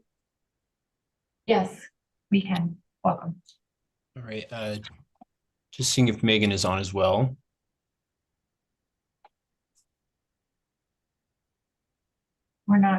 She's not connected yet. Oh, maybe, can you try unmuting yourself? Megan.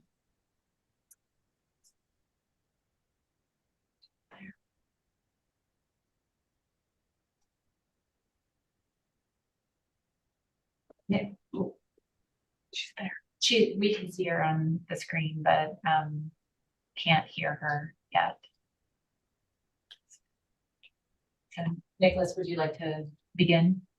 Yes, I can begin. Well, I would just like to say thank you, Madam Chair, and thank you, members of the council. My name is Nicholas Jasek. I just wanted to make it known that I have assumed a new position at Ocean Conservancy as a fisheries policy manager, and I am providing testimony today with Megan Williams, who is a fisheries scientist with Ocean Conservancy. And just wanted to highlight a few parts of this. And I wanted to start off by saying how NOAA and the council have made many advances in the past decades to improve sustainability of fisheries management in the North Pacific.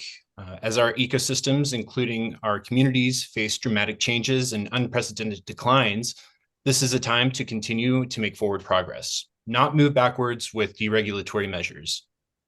In considering actions to take under the executive order, the council must take into account that Executive Order 14276 does not and cannot repeal statutory mandates under the Magnuson-Stevens Act regarding sustainability fishery management. The MSA requires, among other things, that FMPs, quote, contain the conservation and management measures necessary and appropriate to prevent overfishing and rebuild overfished stocks to protect, restore, and promote long-term health and stability of the fishery, end quote. An executive order cannot undo the statutory mandate. As well, you want to focus on aspects of research and data, and we would like to support the council's comments from the May 2025 letter calling for continued funds and prioritization of surveys. Marine surveys and associated data collection and analyses are the backbone of sustainable fishery management in Alaska and allow managers to make decisions about optimum yield, bycatch, etc. Rather than cutting, data collection should be expanded to support the representation of Indigenous knowledge and management decisions alongside the specific guidance of sovereign tribal governments. If surveys are reduced or if fleet data collection measures are reduced, there will be more uncertainty in the science that informs management, with potential harms to the ecosystem long-term and to coastal and rural communities. Removing data collection will create additional data gaps in the system, reduce transparency, and in some instances represent long-term time series. And as well, I want to address as well that with Executive Order 14267 and deregulation should not be an excuse to eliminate critical bycatch reduction measures. Bycatch reduction measures are critical to the cultural and food security of Alaskan communities, as well as the sustainability and long-term profitability of small-scale fisheries. Tribal citizens across the state have made it known in this space time and time again of the ongoing chum and chinook crisis in their communities, with salmon bycatch being one of the driving factors. Even minor increases in salmon bycatch and trawl fisheries could result in severe effects in these stocks in salmon-dependent communities. Deregulating by eliminating bycatch reduction measures would result in decreased seafood production for many target fisheries and should not be considered in this action. This is particularly true for suggestions to lift herring bycatch restrictions. Regardless of the status of commercial fishing, commercial herring fisheries, herring is an important forage species that supports the health and well-being of fish, marine mammals, and people throughout the Bering Sea region. And then Hi, can you guys hear me now? Yes, we can. Okay, thanks. I got requested to unmute, so I'm good to go. Hi, my name's Megan Williams. I'm a fisheries scientist with Ocean Conservancy, and I'll just close out. Another thing we wanted to speak to today was the EFP expansions that are also identified as an important element for change under the EO.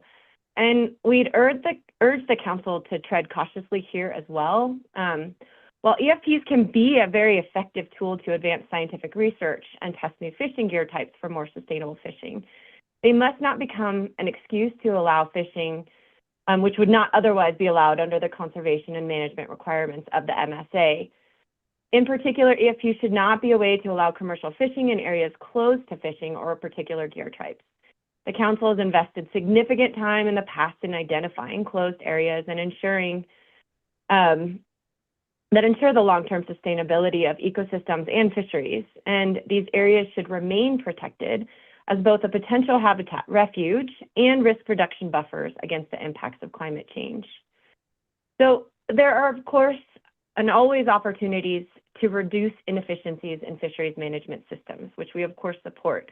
However, we'd urge the council and NOAA to focus more effort on existing regulatory structures within which to innovate and improve and enhance the fishing industry's adaptive capacity and climate resilience long-term. And we think using ecosystem-based fisheries management as that guiding principle to innovate and adapt.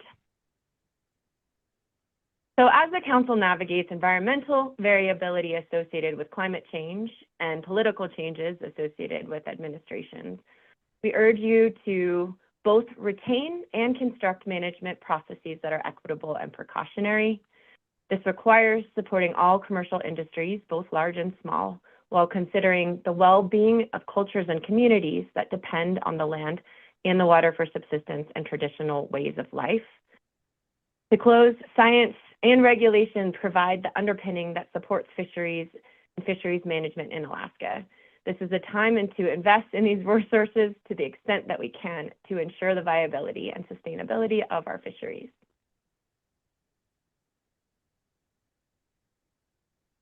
Thank you both for your testimony. I'll see if there are any questions. Seeing none, thank you for joining us.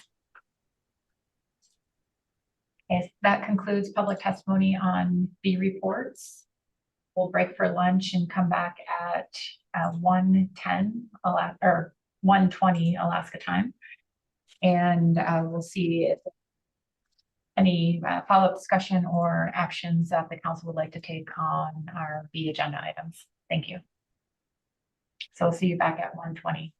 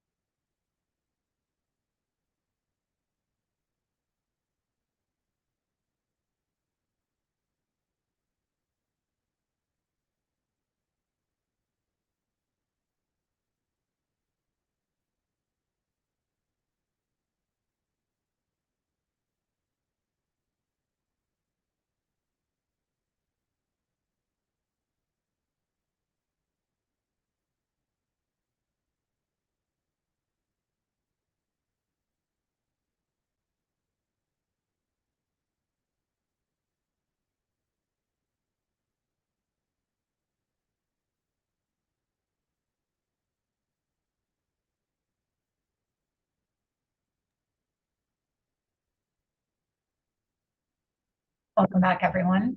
So we have completed our B reports and taken up public testimony. I'll open up the floor to see if there's any further discussion or any action council members would like to take on any of the B reports. Yes, Ms. Kimball. Thank you, Madam Chair. I have a motion related to the executive order response.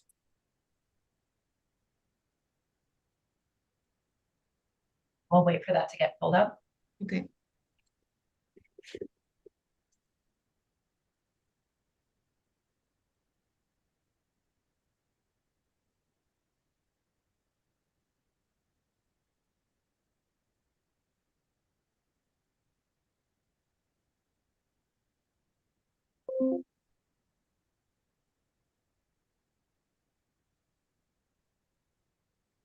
Here we go.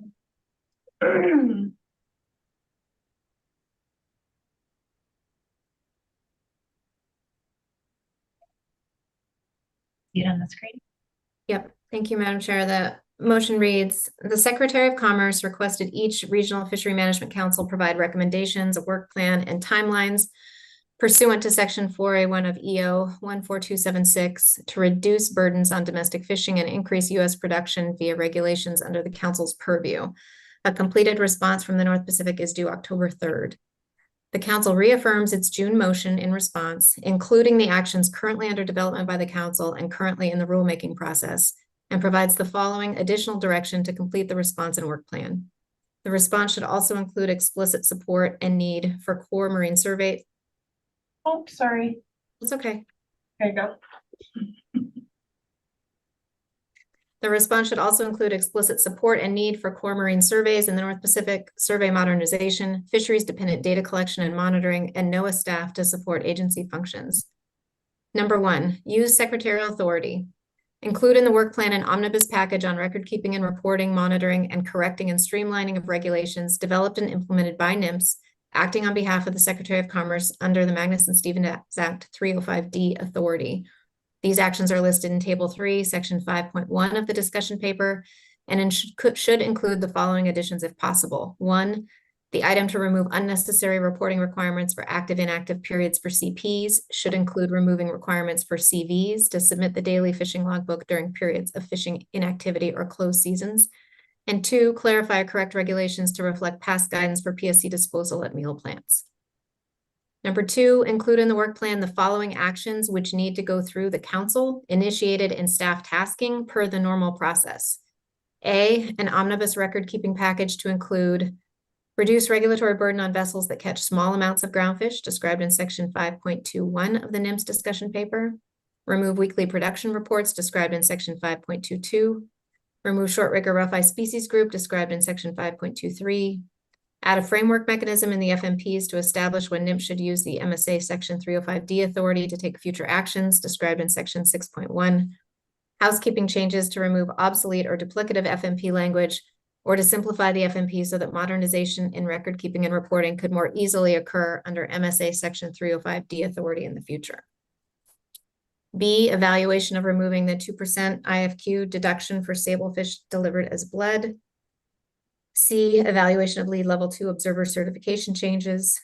D, evaluation of changes in Bering Sea herring PSC management. And then number 3, process improvements. Stream and condense the catch share program reviews required by the Magnuson-Stevens Act. Remove NMFS policy 01119, specifying the need for regular allocation reviews. Evaluate options for changing the timeline for approving charter management measures to reduce the burden on the charter halibut sector via a pending discussion paper. And number 4th bullet, eliminate the OMB requirement to sequester North Pacific observer fees, as these are industry paid fees to fund monitoring and not congressional appropriations. And with a second, I can speak to it. Second, Vanderhoeven. Thank you for the second. Maybe we could scroll up to the top again for people. Thank you. I'll try to be brief. I feel like we got a lot of good testimony on this. I think what we're trying to do here is respond to a pretty specific request. There are a lot of things in the EO and some that are in the public comment, the written comment, and the comment directly to the secretary that's posted under this agenda item that go well beyond the regulations under our purview. I think we're trying to not ignore those things, but really focus on the regulatory aspect, which is what we were specifically asked to do.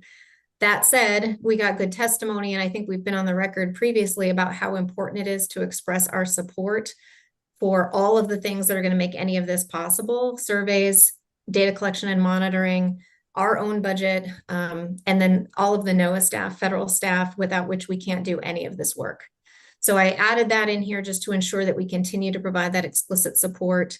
It's not any different from what the council has expressed previously. We got additional public comment on that, and I think it is really important to highlight that in our response.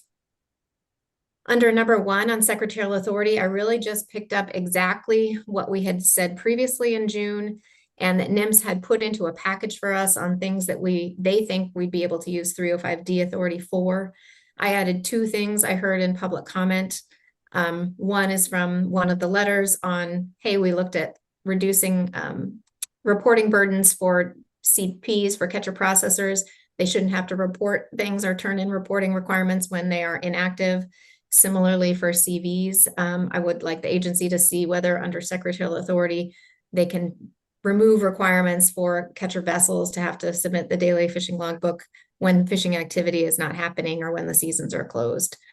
The second one addition is to clarify or correct regulations to reflect the past guidance for PSC disposal at meal plants.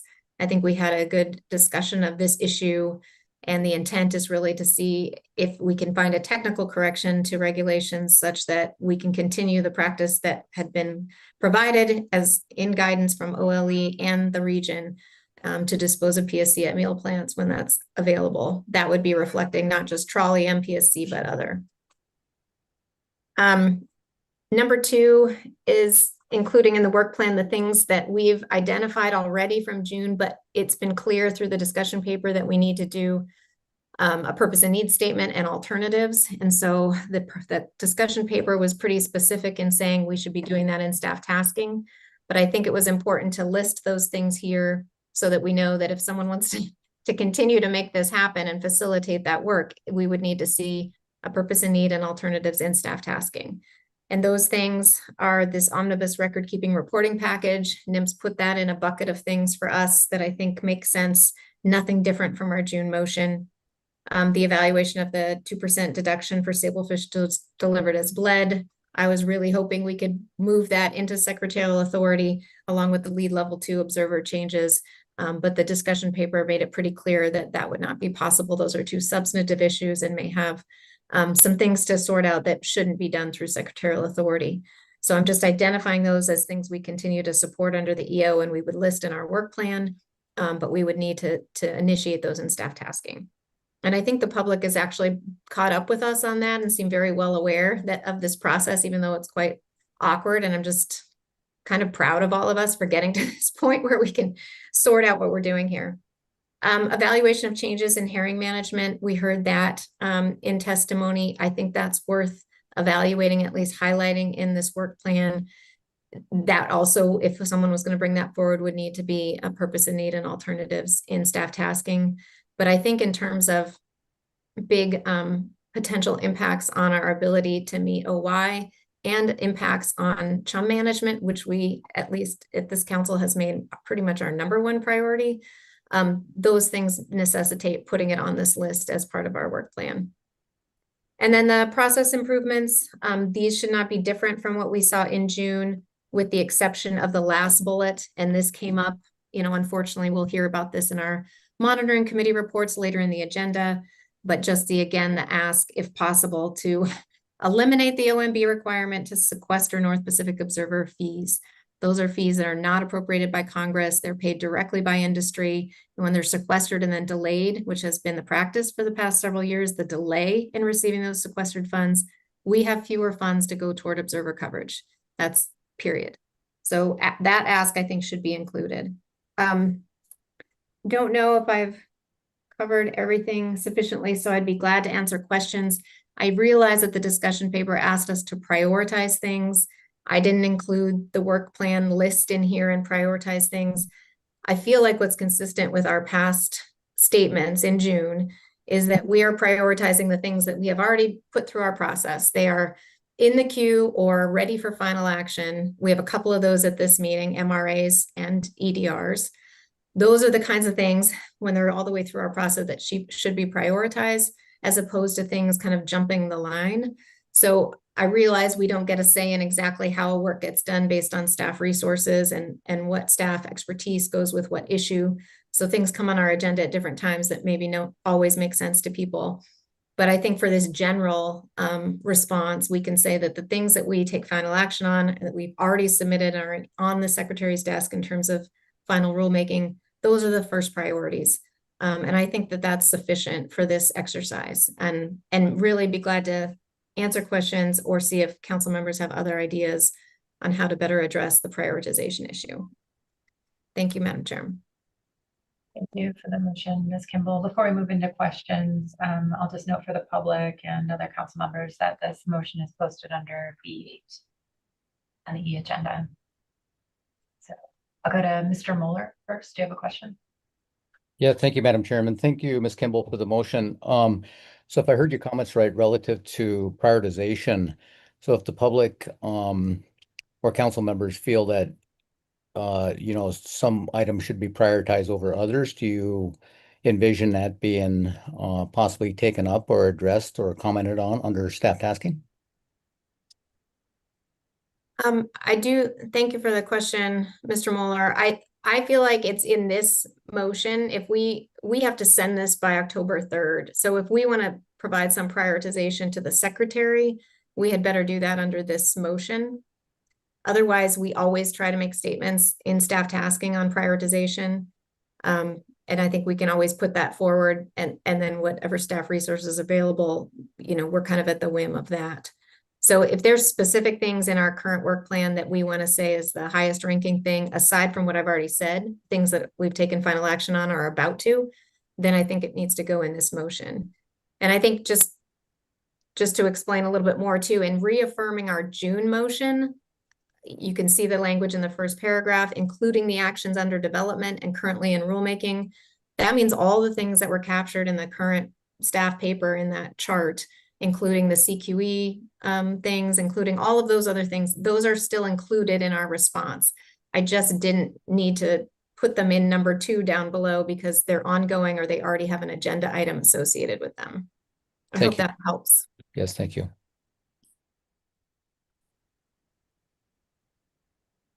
Any other questions for Ms. Kimball? Yes, Ms. Cohen.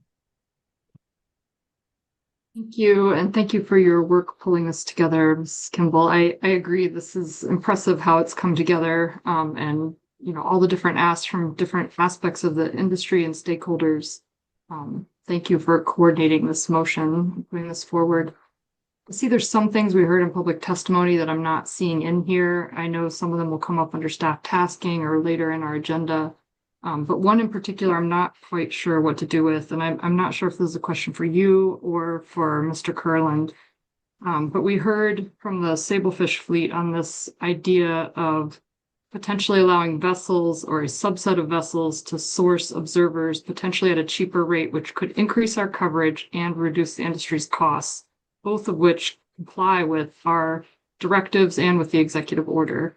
But I'm curious, does it fit in this letter, or is it something that the agency can test on their own? And I'm not sure what to do with that piece. Thank you. Thank you, Ms. Cohen, for the question.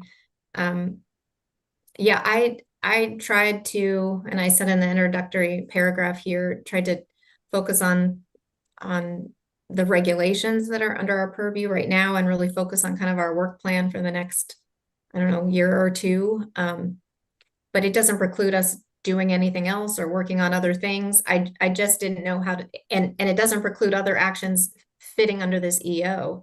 I think almost everything we're going to be doing in the future for the time being is going to fit somehow under the EO. And so if it's not listed here, it doesn't mean that we found that inconsistent. I just didn't see a regulation piece to identify that we were going to be doing in the short term related to that. The testimony was really about kind of testing that out. And I want to be clear that the council has supported that testing on the record explicitly. in support of NFWF proposals to that end. So it's not as if that's not supported. I just did not know how to fit it into this when it's not a regulatory action, even near a regulatory action at this time. I hope that helps. If you have better ideas, I'd be glad to hear them. Hopes, and I'm wondering, Madam Chair, if this is an appropriate time to ask the agency to speak to their capability in testing that, or if we should say that for after the motion.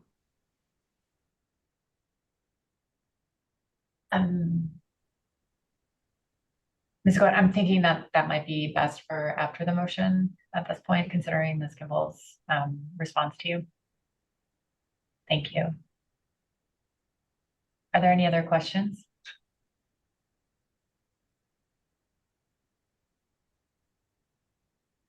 Are there any comments on the motion? Yep, Ms. Baker. Sorry, Madam Chair. I just wanted to clarify. Well, thank you, Ms. Kimball, first off for the motion. I'll join the others in expressing my appreciation for taking this on. I just want to make sure, because I've had some confusion about secretarial authority under Section 305D of the Magnus Act. Is my understanding correct that under the first set, number one here in your motion, that if this motion passes, we would be recommending that the actions listed in Table 3 in Section 5.1 of the discussion paper and the two additional items, that this would be the council's recommendation for NMFS to move forward with these under secretarial authority. And our expectation as a council would be that NMFS would do that as possible. If there are any problems from NMFS's perspective in moving forward, is it your assumption they would come back to the council and let us know and give us a status report on that? Am I understanding that correctly? Yes, thank you. Yes. Thank you. And Mr. Williams? Thank you, Madam Chair. Are we at the, did you say we are at the comment stage? Is that where we are this afternoon?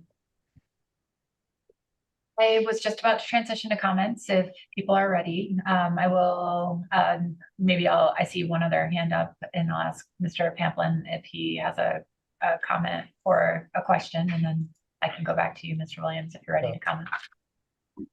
Thanks, Madam Chair. This was a comment. Okay, so I'll go to Mr. Williams. Did you have a comment? Yeah. Thank you, Madam Chair, and thank you, Ms. Kimball, for your motion. You did a masterful job, I thought, of blending or meshing our June motion with this one, making, at least from my perspective, a clear recognition of both what we talked about in June, carrying over into this motion with some meaningful adds that came from a lot of the testimony we heard, very responsive, in my opinion, to the testimony that we've heard, and both the verbal and written testimony. So I appreciate the work that's here. I think looking at these lists and recognizing both of the motions together, we've got enough to keep us busy for several years, I think, at least looking at it. But be that as it may, I certainly intend to support the motion, and I think that blending was really important, and you did a good job of that. I don't think anybody will get confused if you look back at what we did in June, what we talked about in June, and how you brought that forward here and added in some key elements. I don't feel like, I still feel like we've got a good set of priorities. I don't think more prioritization is necessary if we look back and forward as well. So anyway, I just wanted to say that I'm certainly in support. I thought you did a good job. That should make it clear to anyone reading or listening to us that we've put a lot of thought into this, have come up with some very good elements that will address a number of the issues that are in the executive order. And I think we're on our way here. So thank you. Thank you, Mr. Williams. And we'll go to Mr. Pamplin. Thanks, Madam Chair, and thanks, Ms. Kimball, for this motion and all your work, kind of capturing the suite of ideas that have been heard. In particular, I really appreciate the additions that you made under number 1 of those items that could be addressed through secretarial authority that go beyond what was identified in Table 3 in the expanded discussion paper. I also appreciate the sentiment in the opening paragraph about, as we take this motion and convert it to the actual correspondence and send it to the secretary, of calling out the importance of adequately resourcing NMFS. You know, when you look at what was going on in April when the EO came out, it was about when we were also seeing the administration's budget that, quite frankly, eviscerated NMFS after NMFS, at least in the region, saw about a 30% loss of staff. And it's really hard to reconcile all this list with that type of proposal for appropriations. So I hope that we can include pretty strongly in that opening paragraph of the letter about the importance of the administration not only undertaking this work, but also fully funding NMFS. For those reasons, I'll support the motion. Thank you. Thank you, Mr. Kemplin, and Ms. Vanderhoven. Thank you, Madam Chair. Thank you, Ms. Kimball, for your motion. I think my comments are probably pretty similar to most others who have spoken so far. I think the motion clearly outlines the things that we can do with the resources that we think we have. There's a little bit of something in here for everybody, which I think is great. And there's probably a lot more that we would really like to do. I know there's a lot more that we would really like to do, but this is just where we are at this time with what we have, and I will wholeheartedly support the motion. Thank you. Thank you. And we'll go to Ms. Baker, then Mr. Kerwin. Thank you, Madam Chair. And I also will support the motion. I think it's very clear for both the council and the public as to the different bins of actions that we're trying to move forward with. And I just really appreciated the comments that we've had so far. When we had the staff presentation this morning, I really got the message that staff would like to see the council prioritize. And as a staff person myself, I very much appreciate that request, but I went back and looked at the discussion paper and appreciating, you know, I know a lot of work went into the table, for example. I'm not remembering the number that showed, you know, an action in our work plan and the staff involvement, whether it's sort of low, medium, or high, or implementation complexity. All that is very helpful, but at the end of the day, as Ms. Kimball said, we really we don't know comprehensively what NMFS staff are doing. So I think Ms. Kimball's statements to this motion, in the sense that the council prioritizes the actions we've already taken in terms of final action and those that we are about to take. And she mentioned a few. And as we always do, every single council meeting, we will look at available resources and what's on our plate and emerging issues and prioritize that way. I think that is the very best we can do in response to this exercise. And so thank you for that, Ms. Kimball. And then just also, I was thinking about for the public, I think Ms. Goen mentioned, we did hear some things in public comment, or perhaps in written comment, saw some things in written comment letters that are not explicitly captured here. I think we heard in the presentation this morning, NOAA Fisheries has multiple avenues for seeking public comment and other types of input on this executive order. And I believe Mr. Kurland responded yes to my question, in the sense that if the agency receives North Pacific comments relevant to council action that we have not captured here, that those will come to our attention. And I feel comfortable, very comfortable with this motion going forward. Thank you again, Ms. Kimball. I support it. Thank you, Ms. Baker, and Mr. Kerwin. Thanks, Madam Chair. Thanks, Ms. Kimball, for the motion. I'll add my compliments. Well done. I'm glad that the agency's expanded discussion paper was helpful in prioritizing things.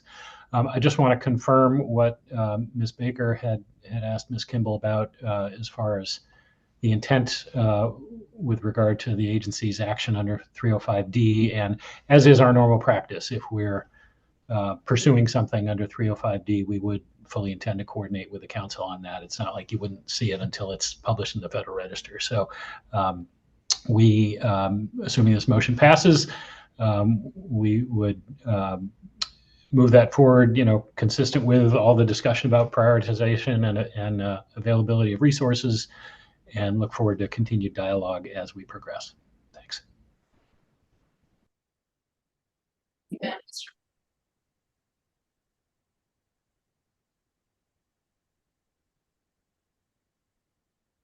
Mr. Mueller, did you have a comment? Oh, yes, ma'am. Sorry, Madam Chair, I didn't hear you call on me there. I too will be supporting the motion, and I particularly appreciate, and I think it's important for, that the public hear that some of the deliberation going on around with fellow council members here relative to the list that we put together. And thank you again, Ms. Kimball, for the work you put into doing this. But a comment that is of particular importance to me, and I think maybe members of the public, is that this does not preclude us from taking on. We live in a fluid environment, and does not preclude us from taking on other issues as they may arise. So thank you again, Ms. Kimball, for the motion, and I will be supporting it. Any final comments? Motion. Seeing none, thank you again for all of your efforts, Ms. Kimball, in coordination with the public and stakeholders in the development of this motion. With that, I'll ask if there's any objection to the motion. Seeing none, that motion passes without objection. Any further discussion on B reports? Yes, Ms. Baker. Thank you, Madam Chair. I do not have any motions, just to be clear, but I do have a few items I was hoping to address, if that's all right. Yes, thank you. Okay, I would like to start. I should have brought this up maybe during the NMFS Management Report, but so back on Mr. Curlin's note to us about the CHUM draft environmental impact statement and regulatory impact review.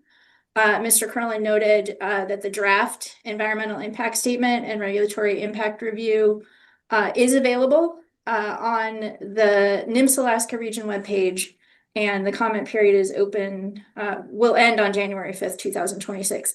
I personally have received the question from a member of the public if the draft EIS that is posted on the NOAA Fisheries website right now is the same document that the council will review in February 2026 for our chum salmon bycatch regulatory action. And it is my understanding that it is, but I was hoping Mr. Witherell could confirm that for me, please.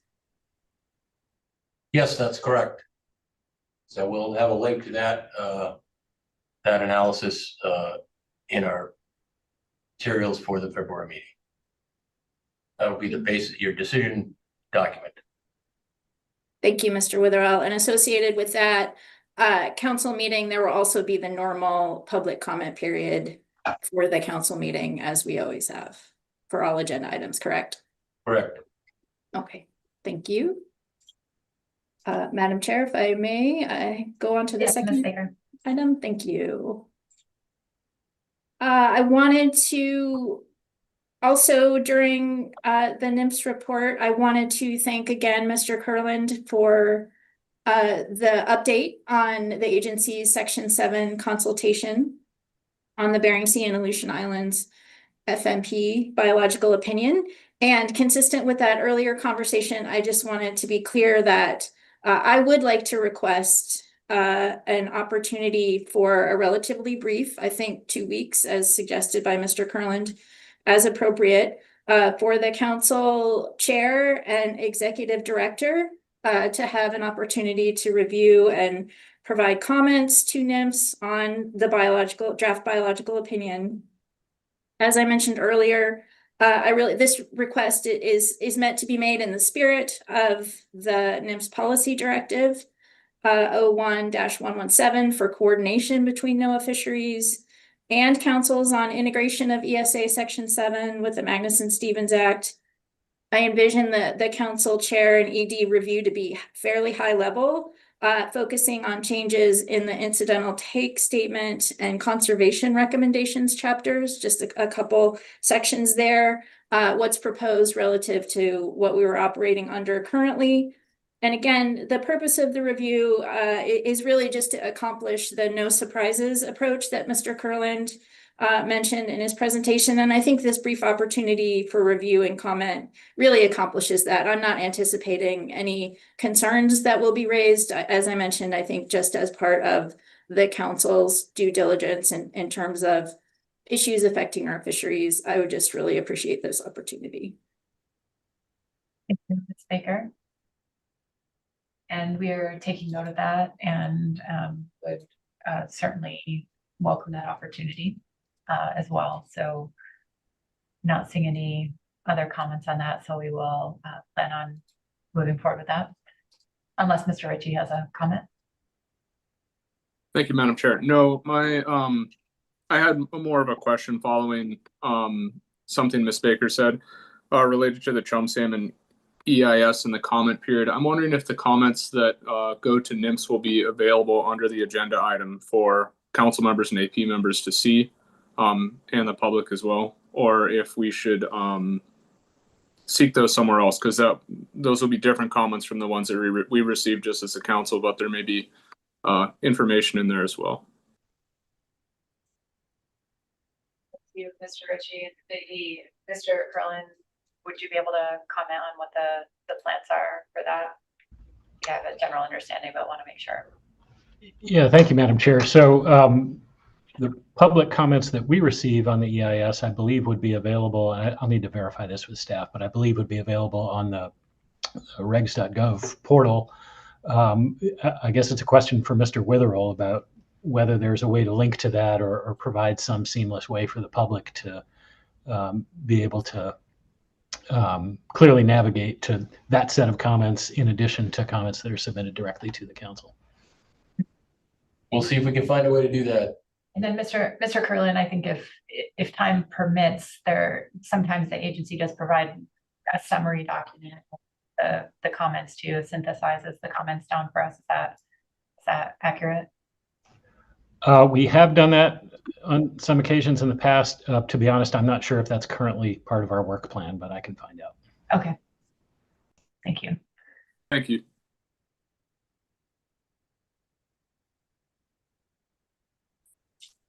Ms. Baker.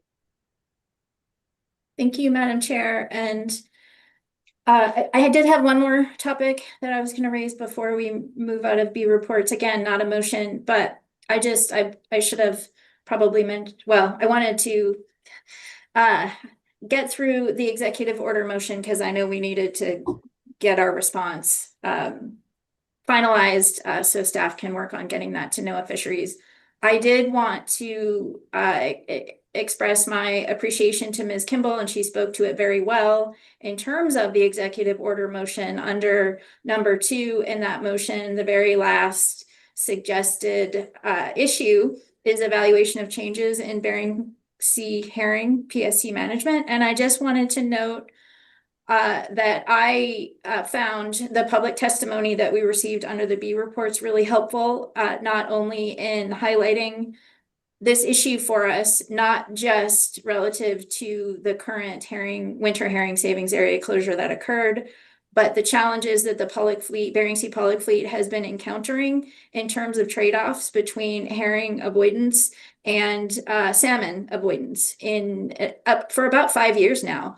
And so this is not a new issue, but I think it was very appropriate to add to the executive order list that we're submitting our response there. But I also just wanted to note for the council, since we are in a virtual meeting in a slightly different environment here for the council and the public, that I do intend to come back to this issue in staff tasking. I think it's an important issue. I think there's some real constraints that are occurring on the pollock fishery, especially in terms of impacts on salmon bycatch. And as part of that sort of notice to the council members and the public, I was wondering, I realize this request is kind of unusual, but it occurred to me that it might be helpful since we were talking about the chum salmon bycatch draft EIS. There is a section in that draft EIS, it's section 3.5.1.1 that describes herring PSC management under the status quo, which is the situation that we're encountering right now that we heard about in public testimony.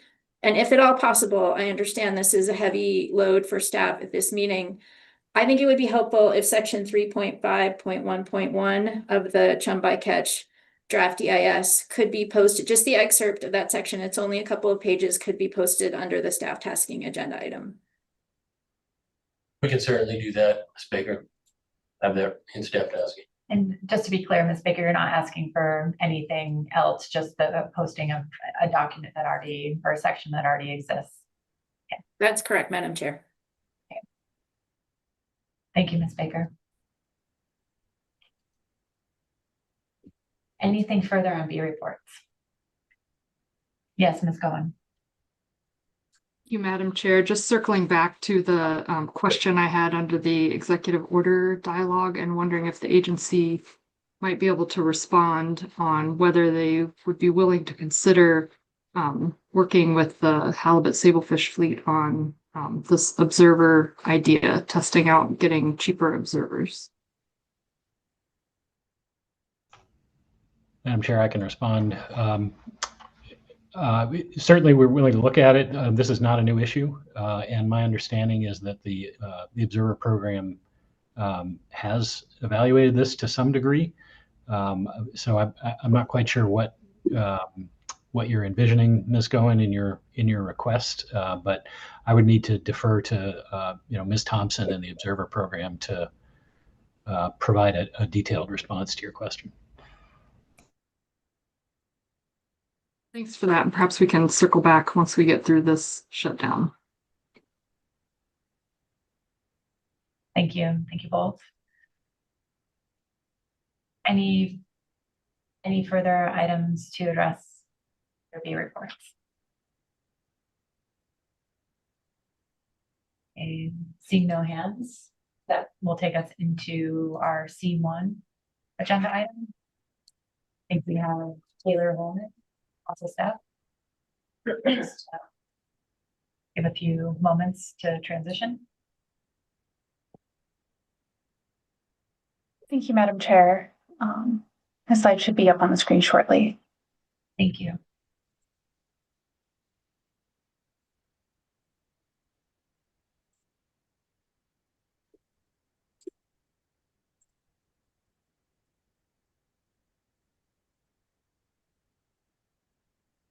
All right.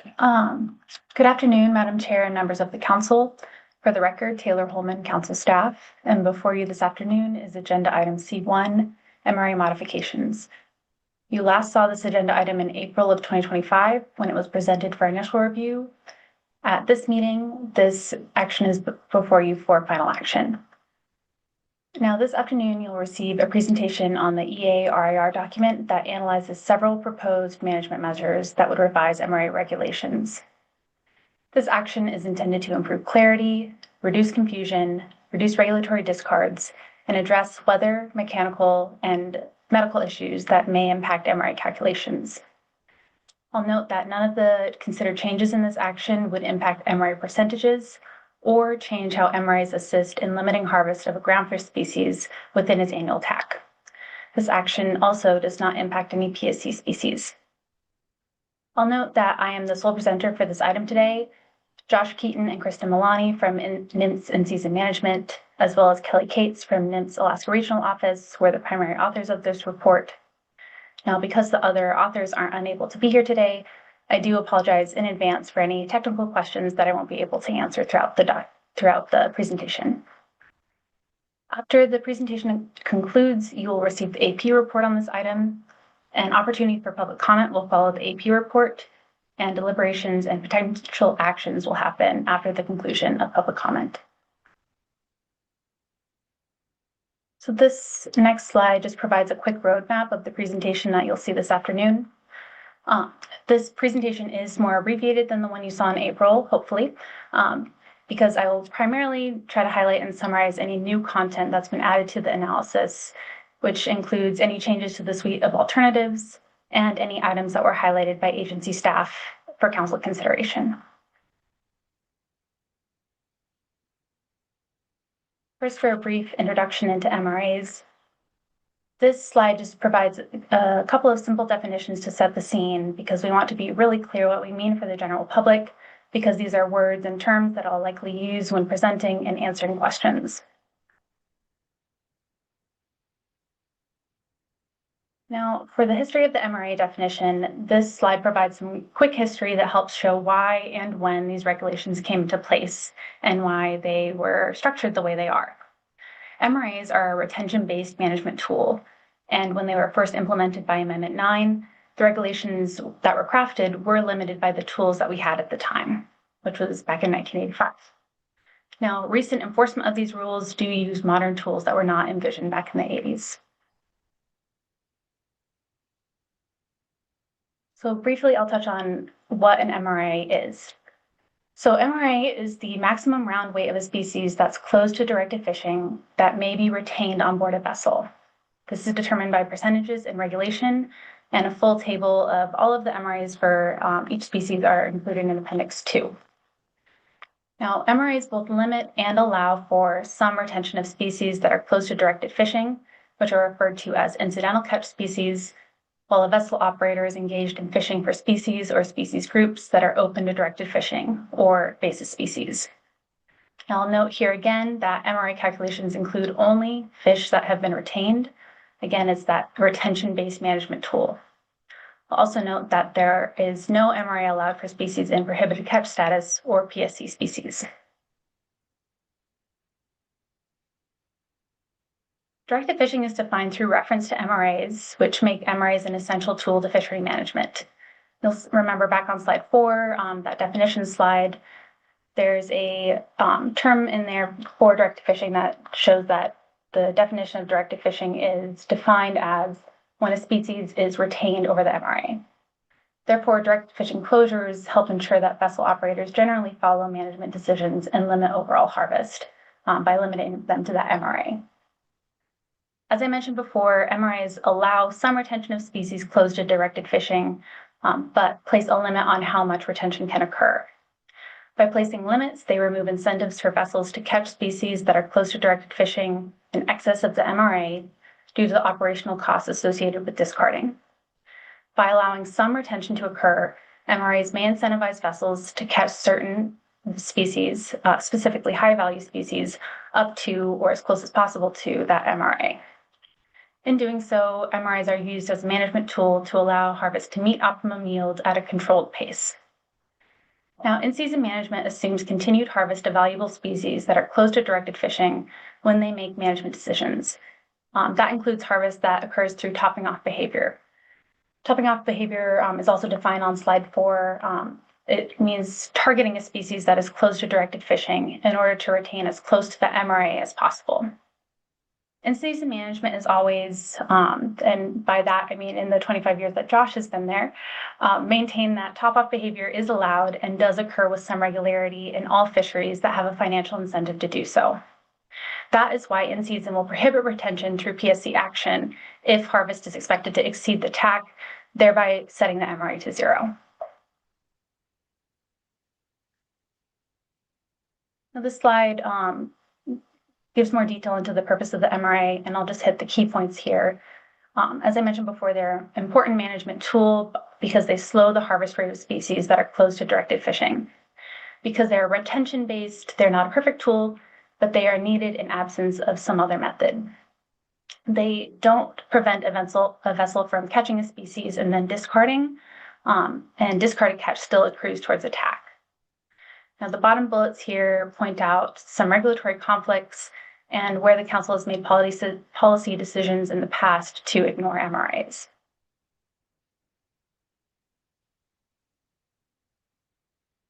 So directed fishing, as I mentioned before, that definition has an interaction with the MRA, the MRA regulation, and the key points here are at the bottom.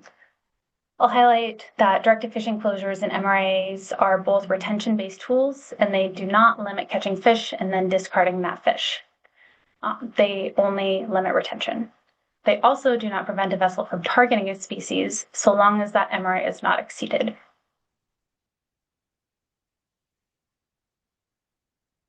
This slide describes one of the elements of the MRA regulations that this action is considering modifying.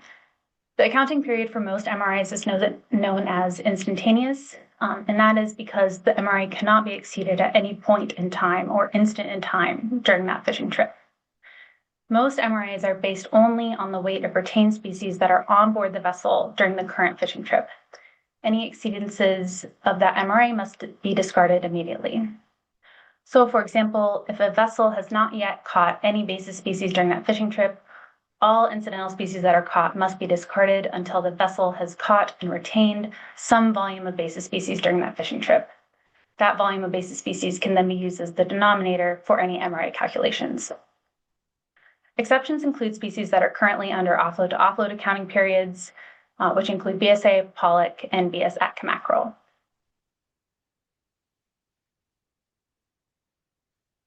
So I just have a couple more slides in this introduction section, both showing the changes to the analysis that have been made since you last saw this item in April. So the SSC comments from April have been addressed in this draft for final action. An evaluation of historical fishing patterns that have emerged from similar actions is included in section 5.3.4. Clarification on the regulatory and analytical assumptions that are associated with methods that were defined under alternatives 3 and 4 are included in sections 2.3.1 and 2.4.3. The analysis also clarifies how individual fleets and fishing communities are impacted by MRA regs. And finally, an evaluation of alternative 6 has been bolstered from the previous iteration. You'll find that in sections 2.6 and 6.4.7. Other changes to the analysis that you see before you today include minor revisions to improve clarity and organization throughout the document, some enhanced sections on potential impacts of this action on stellar sea lions. There's a section within the executive summary that highlights specific items for council attention. I'll also be going through those in the following slides. And finally, there's been the analyst added a discussion on the new alternative 5.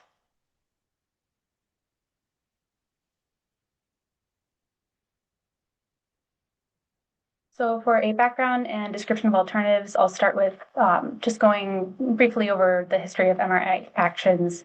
You'll find a full timeline of pertinent actions regarding MRAs and available in Appendix 1A.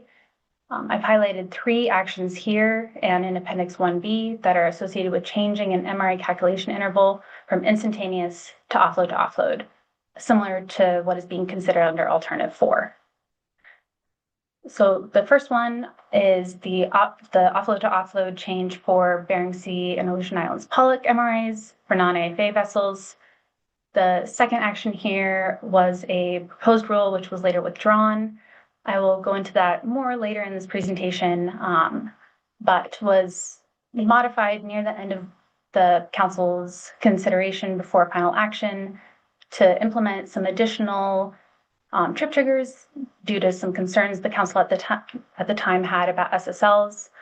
This was prior to the 2014 and 2010 SSL BIOPS and also prior to the development of Amendment 80.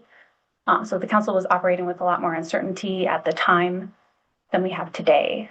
And after that rule was proposed, the industry did testify that the proposed rule would not meet expectations of reducing discards with those additional pieces that the council had put in. And they testified that they would have rather kept the existing triggers rather than go to offload for those species. So the rule was ultimately withdrawn.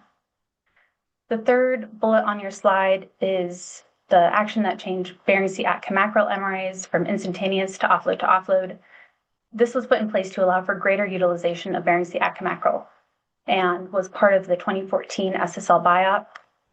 Within that BIOP, it was assumed that harvest would continue to occur inside protection areas. As for the history of this action specifically, NMFS identified challenges with current MRA regs at the October 2023 council meeting. At that point, the council moved to initiate the development of an MRA discussion paper, which was then presented by NMFS staff in April of 2024. At that point, the council took action to move the paper forward to an initial review analysis and adopted a purpose and need statement as well as a suite of alternatives. That initial review analysis was presented to the council in April of 2025. At that point, the council took action to make some minor revisions to the suite of alternatives and move the paper forward for final action. So the purpose and needs statement that was adopted in April of 2025 is included here for reference, and bear with me while I read from the slide. The purpose of this action is to improve the regulations that implement the MRA of species close to directed fishing or incidental catch species, while a vessel operator is engaged in fishing for species or species groups that are open to directed fishing. This action is necessary to clarify current MRA regulations, make MRA calculations easier, reduce regulatory discards, and address medical, mechanical, or weather issues that can impact MRA calculations. The Council intends to maintain the original intent of MRAs and is not considering changes that increase MRA percentages or changes in how MRAs assist in limiting harvest of a groundfish species within its annual TAC. As I mentioned previously, these alternatives did change slightly at the April 2025 meeting, and I will primarily be highlighting any changes that have occurred since that time, or at that point. Alternative 2 was based on NMFS recommendations. Krista Milani had authored a discussion paper that described a number of light edits to MRA regulations that could be made to improve clarity, make MRA regulations easier, and remove some conflicts in regulations. These options are listed here and on the following slides. They are very straightforward and are considered to have positive management and enforcement impacts. And because I went into detail on these options in the April 2025 meeting, I'll just touch briefly on these at this time and only highlight any changes that have occurred since.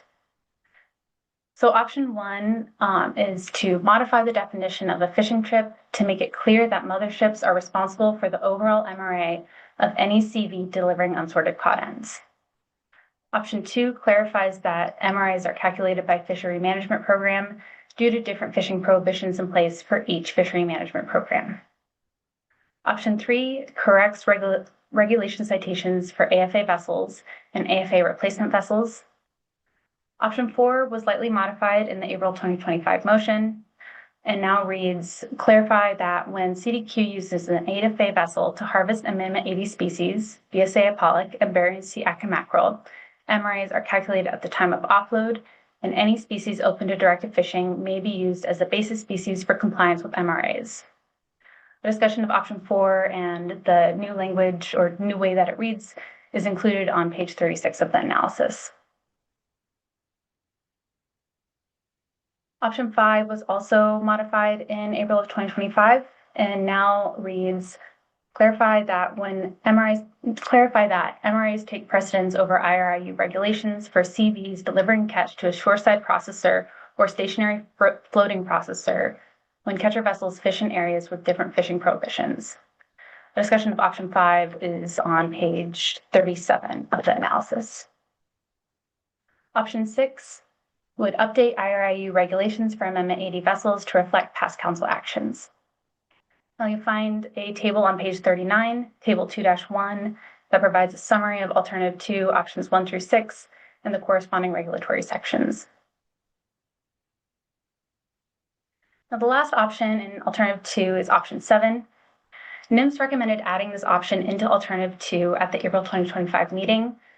This option was previously included in a separate council motion, but NMFS recommended it to be added to this motion or this action as option 7.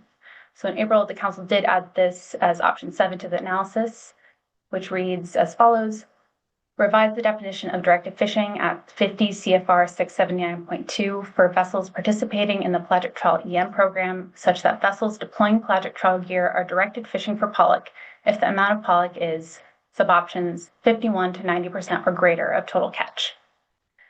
Now, vessels are considered to be in violation of directed fishing prohibitions if retention of that species exceeds the MRA. In the pelagic trawl EM program, vessels are in violation of pelagic trawl EM regulations if they discard any of their catch. So they have this issue if they are over the MRA where they're prohibited from both retaining and discarding that catch. This option would remove that regulatory conflict for these vessels and ensure that vessels are able to meet EM requirements while remaining in compliance with directed fishing regulations. Now, NMFS agency staff analyzed the effects of the range identified in the sub-option on pages 41 and 42.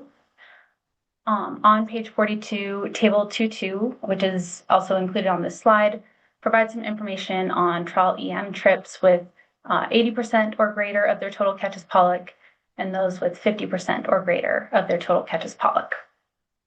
So as indicated by this table, between 0.7% and 1.97% of trips between 2022 and 2024 resulted in pollock being greater than 80% of the total catch. So redefining directed fishing for pollock as 80% or more of the total catch for vessels participating in the trawl EM category would likely reduce and resolve most compliance issues. Now, I will note that a total of 38 trips between 2022 and 2024 resulted in pollock being less than 80% of total catch. Defining directed fishing for pollock as 50% or more of the total catch for vessels participating in the trawl EM category would resolve nearly all compliance issues. Only 4 trips between 2022 and 2024 resulted in pollock being 50% or less of the total catch.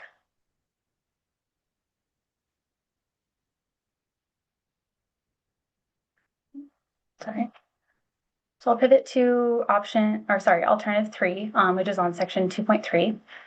This alternative would revise the triggers that end a fishing trip from 5 to 2 triggers in the definition of a fishing trip for CPs and motherships. Now, this would not include current offload to offload species, which are BSAI pollock, BSAC mackerel, and weekly reporting period species in the Central GOA Rockfish Program. The 3 triggers that would be removed are the effective date of a different fishing prohibition in the area the vessel is fishing, when a vessel enters or leaves an area with a different fishing prohibition, and the end of a weekly reporting period. The 2 remaining triggers are when all fish or fish product is offloaded, and if the vessel changes authorized gear type. The Council's April 2025 motion, after the initial review analysis was presented, added these 2 methods to this alternative. Method 1 is described in section 2.3.1, and method 1 would use all basis species accumulated on the vessel when calculating MRAs for each trip, regardless of fishery closures and protection areas. Method 2 would only use basis species that have been accumulated after a change in directed fishing has occurred due to either an in-season action or the vessel entering a protection area for the species that had a change in status for each trip. Alternative 4 would modify the MRA application from instantaneous to offload, similar to what is currently in place for Bering Sea at mackerel and BSAI pollock. A vessel could exceed the MRA during a trip so long as the vessel would true up and is under the MRA at the time of offload. So option 1 would add BSAI Pacific cod, GOA Pacific cod, GOA pollock, BSAI skates, the Central GOA Rockfish Program species, and GOA shallow water flatfish to offload MRA application. Option 2 would include all groundfish species. The Council also added methods 1 and 2 to alternative 4 at the April 2025 meeting. I read those in alternative 3 and won't be repeating those here, but have more detail on the effects of those methods later in the presentation. Alternative 5, which is described in section 2.5, is a new alternative from the Council's April 2025 motion. Under Alternative 5, Bering Sea pollock MRA provisions would be applied to Amendment 80 vessels on an annual basis with the implementation of an incentive plan or other controls to prevent increases in average pollock catch. Similar measures would be established for CDQ groups that are harvesting Amendment 80 species in order to ensure consistency with regulation of harvest statutory requirements. Alternative 6, in the previous iteration of the analysis, I will note that this alternative was listed as Alternative 5. So if you're going back to prior versions for reference, just keep that in mind that this is referenced as Alternative 5.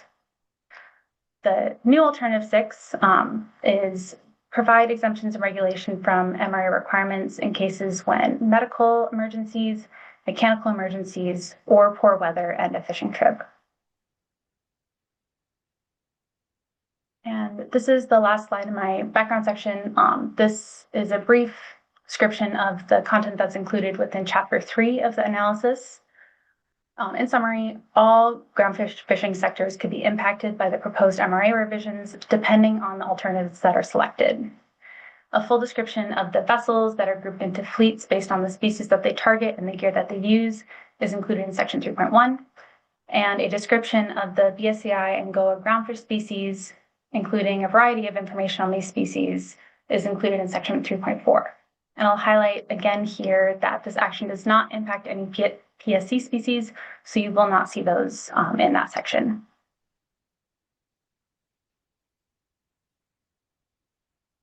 The following slides show some information from Chapter 4 in the analysis and content within the executive summary. So first, for management impacts under the alternatives, I'll provide impacts of both the status quo alternative and alternative 2. Alternative 2 is included here because MRAs would continue as if under status quo if other alternatives are not selected. So under the status quo and alternative 2, CVs are held to an instantaneous MRA, which is challenging to enforce. Species and weights are not known until the time of offload. For CPs and motherships, these vessels are engaged in multiple trips during the voyage, creating complicated calculations for these vessels. Further, due to these frequent trip triggers, discarding is often required, even when enough basis species is on board for the vessel to have further retention had the trip not been triggered. Under alternatives 3 and 4, now we can't predict vessel behavior, but it seems unlikely to have large management impacts. NMFS already accounts for topping off behavior in current management decisions, and when a fishery is close to direct fishing, and would continue to do so under alternatives 3 and 4. As I mentioned before, topping off is not necessarily a bad behavior. It helps achieve optimum yield when species have low tax. Vessel hold capacity may provide an upper limit on how much additional MRA species a vessel would want to top off on. So for vessel operators, they would have to weigh any value that they'd gain from harvesting these incidental species compared to the value of other directed species when they decide whether or not they would top off and how much they would top off on. This is true under all alternatives. Now, under Alt 3 and 4, NMFS still retains in-season management authority to close a directed fishery or put a species on PSC status, which would limit retention and allow for no retention. PSC status does reduce the incentive to top off on a species, and I will also note here that this does not prevent catch, it only prevents retention. This is why we still see catch accrue towards tax even after something is put on PSC. Oh, I see a question. Ms. Kimball. Thank you. I'll try. I don't know quite how to answer or ask this, Ms. Holman, but I guess I'm learning more about MRAs as we go. And I guess I just need some confirmation, if you can, that NMFS doesn't see additional opportunity for topping off under this alternative, because I see in the bullet, we're assuming that happens already, and the impact to management is likely limited. But there is some impact if we create regulations such that topping off is more possible, such that people strategize in that way and then are discarding more because their incidental catch, their intrinsic rate of incidental catch requires them to then discard more later in the season. I guess, did the analysis capture that possibility? And is this kind of telling us that we do not see significant changes in that regard under any of the alternatives? Through the chair, thank you for the question, Mrs. Kimball. I can take a stab at that question, but I'm afraid that if agency staff were here, we could probably get you more information on that. I will note that there was some discussion during the AP that stated that there would not be impacts to SSLs from this action. That's not what the analysis suggests. Selections of Alt 3, 4, or 5 do result in increased opportunity to top off on SSL prey species inside SSL protection areas. The degree to which the opportunity is increased, it depends on whether methods 1 or 2 are chosen. The most opportunity for increased topping off is provided by method 1, but we don't have data to indicate vessel behavior and don't know how vessel behavior would change based on these alternatives. So it really depends on whether vessel behavior may change under these alternatives, and if so, how. But the interpretation of the data that we had at hand within the EA does suggest that while ALTs 3, 4, and 5 provide some increased opportunity for topping off, in practice, that risk of increase is low. And I will get into that further later in the presentation, but may also apologize if I don't have the technical expertise to further describe the nuances of that subject. Oh, thank you. Thank you. And I'll wait till the later part of the presentation. Thank you. Ms. Gott. Thank you, Madam Chair, and thank you, Ms. Holdman, for the presentation. Kind of along the same vein, just curious if there are mechanisms, if there is topping off happening, are there mechanisms to make sure that that doesn't, take precedent over other sectors having access to their allocations? Through the chair, Ms. Goen, yes, absolutely. There are mechanisms that exist within current regulation that would remain in place under any of these alternatives. And apologize, I don't have them in front of me right now, but I know I do have some notes on those and information on those later in the environmental impact section.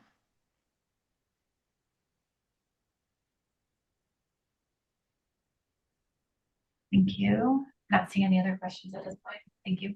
All right, thank you. Okay, this slide gets into the effects on FMP ground for species, which is included in the environmental impact section, but is also highlighted here as management impacts. So this is table 5-1 in the paper. Now, the effects on FMP ground for species are likely neutral. However, it is hard to predict changes in vessel behavior that may occur as a result of these alternatives.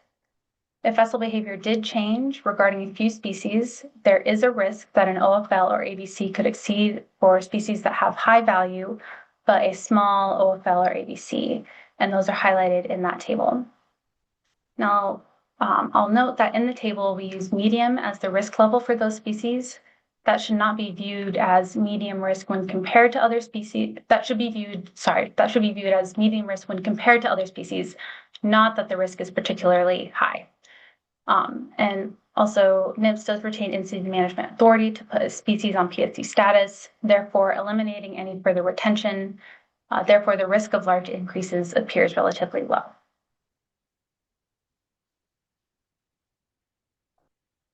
The slide describes management impacts based on ALT 5, which is that annual MRA that would be implemented for Amendment 80 vessels when fishing for pollock, Bering Sea pollock. Under this alternative, Amendment 80 vessels could use other annual Bering Sea catch that's open to directed fishing as a basis species for the total pollock they're allowed in a year. This may improve retention and utilization by smoothing out short-term bycatch fluctuations, which could reduce regulatory discards. Amendment 80 discards a large amount of pollock, specifically in the A season under the status quo, because they encounter more pollock in the A season than B season. Therefore, an annual MRA may improve retention. If there is a change in Amendment 80 vessel behavior, this could result in an increase in pollock harvest, which would result in a need to increase the ICA for pollock. Now, Amendment 80 is not hard capped on pollock, and the ICA for pollock is set in harvest specifications and shared by all sectors that are not in the AFA fishery. Therefore, if Amendment 80 over-retained in the A season, it could lead to more discarding in the B season. The discard accrues towards the ICA, and it could result in increased ICA and harvest specs the following year, leaving less for AFA.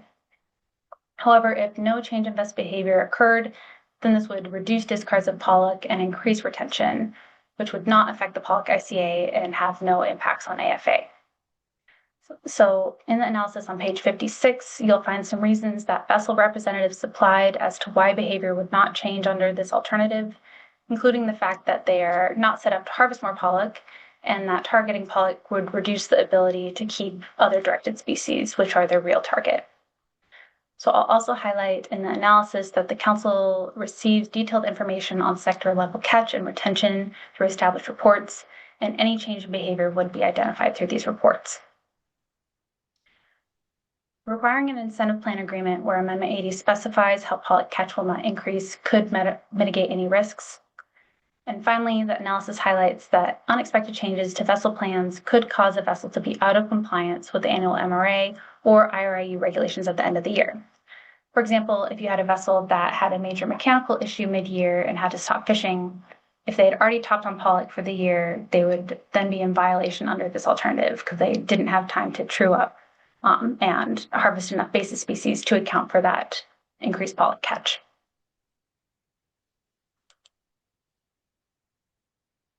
So section 4.4 describes ICAs.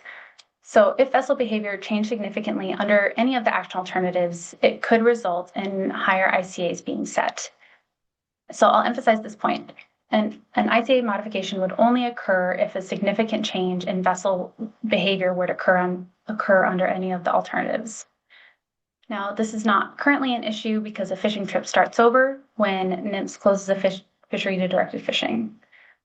But of the two types of ICAs, the first that is set in harvest specs and based on historical years, the second, which is set in season as fisheries unfold, I'm focusing on that second type of ICA within this slide. Under alternatives 3 and 4, compared to the status quo, a vessel could retain more of a species that have recently been closed to directed fishing through in-season action if they had enough basis species on board to then retain more incidental catch. So for a simplified example of something that could occur, it's just an illustrative example. In this example, both pea cod and pollock are open to directed fishing for an AFA CP. Then midway through the CP's trip, Pacific cod closes to directed fishing. In this scenario, under Alt 3 or 4, the CP could then use the basis species that they accumulated prior to that in-season action to continue to target Pacific cod and top off on additional Pacific cod than they would under the status quo. Under that scenario, this could result in a higher overall catch of pea cod and a higher ACA amount needed. This is only an issue if vessels want to top off on these species after directed fishing closures. This is also only an issue if a species was open to directed fishing for a vessel at the beginning of their trip and then closed mid-trip. So a limited number of vessels would be truly mid-trip when a fishery was closed to directed fishing, so the impact of this is likely low. Further, if a vessel does not actively top off on a species once it is closed to directed fishing, it would greatly reduce discards of fish that are encountered naturally through the course of other targeted fishing efforts. Now, I'll note that NMFS would not change the in-season ICA after directed fishery closed without first trying to determine if vessels mid-trip plan to actively top off on that species using all basis species on board. This would be tracked closely by NMFS. Also note that ICAs are meant to be adaptable and assume behaviors like topping off. They are adaptable in order to quickly react to changes in the fishery. NMFS would be in active communication with various stakeholders during the decision-making process for any potential modification to the ICAs.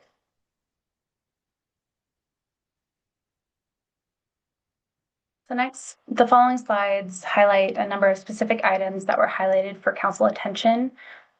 This is included on pages 19 through 21 of the analysis, and these issues were identified by NMFS in the course of final analysis.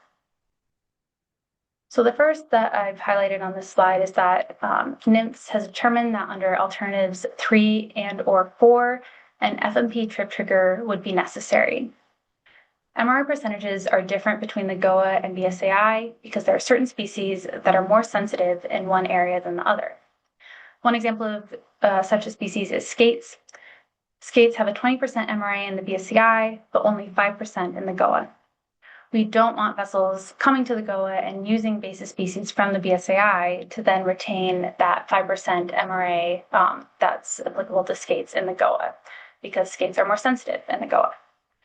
Without the addition of an FMP trigger, the selection of alternatives 3 or 4 could result in more skates being taken in the GOA than under the status quo. Now, GOA skates were listed here as one example because they're a species that might be more vulnerable to MRA changes.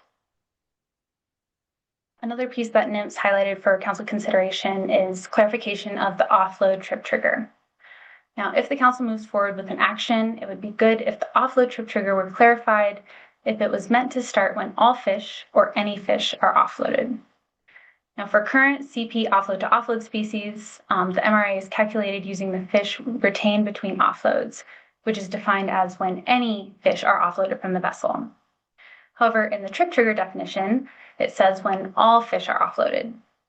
So, for an example, a CP or mothership may want to retain some fish on board and only do a partial offload. Say they're offloading part of their catch into Charbor, but then want to keep some sablefish product because they want to offload it in Seattle instead. In that case, that vessel would technically not have ended their trip. The trip would not have ended until all fish or fish product is off of that vessel. Also note that the CV trip trigger regulations also use language of all fish offloaded. So the assumption that analysts made was that offload to offload would be implemented similar to how it was implemented for pollock. So the use of any was used in this case and was assumed in the analysis. Under the alternative 4 trip trigger language, if this was selected, language stating that removal of any fish or fish product should be added, along with a specification that MRA calculations are based on the basis species for CPs and motherships.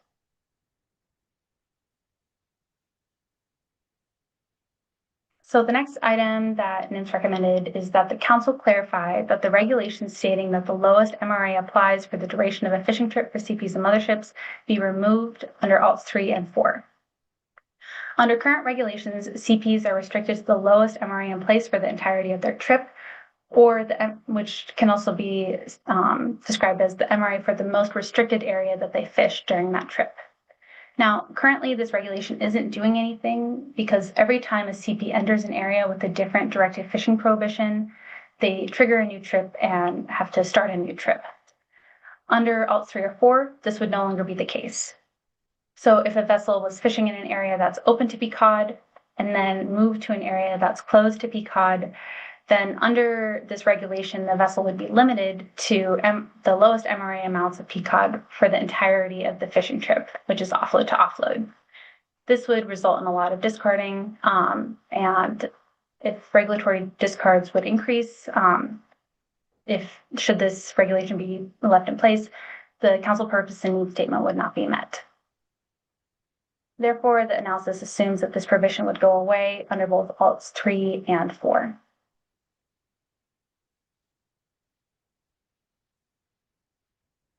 This slide highlights that the same regulation regarding the most restricted area being in effect for the duration of the fishing trip also exists for CVs.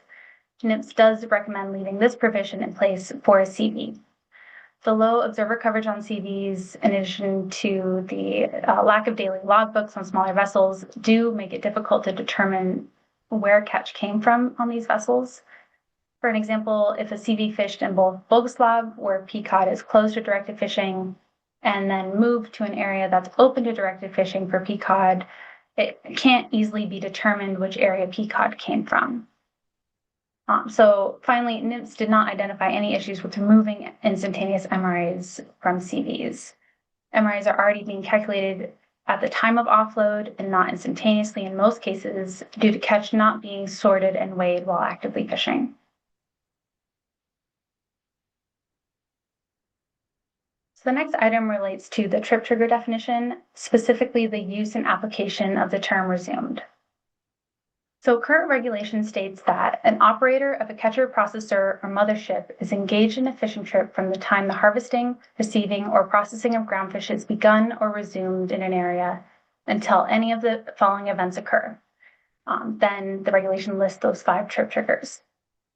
Now, a trip cannot be resumed once one of the trip triggers has been met. Resumed refers to when a vessel ceases fishing for an amount of time, such as in weather cases, and then resumes fishing before any other trip triggers are met.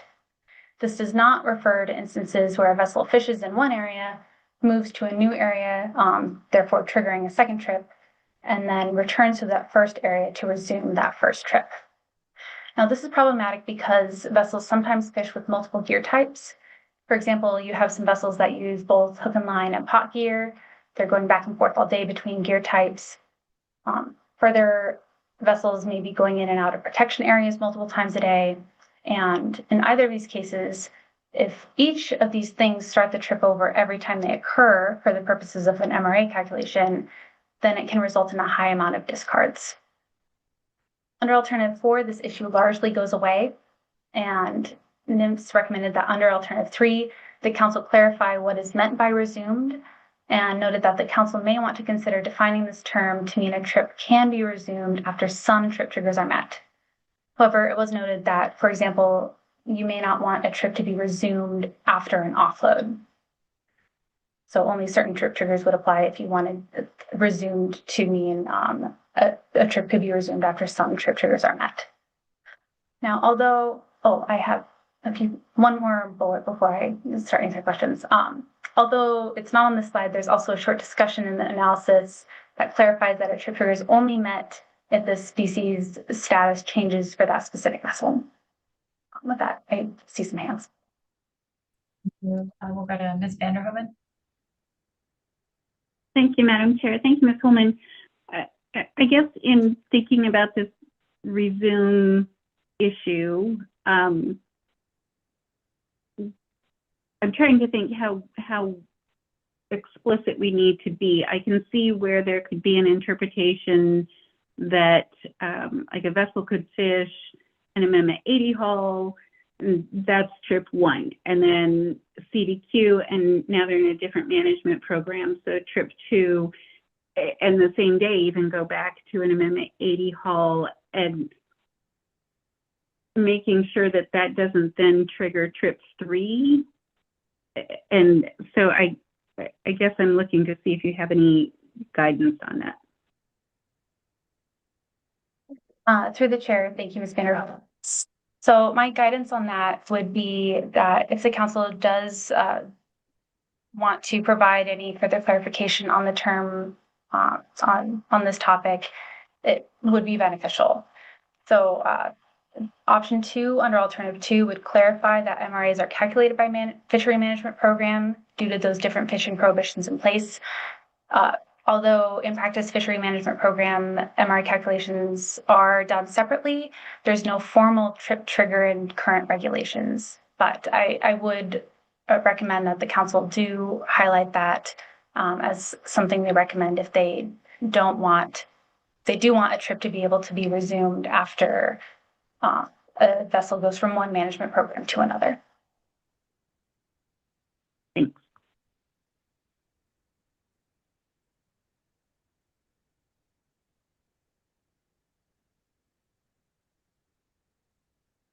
Right. I thought I saw another hand briefly, but if not, I can proceed to the next slide. I think we're ready to proceed. Thank you. Okay. All right, so the next slide discusses the enforcement considerations that are included in section 4.5 of the document. Now, I'm only highlighting one issue here, which is regarding alternative 6 and the weather exemption. This information depicts OLE and NMFS's recommendations and considerations on this topic. So OLE and the NMFS Alaska region noted that localized weather condition can vary greatly, are difficult to confirm, and are subjective rather. Any exemptions that are provided in regulation could result in a large number of weather exemptions, especially if they're threshold based on specific weather conditions such as wind speed or sea state. Weather issues are really dependent on the size of the vessel and captain and crew experience, and specific weather conditions can affect various fleets differently and unequally.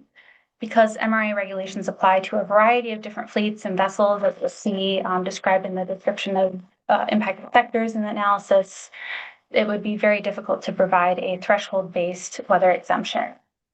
However, if the council does wish to move forward with a weather-based exemption, NMFS agency staff noted that more guidance would be greatly beneficial in order to write a regulation for weather-based exemptions. Specifically, any guidance on how the council would like a weather-based exemption to be crafted and implemented. The inclusion of a weather-based exemption without further guidance from the council would make the regulation implementation process longer. During the analysis, the agency struggled to determine what an appropriate exemption would look like And that's why you won't find any agency recommendations on potential weather-based exemptions that they highlighted for council consideration in that analysis. So therefore, it would be difficult for agency staff to craft any regulations on these exemptions that would be appropriate to all fleets impacted by MRAs without further guidance from the council on what they'd like those to look like.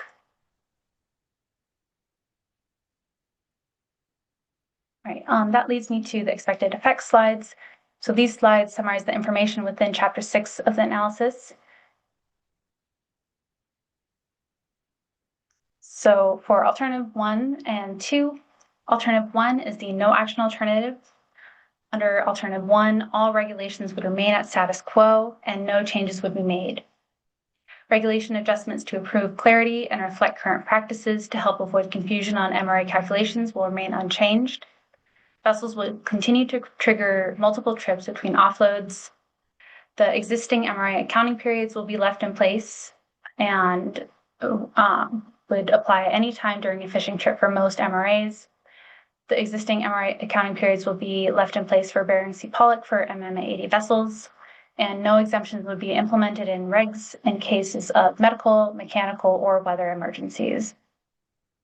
I just have a brief bullet point here on alternative 2, and that's because the management effects of the options under alternative 2 were discussed previously in the presentation, and the changes that are considered under alternative 2 would not alter how MRA regs are currently implemented and have no economic impacts. Alternative 3, as I mentioned before, would revise the triggers that end a fishing trip for CPs and motherships from 5 to 2 triggers. There are 2 methods under alternative 3. Method 1 would use all basis species accumulated on the vessel when calculating MRAs. And method 2 would only use basis species that have accumulated after a change in directed fishing status has occurred, either due to an in-season action or the vessel entering a protection area for the species that had a change in status for each trip. Now, the main difference between this alternative and alternative 4 that I'll highlight here and later in the presentation as well, the instantaneous MRA provision would remain in place under this alternative. Fishing trips under alternative 3 would primarily span between offloads because the second trip trigger that's left, the changing gear type trip trigger, is not used frequently for CPs or motherships. Under method 2, vessels could not use all basis species on board in their MRA calculations if a change in directed fishing occurred during the trip. However, under method 1, fishing trips would span between offloads and the calculations would span between offloads as well. Without additional regulatory changes, a vessel would be restricted to the lowest MRA for the duration of the fishing trip when the vessel has fished in an area close to directed fishing. I highlighted this in that management section, but highlight this here as well to just remind you that this analysis assumed that that regulation is not in place. Further clarification on the timeline and timeframe for the MRA calculations would be beneficial. Agency staff note that changing the wording of the offload trip trigger from all fish or fish product to any fish or fish product would provide clarity and would likely be easier to track. Now, the overall economic impact of alternative 3 is expected to be positive, specifically due to the additional operational flexibility that it provides through increased trip lengths and fewer MRA calculation restarts. Alternative 3 is likely to reduce regulatory discards of valuable incidental species. These appear to occur most often during the start of a fishing trip. Now, alternative 3 provides a strong economic incentive to harvest high-valued species up to or as close as possible to their MRA amounts, including through topping off on these species. The magnitude of this impact is dependent on the current utilization of MRAs, the difference between current trip lengths and days between offloads, and any changes in the strategic behavior of vessels that would result from this alternative. Now, I'd also like to note that many MRAs are designed to reflect the upper end of expected incidental catch rates. Under alternative 3, vessel operators could use a larger volume of basis species in their MRA calculations. But if a vessel is currently able to harvest up to the MRA of all valuable species for all fishing trips between their offloads, then alternative 3 would have no economic impact. However, if the length of trips is under Alt 1 is constraining for vessels, then the additional flexibility that's granted under Alt 3 may allow them to retain a higher volume of valuable incidental catch species.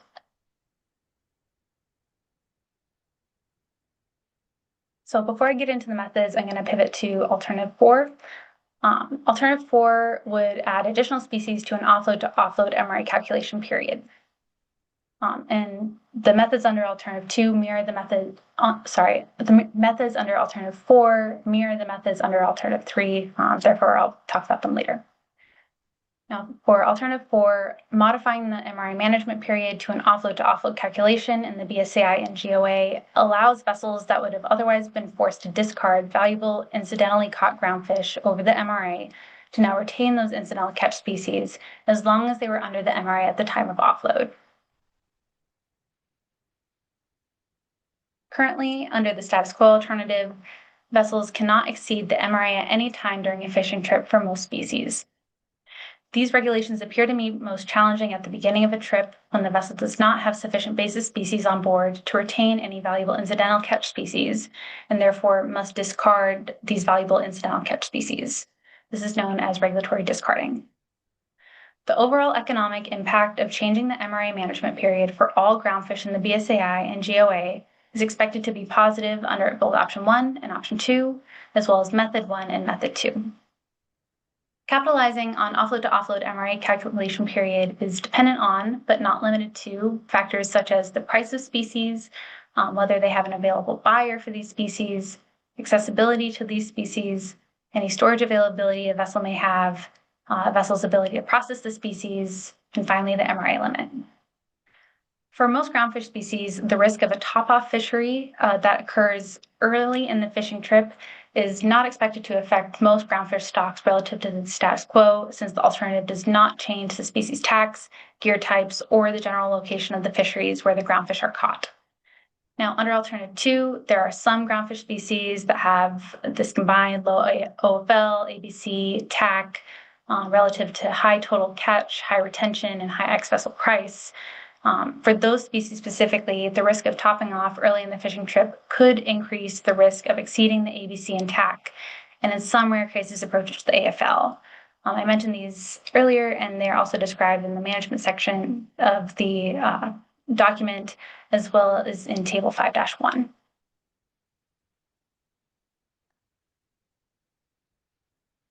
So here you'll see a discussion. Oh, I see a question from Ms. Kimball.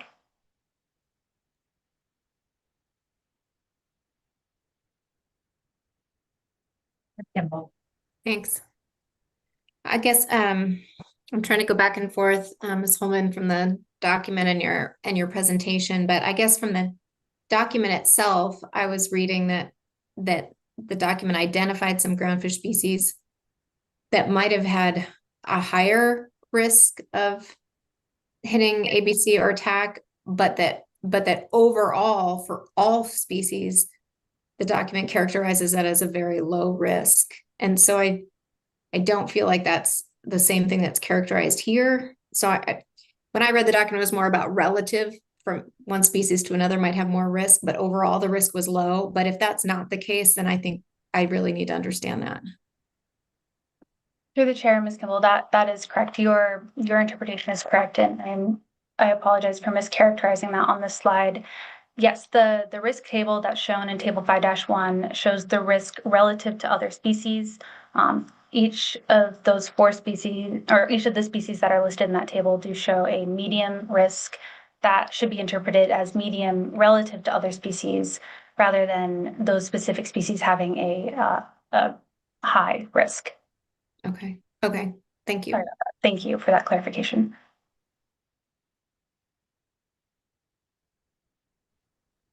Right. I will begin discussing on these slides the effects of methods 1 and 2, and as they pertain to alternatives 3 and 4. So the magnitude of positive economic impacts under both alternatives selected is dependent on, as I mentioned before, the value, distribution, and current MRA utilization of each species by sector. And it also is, the magnitude is dependent on the method that is identified by the council. Now, because methods 1 and 2 function similarly, I've highlighted them here. separately from the discussions of alternatives 3 and 4. So under method 1, the denominator of the MRI calculation would be larger, and a greater volume of incidental species could be retained post in-season action or after a vessel moves into a protection area. Under method 2, the denominator of the MRI calculation would be smaller. A smaller volume of incidental species could be retained post in-season action or after a vessel moves into a protection area. Method 2 limits the amount of species that could be retained inside closed areas and the amount of retention that it could occur after an in-season action of a species that is previously open to directed fishing. Now, in cases where a change in directed fishing status occurred during a fishing trip, a greater reduction in regulatory discards would occur under method 1. For example, if the directed fishing status of a valuable species was open outside of a protection area and closed inside of a protection area, under method 2, vessels would only be allowed to use the base species harvested from inside that area in their MRI calculation, whereas under method 1, they could use all basis species aboard that vessel in the calculation. However, in cases where directed fishing status did not change, methods 1 and 2 would result in the same MRI calculation. So in a case where a species was closed to directed fishing both inside and outside a protection area for a vessel, method 2 would not require that vessels only use the basis species from inside that protection area because the fishing status did not change.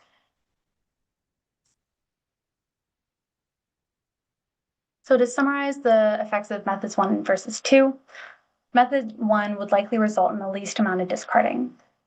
Compared to method 2, a larger volume of species could be retained inside a closed area or after an in-season closure of a species that was previously open to directed fishing. Under method 2, the denominator of the MRI calculation would be smaller. Therefore, a smaller volume of incidental species could be retained after an in-season action or after a vessel moves into a protection area. Method 2 would limit the amount of species that could be retained inside these protection areas and the amount of retention that could occur after an in-season closure of a species that was previously open to directed fishing. Method 2 may mitigate concerns over SSL protection areas or potential IECA increases.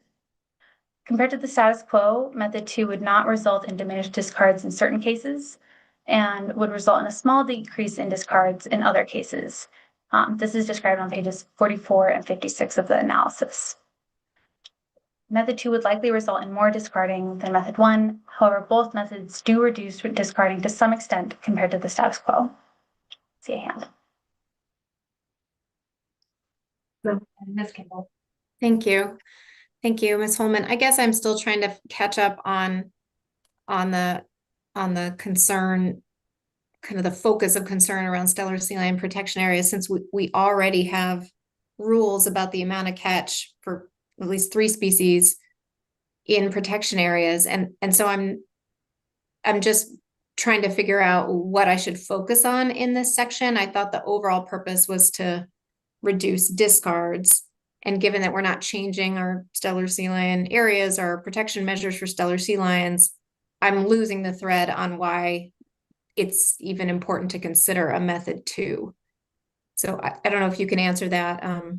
I know you don't have NIMS support here, so if you can't, that's fine. I just realized I am not tracking on the purpose of method 2 at all. So thank you. I can take a stab at it, Ms. Kimball, through the chair. Method 2 was developed after the initial review analysis was presented to the council in April, and that was in response to some statements and pieces in the analysis that had shown the potential of increased opportunity for stellar sea lion prey species harvest in these protection areas. This is also, I don't want to put words in the council's mouth, but NMFS had reported in that presentation about the prior action the council had taken, that proposed and then withdrawn rule that you'll read more about in Appendix 1A.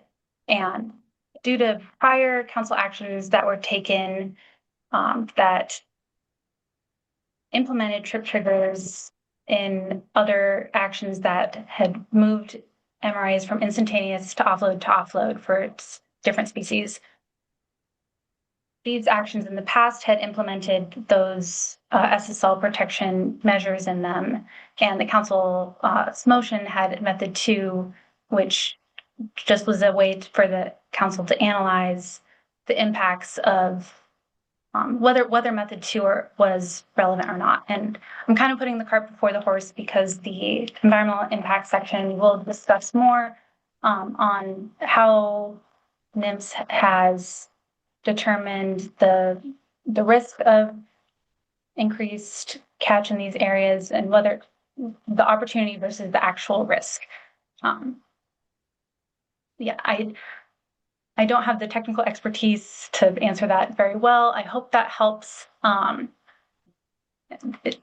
Does that cover the questions, Kimball? Yeah, through the chair. I think that's getting there, and I can wait for the further discussion of risk. I guess maybe I should just clarify for myself that this is talking about opportunity to retain more catch inside closed areas, but it's not changing the cap that we have on the amount of catch that can be taken in closed areas. So anything under the cap has been deemed to be protective of stellar sea lions. And what you're saying is there may be additional retained catch, but stay under that cap. Am I getting the concept? Yes, Okay. Ms. Kimball, that is correct. That cap would still stay in place under either alternative.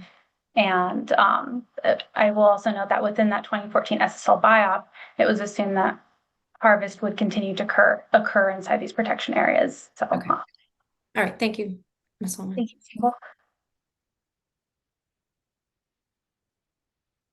Okay, I'll put it here to alternative 5. Alternative 5 would apply Bering Sea pollock MRA provisions to Amendment 80 vessels annually with the implementation of an IPA or other controls to prevent increases in average pollock catch. So many of the effects of Alt 5 have been discussed within the management section. I will keep this summary brief. Annual accounting would provide greater flexibility, which would allow an operator to balance a trip with higher pollock bycatch against subsequent cleaner trips over the course of a fishing year. Annual MRA accounting per pollock may further reduce regulatory discards, and the main factors that could determine the size and distribution of the economic impact are as follows: the value of pollock relative to the value of groundfish that are normally caught by the sector, the amount of pressure vessel operators may feel or experience to reduce discards, and the strategic behavior of individual vessels. Pollock can be expected to generate more revenue than sculpins or substandard flatfish, but this may not result in increased net revenues. The relative benefits of retaining pollock and possibly displacing more valuable product are not known. Finally, alternative 6. So alternative 6 would provide exemptions from MRA requirements in cases of medical, mechanical, or poor weather emergencies. Current regulations do state that MRAs apply at any time during the duration of a fishing trip. Therefore, if a vessel returns to port for a medical, mechanical, or a weather emergency and they're over the MRA limit, it is a violation under current regulations. Between 2021 and 2024, OLE documented 4 instances of medical or mechanical issues that forced an unexpected return to port, which resulted in an MRA overage. Based on the low rate of occurrence, OLE does recommend assessing overages on a case-by-case basis. I'll note here and then also in the following slides that if alternative 4 is selected and additional species go to offload MRAs, the occurrence of overages due to medical, mechanical, or weather issues could be exacerbated.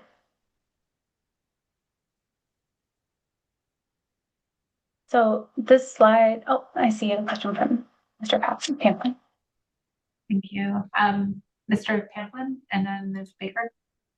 Yeah, thanks, Madam Chair. Ms. Holman, in the 3 or 4 years there that OLE documented 4 instances, do you know if the Office of Law Enforcement just used their enforcement discretion and did not end up issuing a citation in those instances, or did they go ahead and say, hey, you're over your MRA allowance and thus you're ticketed despite having medical or mechanical issues?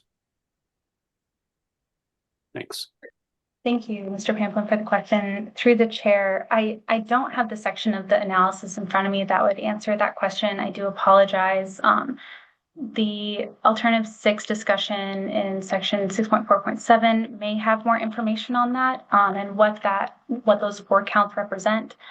There's also a discussion in section 2.6, but I apologize, I don't have that information in front of me right now on what that reflects, nor do I have OLE's support on explaining what that reflects. I apologize. Thank you. Ms. Baker and then Ms. Van Roen. Thank you, Madam Chair. Thank you, Ms. Holman. Along the lines of Mr. Pamplin's question, I'm trying to understand what the OLE recommendation is. Is the OLE recommendation not to implement an exemption, but assess overages, and then if there is an overage, OLE would determine if there was a condition like weather, medical, mechanical that could potentially not result in a citation? I just want to make sure I understand the OLE recommendation. Yes, Ms. Baker, through the chair. So the OLE recommendation on alternative 6 is the same as the NMFS agency recommendation. They recommended that this issue remain at status quo, and that case by case cases are assessed on a case by case basis. Specifically, they're concerned with that weather section, weather piece of that alternative, and the considerations within pages 102 to 104 are primarily address the considerations and concerns they have surrounding implementing a weather-based exemption. But yes, they do recommend that status quo be used to assess MRA violations in the future.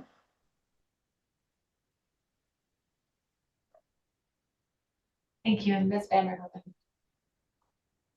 Thank you, Madam Chair. Thank you, Ms. Holman.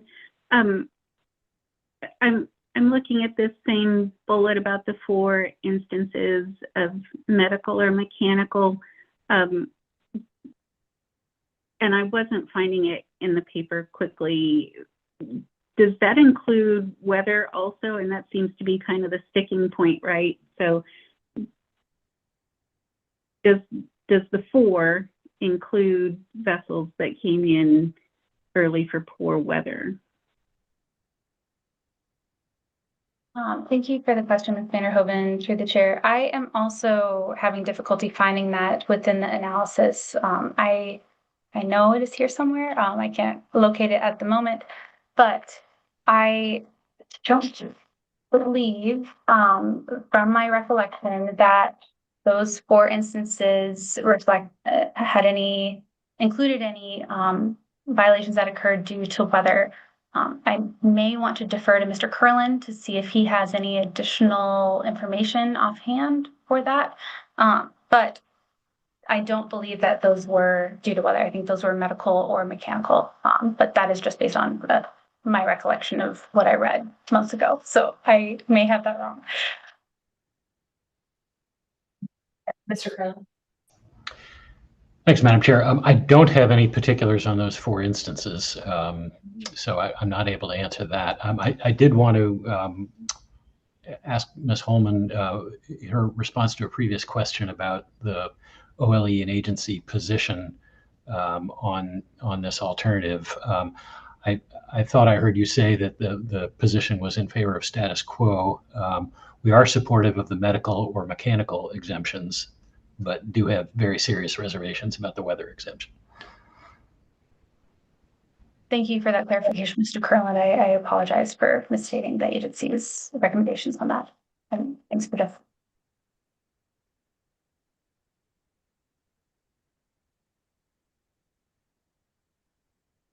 Seeing any further questions? We understand the challenges, Ms. Holman, completely with the limitations and federal assistance on this. It's an incredibly technical document, so really appreciate your efforts here in trying to answer some of these questions. Thank you, Ms. Ravnica. I'll continue to do my best, but may need to hunt more in the future due to the lack of technical expertise I have on some of these subjects. So one of the last slides I have in the effects section of this presentation is the effects of different action alternatives in combination. So the first is selecting alternatives 3 and 4 in combination. Now I'll highlight a key difference here between these two alternatives. Alternative 3 would not remove the instantaneous MRA, while alternative 4 would. Now under alternative 4, the trip triggers that are removed by alternative 3 would be irrelevant for any species with an MRA calculation that occurs at the time of offload. If the council selects alternative 4 option 2, it is not necessary to also choose alternative 3. The removal of the 3 trip triggers would have no effect on the desired outcome. However, the council may want to also choose alternative 3 in this scenario in order to ensure that the regulations are not confusing and that unnecessary regulations are not kept in place. If the council selects alternative 4 option 1, then the MRA calculations of species that are not listed under this option would vary whether or not the council decided to choose alternative 3 in combination. Now, if both Alt 4 option 1 and Alt 3 are chosen, then species that are not listed under Alt 4 option 1 would have an instantaneous MRA, but the 3 trip triggers that would restart the MRA calculation period would not be in effect. So for these species that aren't listed under option 1, for Alt 4 option 1 and Alt 3 in combination, any species that weren't listed would have an offload to offload calculation, but an instantaneous application. So they still could not exceed the MRA at any point in time. Second, I have in combination the effects of Alts 4 and 6 in combination. So if alternative 4 is selected, it is possible that the rate of MRA overages that occur due to emergency returns to port would increase. The impact of alternative 6 would be greater if selected in combination with alternative 4, versus if it was selected alone.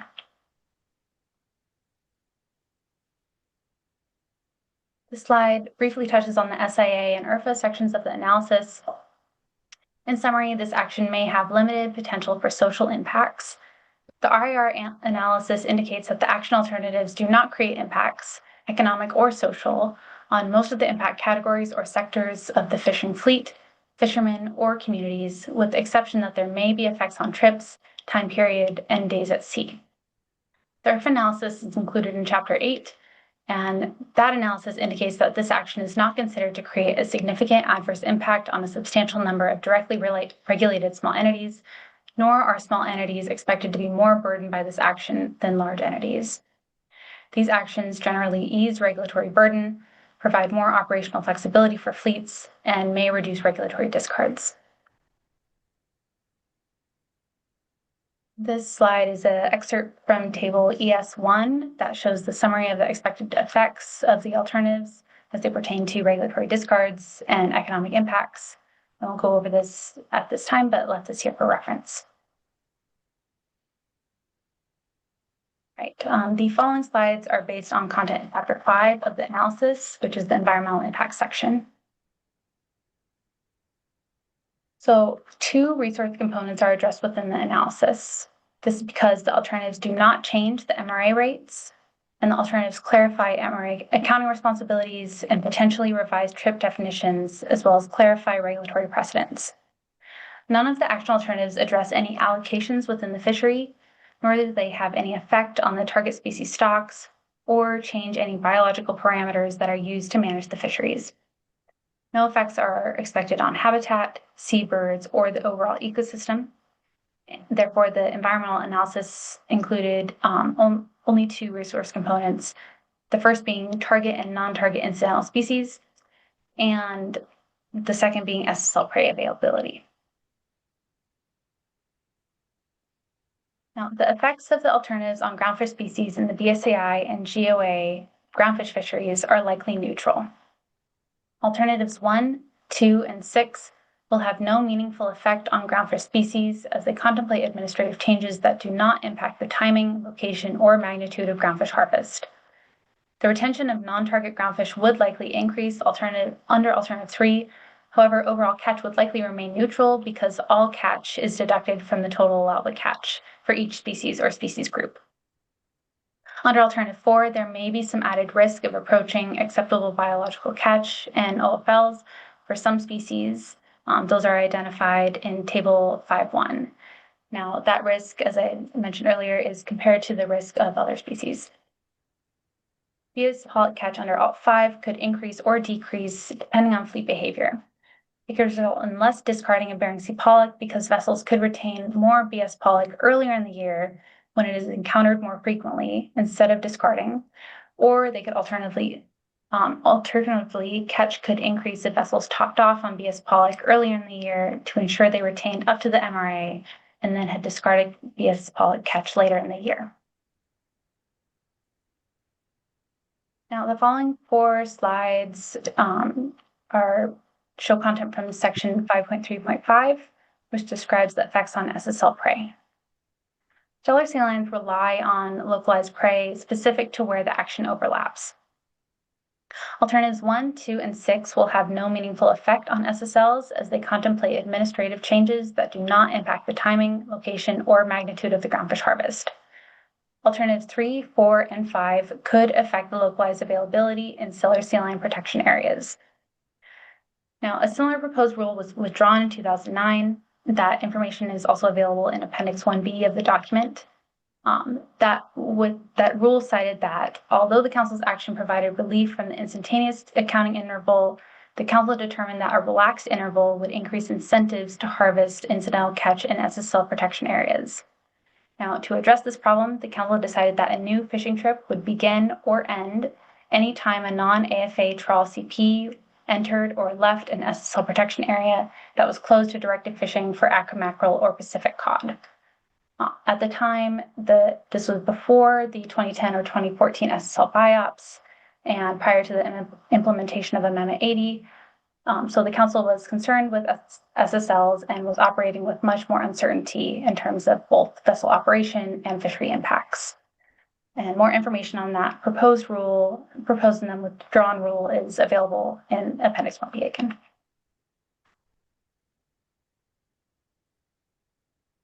So under alternatives 3, 4, and 5, the incidental catch of prey species important to SSLs, including pollock, Pacific cod, and mackerel, could increase or decrease inside protection areas.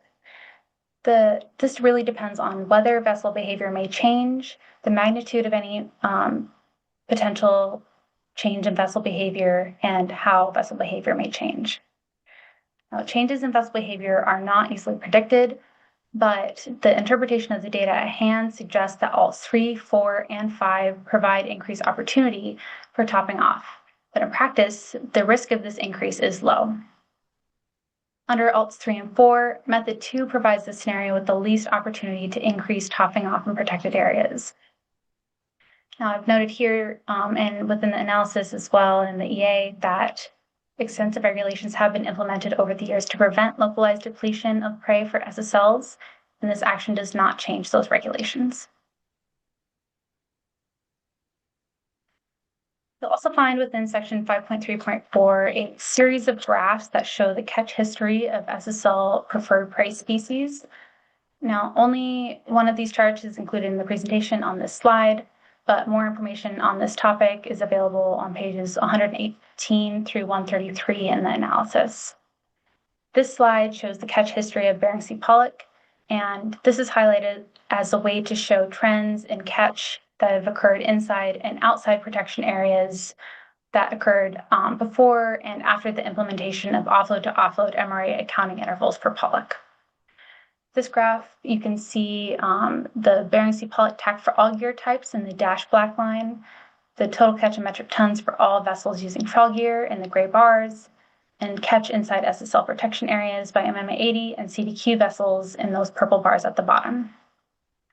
Now, the y-axis does break at 10,000 and 700,000 metric tons to visually capture the interannual variation in the catch inside SSL protection areas by MMA 80 and CDQ vessels. Now, the stellar sea lion conservation area was excluded from SSL protection areas for this analysis. Any pollock catch that occurred within the SCA was considered outside the SSL protection areas because this closure applies to vessels that are directed fishing for pollock. These trips were excluded from the inside totals. The BS pollock restriction area is closed to directed fishing for pollock in the A season, but open in the B season. However, for the purposes of this figure, any pollock catch within the BS pollock restriction area, whether A or B season, was considered inside SSL protection areas. So you can see in this graph that there's limited catch that occurs inside SSL protection areas and no significant change in harvest, amount, and location occurred after the implementation of the offload to offload MRA calculation for pollock. This is the last slide I have on section, 5.3.5. So for the proposed action to have negative potential effects on SSL prey levels, a series of events would need to occur. First, on the selection of alternative 3, method 1, or alt 4, method 1, or alt 5. Second, the affected sectors would need to choose to alter their behaviors from the status quo to increase topping off within SSL protection areas. And third, topping off would need to occur at a level and magnitude that negatively impacts SSL localized prey species. Now, if prey was depleted so as to detrimentally affect SSLs, this could require council action in the future and could lead to reevaluation of coverage under the ESA. Now, I'll note here that there was some discussion during the AP that stated that there would not be impacts to SSLs from this action. That's not what the analysis suggests. The analysis suggests that the selection of alt 3, 4, or 5 result in increased opportunity to top off on SSL prey species inside SSL protection areas. The degree of increased opportunity for alt 3 and 4 depends on the method chosen, with the most opportunity for increased topping off provided by method 1. The EA used available data, prior analyses of behavioral changes after previous MRA reg changes, as well as current regulations in place. And with that information, analysts found that while the opportunity for topping off increases for each of these alternatives, in practice, analysts believe this risk is low. Now, this is different from saying that there is no risk or impact to SSLs, as the level of impact is wholly dependent on how each respective fleet chooses to alter fishing behavior as a result of this action. Affected sectors would need to choose to alter their behaviors from the status quo to increase topping off in SSL protection areas. So as noted during the AP, topping off is of concern for allocative reasons between the sectors, and as stating here for SSL prey concerns. Under any of these alternatives, NMFS would continue to monitor catch, including catch that occurred due to topping off, and should a notable change in topping off occur, NMFS would report this to the council. In addition, any notable change in topping off behavior of SSL prey species inside these protection areas could result in reinitiation of Section 7 consultation under the ESA, as described earlier on the slide. Question from Ms. Kimball? Ms. Kimball. Thank you. Thank you, Ms. Holman. I think this is where I was getting confused on that third kind of main bullet, is if prey was depleted so as to detrimentally affect stellar sea lions, that could lead to reevaluation. And so that's what I was assuming, is that with all of our other stellar sea lion protection measures, including limits on the amount of prey species that can be taken inside an area, that anything under that has been deemed not to detrimentally affect stellar sea lions. And we're not changing that overall cap level. So I guess I'm still stuck on the maybe relative to status quo, but the overall statement is we shouldn't be seeing any level unless we change the cap that would detrimentally affect stellar sea lions under any action alternative. And I'm still kind of losing that thread, but can you expand on that a bit? Through the chair, Ms. Kimball, you're right that this doesn't change the cap and that a number of other protection measures are in place for SSLs. However, I don't have all of the information needed to answer your question intelligently. If agency staff were here, we could get you more information on that, but I do apologize that I don't have that information on hand. Okay, thanks.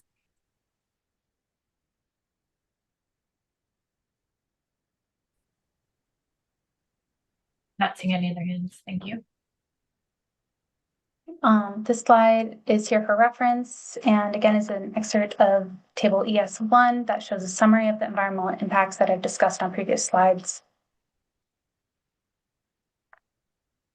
So the last couple slides in the analysis or in the presentation just contain some following information that may be helpful for consideration during decision making. I'll highlight again table ES1 that provides a full comparison of the impacts of the alternatives. I'll also highlight the specific items for council consideration and attention that were provided within the executive summary and that I've discussed throughout this presentation. Those include the inclusion of an FMP area change of the trip trigger, clarification of the offload trip trigger, whether the council wishes to use the language any versus all fish or fish product offloaded.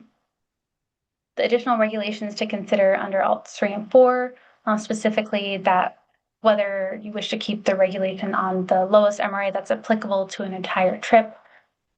Clarifications within the trip trigger definition regarding resuming a fishing trip that has ended due to a trip ending trigger.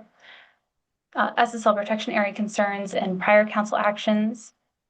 Enforcement considerations specifically regarding that weather exemption as noted on slide 33. And finally, the directed fishing definition and interrelation with MRA definition, noting the council's ability to consider alternative methods to define directed fishing due to the expanded data availability we have now. Finally, Chapter 10 includes a full summary of the MSA and FMP considerations on pages 171 through 175. If the council chooses to take further action on this item, they may recommend modifying the motion as they see fit, or recommending selecting one or more alternatives as the preferred alternative for final action. The council may also request additional analysis or decide to take no further action on this item. I'd like to thank all of the preparers, contributors, and persons consulted during the development of this analysis and ask if there's any final questions. Thank you very much for the presentation, Ms. Holman. See if there are any final questions.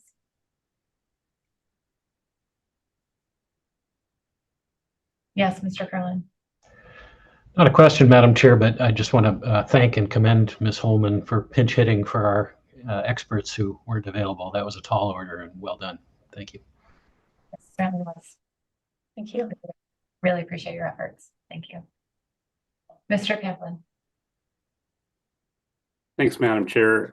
Ms. Holman, this is really technical presentation here. Thank you for presenting all of this. I do have a question relative to slide 48. And you're bold and you really emphasize the point that the alternatives do not change the MRA rates. And I understand many of those rates are established in CFR. But in some of the alternatives, we are changing the rates, aren't we? Because we're changing the actual ratio and looking at what's in the denominator of the calculation for the basis species.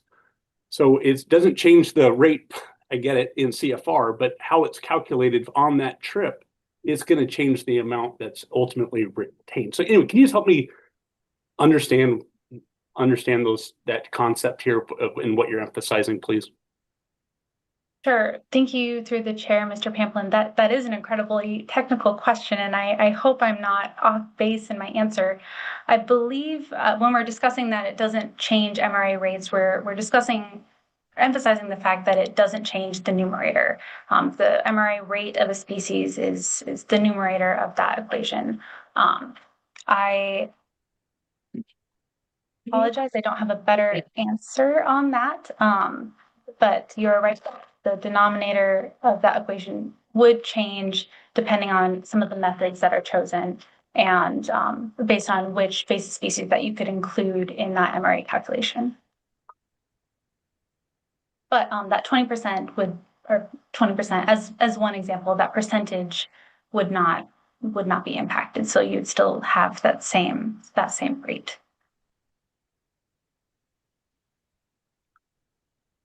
I guess to me, the 20% changes if the denominator is larger or smaller. Anyway, I'm struggling to understand how we can say that the alternatives don't change the MRA rates, but I'll. I can have one more point on that before it's beyond my technical expertise.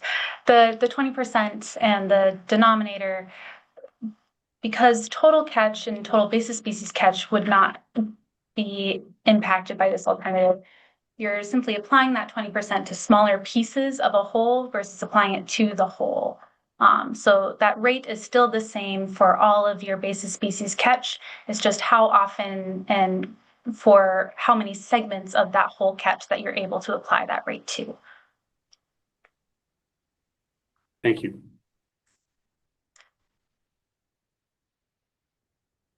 Thank you. Any final questions? Thank you again, Ms. Holman. Thank you, Madam Chair.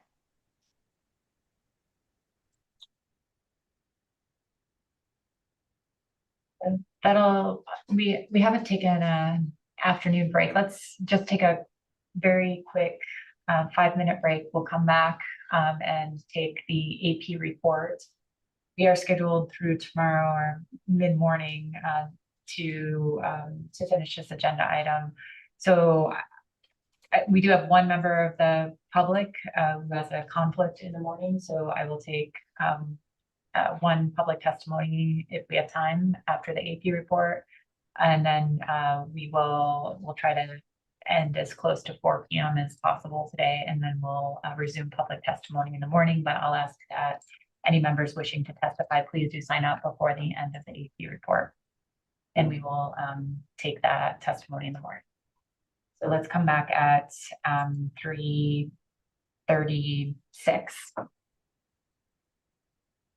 and take the AP report.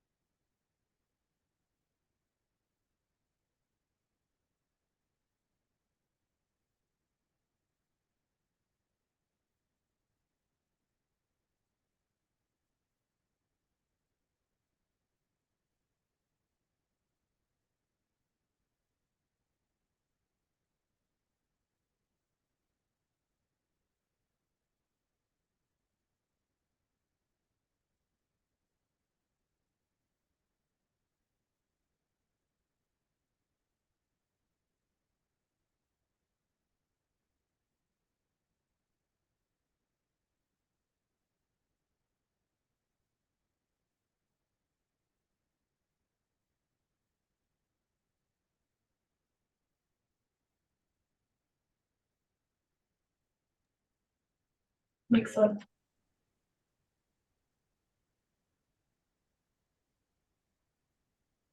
Welcome back, everyone. We're ready to take our AP report on C1. Yep, Chelsea Riddell with us. Thanks, Madam Chair. I'll wait for the AP report to get on the screen. Can you hear me okay? Yes, we can. Okay.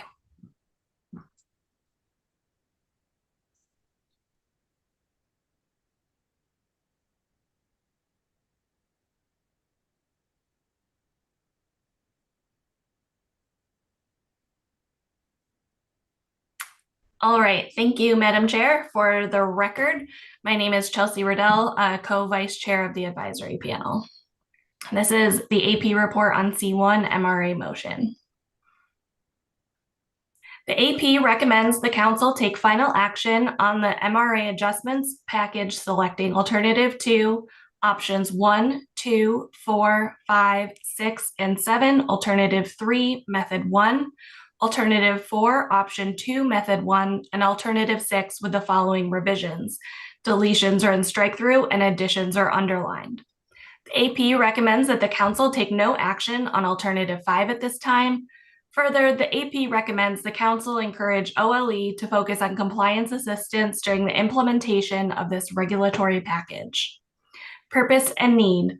The purpose of this action is to improve the regulations that implement the maximum retainable amount, MRA, of species close to directed fishing, incidental catch species, while a vessel operator is engaged in fishing for species or species groups that are open to directed fishing.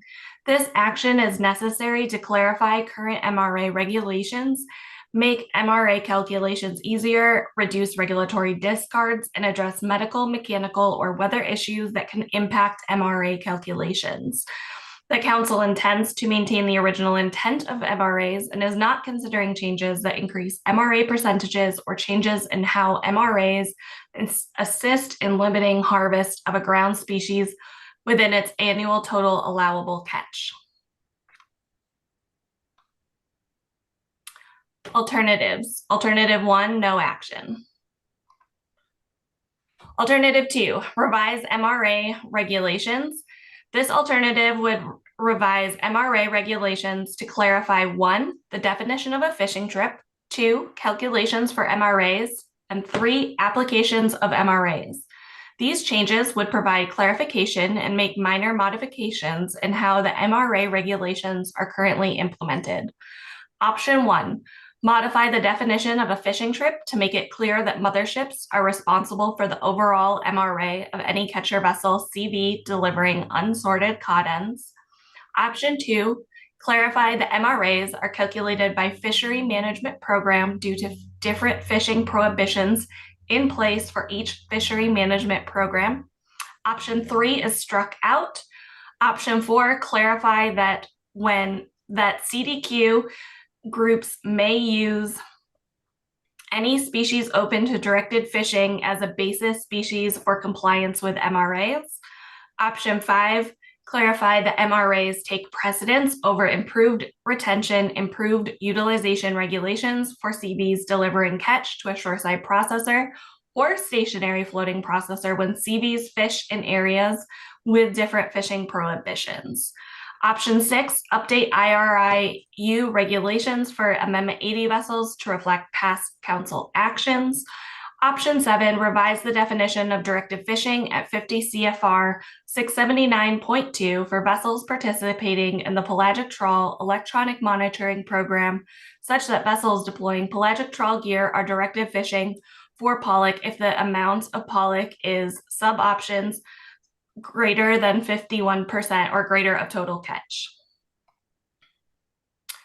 Alternative 3, revise triggers that end a fishing trip.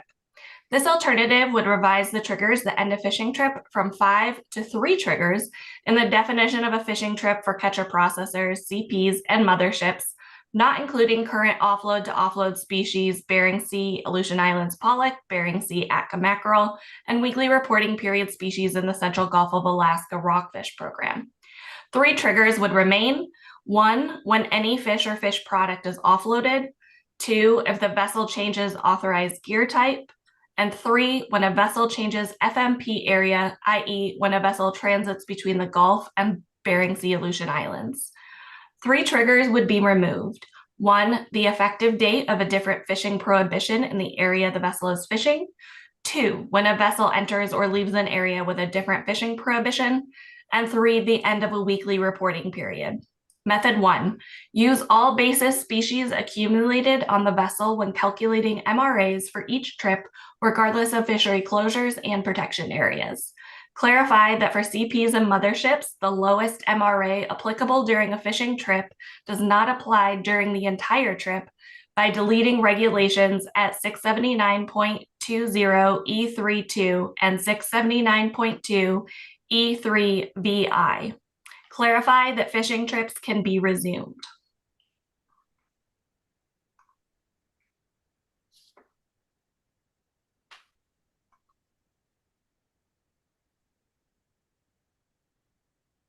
Alternative 4, add additional species to an offload to offload. This alternative would add additional species to an offload to offload MRA application in the Bering Sea Aleutian Islands and Gulf of Alaska for all vessel sectors. Option 2, include all groundfish species. Methods 1 would only apply to CPs and motherships. Method 1, use all basis species accumulated on the vessel when calculating MRAs for each trip, regardless of fishery closures and protection areas. Clarify that for CPs and motherships, the lowest MRA applicable during a fishing trip does not apply during the entire trip by deleting regulations at 679.20 E32 and 679.2 E36.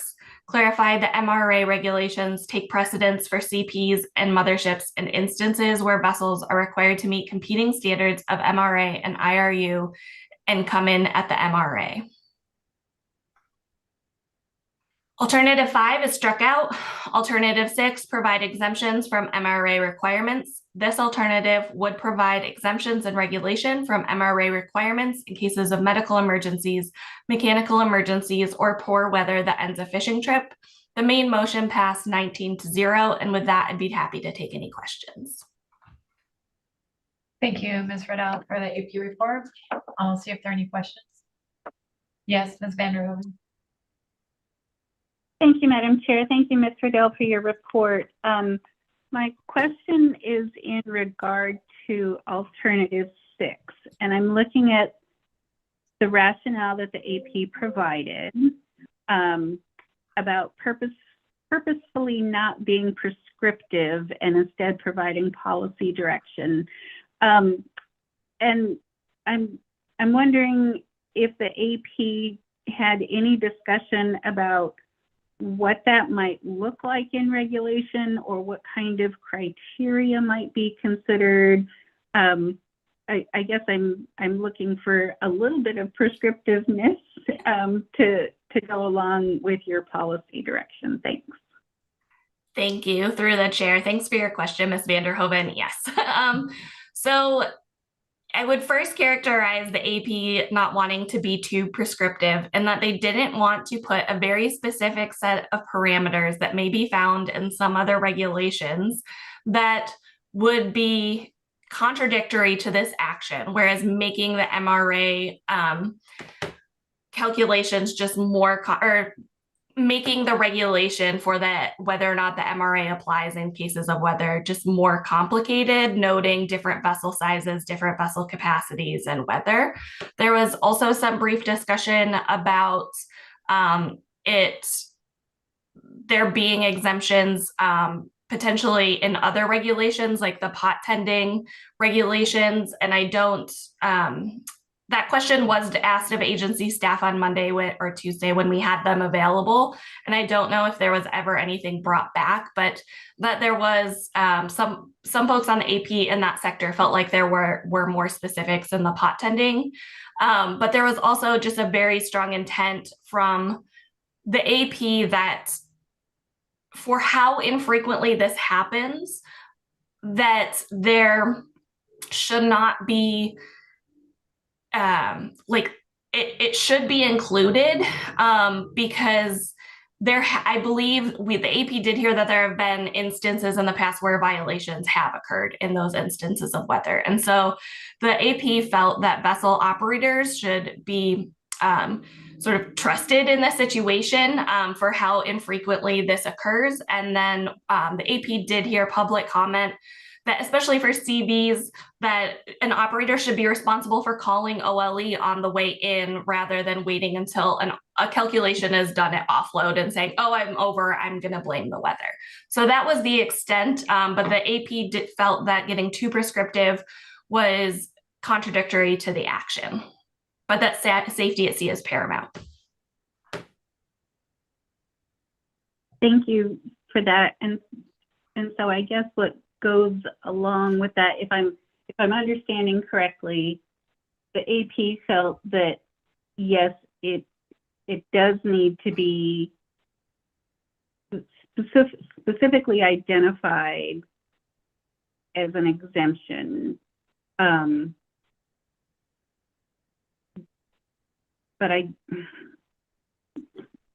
the guidance, and it's hard, right? Because we don't have OLE available to kind of clarify this. I'm trying to balance the OLE recommendation of consideration on a case-by-case with the AP recommendation not being prescriptive. And maybe you don't have anything that you can add to that, but that's where I'm struggling. Thanks. Yes, thank you. I don't have any more to add, unfortunately. We'll go to Mr. Williams and then Mr. Curlin. Thank you, Madam Chair. Thank you, Ms. Riddell, for your presentation. Just one follow-up on that alternative 6. You mentioned that there was a discussion in the AP about the possibility of a prior notification. You mentioned something about calling ahead or calling in before. Give me a little more about the practicality of that. If let's say we were to add that, what was the discussion around how that would work, and would it be effective, and can it be done reasonably given all the different situations of where people are fishing? Thank you, through the chair, Mr. Williams, for your question. So I would note that the testifier that had indicated that would be a possible, what is a vessel that delivers into Kodiak, and they have the ability to do that with Starlink. But I believe the other sectors of small catcher vessels said that there are still many vessels where they don't have internet on their vessel and the ability to call at sea. So it was not ubiquitous in terms of this would work for everyone, but that in the instances when vessels could, that they should. Thank you. Thank you, Mr. Williams and Mr. Curlin. Thanks, Madam Chair. Thanks, Ms. Riddell, for the AP report. So I want to follow up on exactly where you were with Ms. Vanderhoven in the AP's rationale specific to Alternative 6. And you mentioned I forget the exact wording you used, but the infrequency of an anticipated issue over a weather exemption. And I note in the second bullet under the rationale for Alternative 6, it says the AP recommends continuing to include a weather exemption and making this process easy and efficient for the limited number of times this provision is likely to be used. And I'm wondering if you can clarify that for me. My understanding is that one of the concerns articulated by the Office of Law Enforcement is that actually there might be a lot of situations where such an exemption might be used because of the diversity of vessels involved that are subject to the MRA regulations, and just the sort of the scope, the geographic scope of the area of coverage where weather might be very variable in a lot of places. And so there could potentially be quite a high frequency of people trying to invoke this exemption. So can you just shed a little bit more light on the AP's discussion around that issue, please? Sure. Thank you, Mr. Curlin, through the chair. So it was my understanding that when Mr. Perry was asked on the record from Office of Law Enforcement how many times this had been used, that it was only 4. And so I would agree with your, enforcement did express in the document that this could be, essentially, if there was a regulatory provision allowing this, that it could then become overused. But the AP didn't feel that that was a realistic and a reality, essentially, that it would only be used when safety actually is a concern. And so I think that is the sort of difference between operators that are actually on the AP and the concerns that we, all read in the document, and that it had only actually been used 4 times, 3 or 4 times to my recollection. So, Madam Chair, if I may just follow up. So saying it had only been used a handful of times, that is in the absence of there being an exemption, but is your point that this had not been an issue for enforcement, whether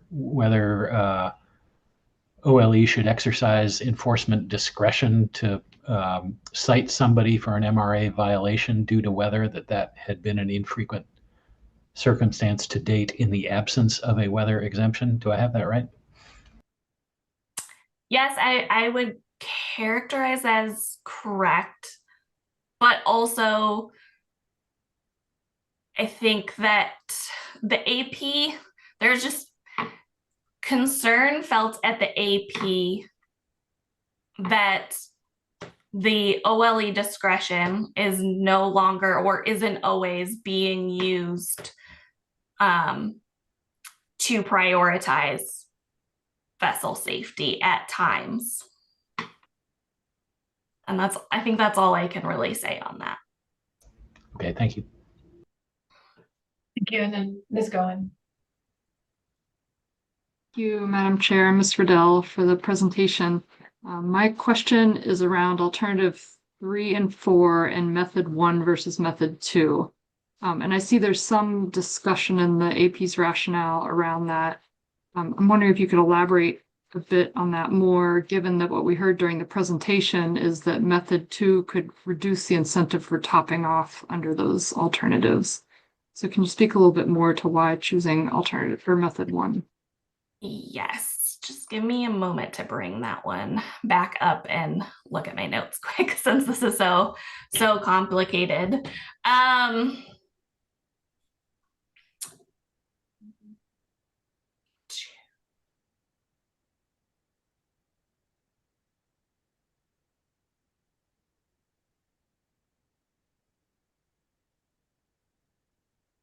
It was also my understanding that the analysis showed that method 2 was inconsistent with the purpose and need of the action. And that as well, I believe it was noted at the AP that method 2 wasn't realistic to implement.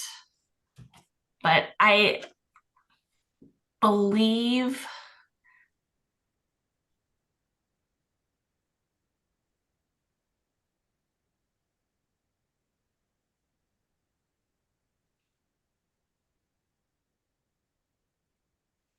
yes, it was my recollection that method 2 just is not practical to actually put into action. And I would also note that the AP heard from the agency during presentation that topping off isn't interpreted by the agency as a negative behavior, that it happens, and that there was also communications that in some instances when a TAC is too small for a fishery to be open to directed fishing, that is the only way that allows the fishery to achieve optimum yield in some cases. Thanks for that. And a second question is on, was there any discussion among the AP about concern over risk to other sectors of preempting their fisheries from this action. Is there any discussion in the AP about that? Thank you, through the chair. Yes, that is reflected in the AP report. There was some discussion and concern, but AP members that did express that concern also said that they realized the importance of this action and that there was not, for all of the record keeping and reducing waste reasons, and that there wasn't enough concern for them to oppose the motion as a whole. And they just noted their concerns in the AP minutes, and the motion still did pass unanimously. Yeah, thanks for that. I did notice the motion passed unanimously, which is impressive. Thanks.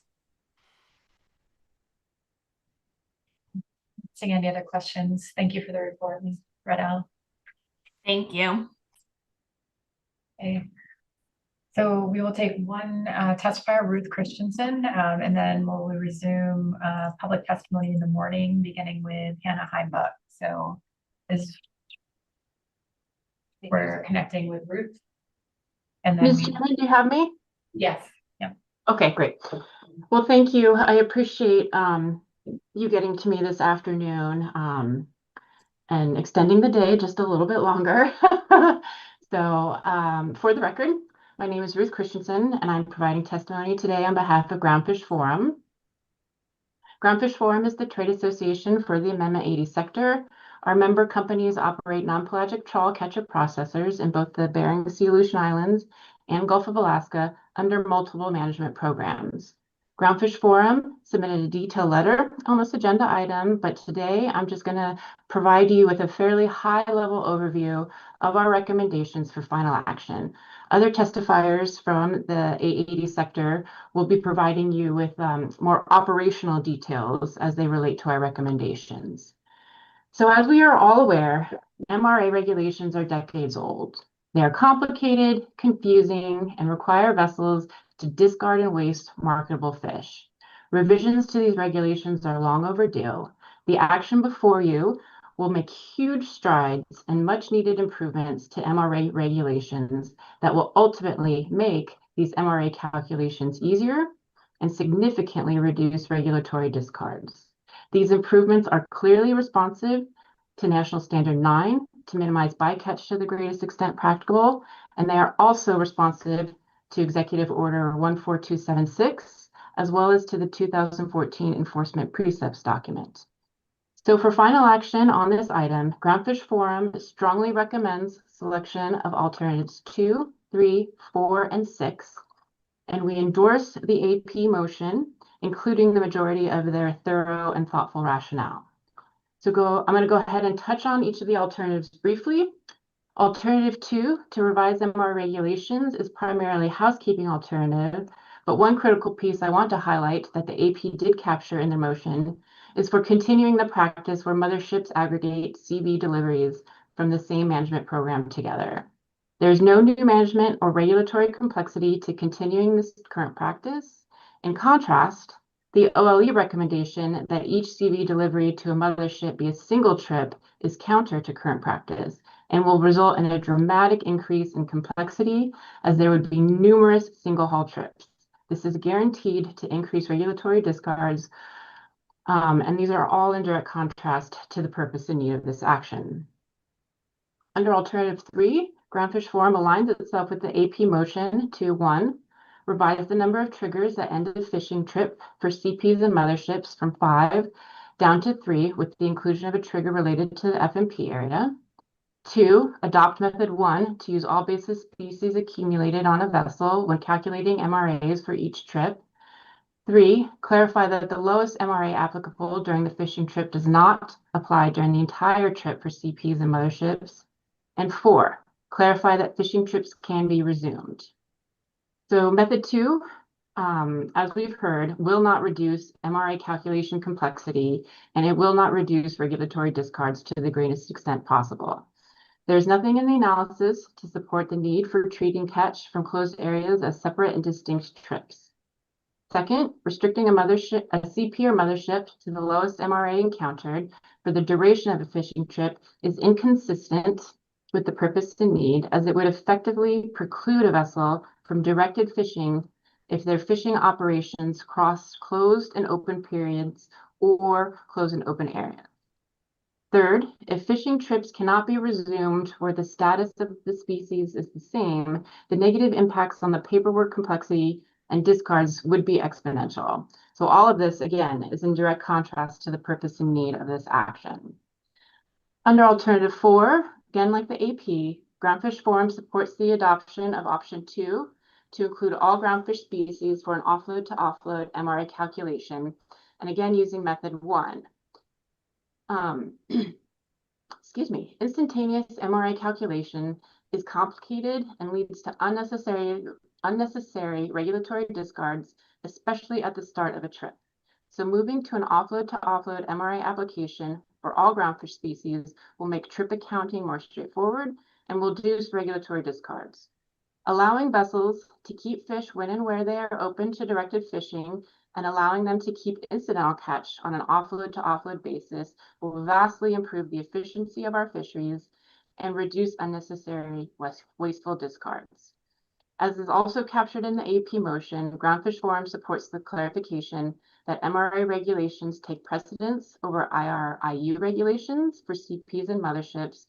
And again, as with alternative 3, CPs and motherships should not be held to the lowest MRA applicable for the entire trip. So finally, under alternative 6, Groundfish Forum supports providing exemptions from MRA requirements in cases of medical or mechanical emergencies, as well as for poor weather that ends a fishing trip early. As captured in the AP rationale, medical and mechanical emergencies are documentable in cases where a vessel is forced to return to port in the middle of a trip. And regarding the weather, I know there's been a lot of conversation on that already, but there are examples in Alaska as well as other regions that provide exemptions or makes allowances for weather conditions when it has the potential to impact safety. And so Groundfish Forum believes that these can serve as a model for crafting appropriate regulations under this action. So with that, I will conclude my testimony. I appreciate your time again this afternoon and for taking me early, and I'm happy to answer any questions. Thank you for your testimony, Ms. Christensen. Are there any questions? Okay. Seeing none, thanks again. Okay, thank you. Okay. So with that, we'll break for the day. We'll come back at 8 a.m. and resume public testimony on C1. Thank you. Have a good evening.